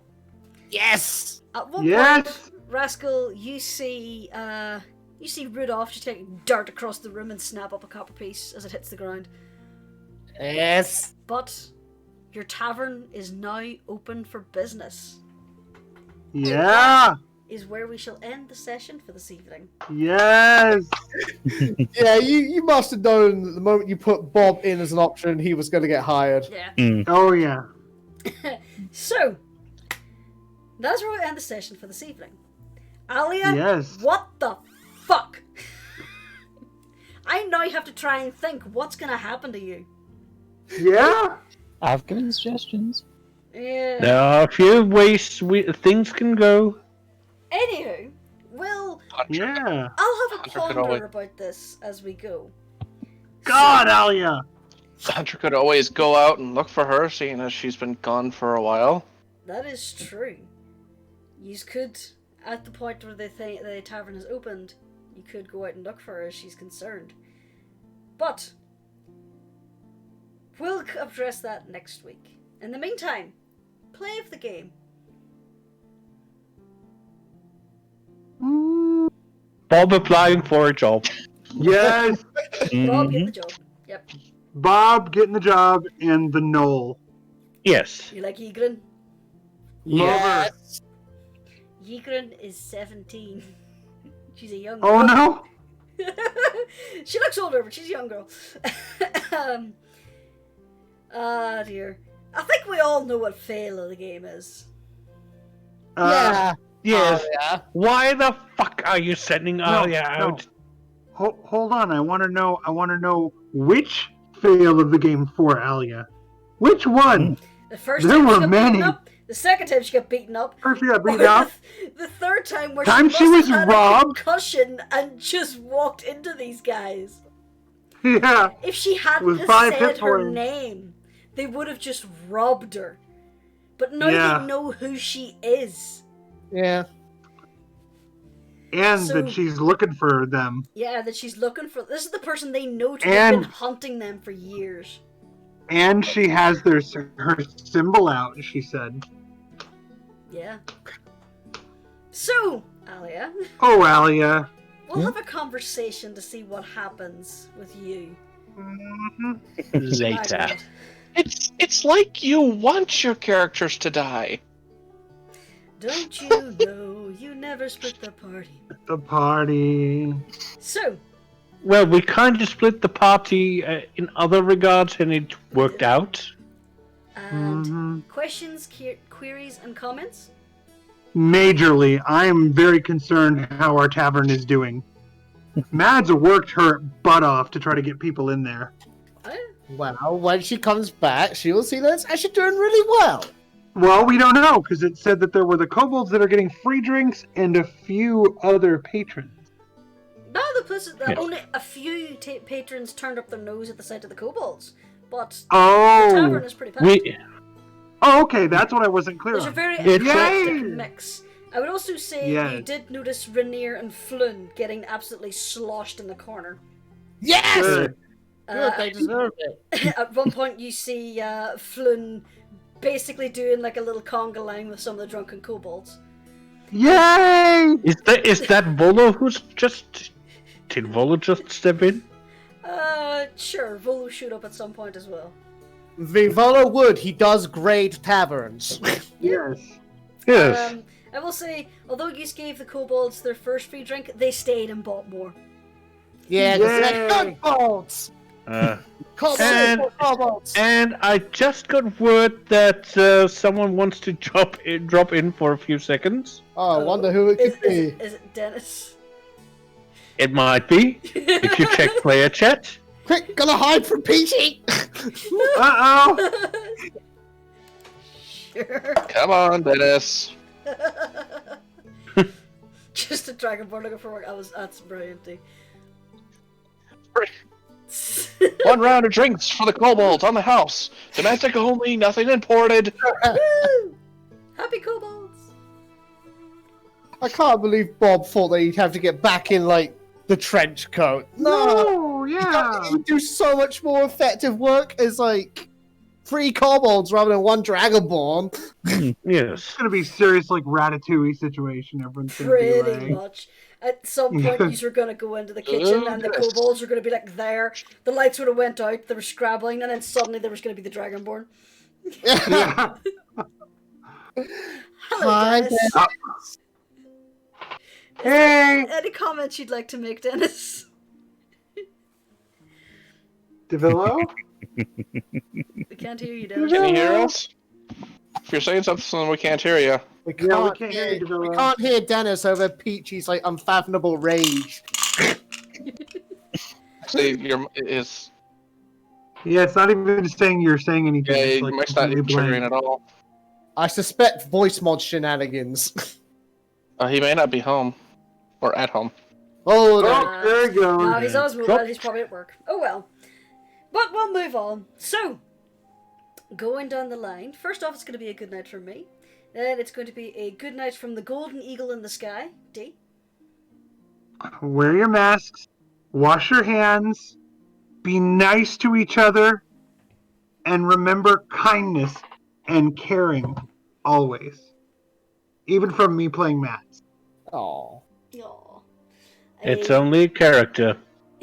A good night from the undercover boss, Dear Cork. I didn't know how it would why I would be ending up as the business guy, but probably because that's the trait that I'm learning. Yep. Good night, everyone. A good night from the lovelorn kitten. I see. She'll hear wedding bells soon enough. And a Well- whole lot more. Yes. Let's make it a double wedding. Lord Fairwind would be open to this. A good night from the kobold in charge. Good night, everybody. And finally, Rascal's a fucking harbour. Like, the one thing I wanted to do with this game, and it finally happened. Yes! Also, Rascal is now an employer. I know. He's grown up from being a slave to being a boss. Yeah. It's beautiful. It's so much a rags to riches story. It's almost Disney-esque. It really That's is. That's my guy. And lastly, Oh, and he got a princess. Oh gosh. and A lastly, a good night from new character Who Dis, Seth, Night night. Night, night. and we'll see y'all on Tuesday for some Into the Maelstrom, where Squish might be getting some repercussions.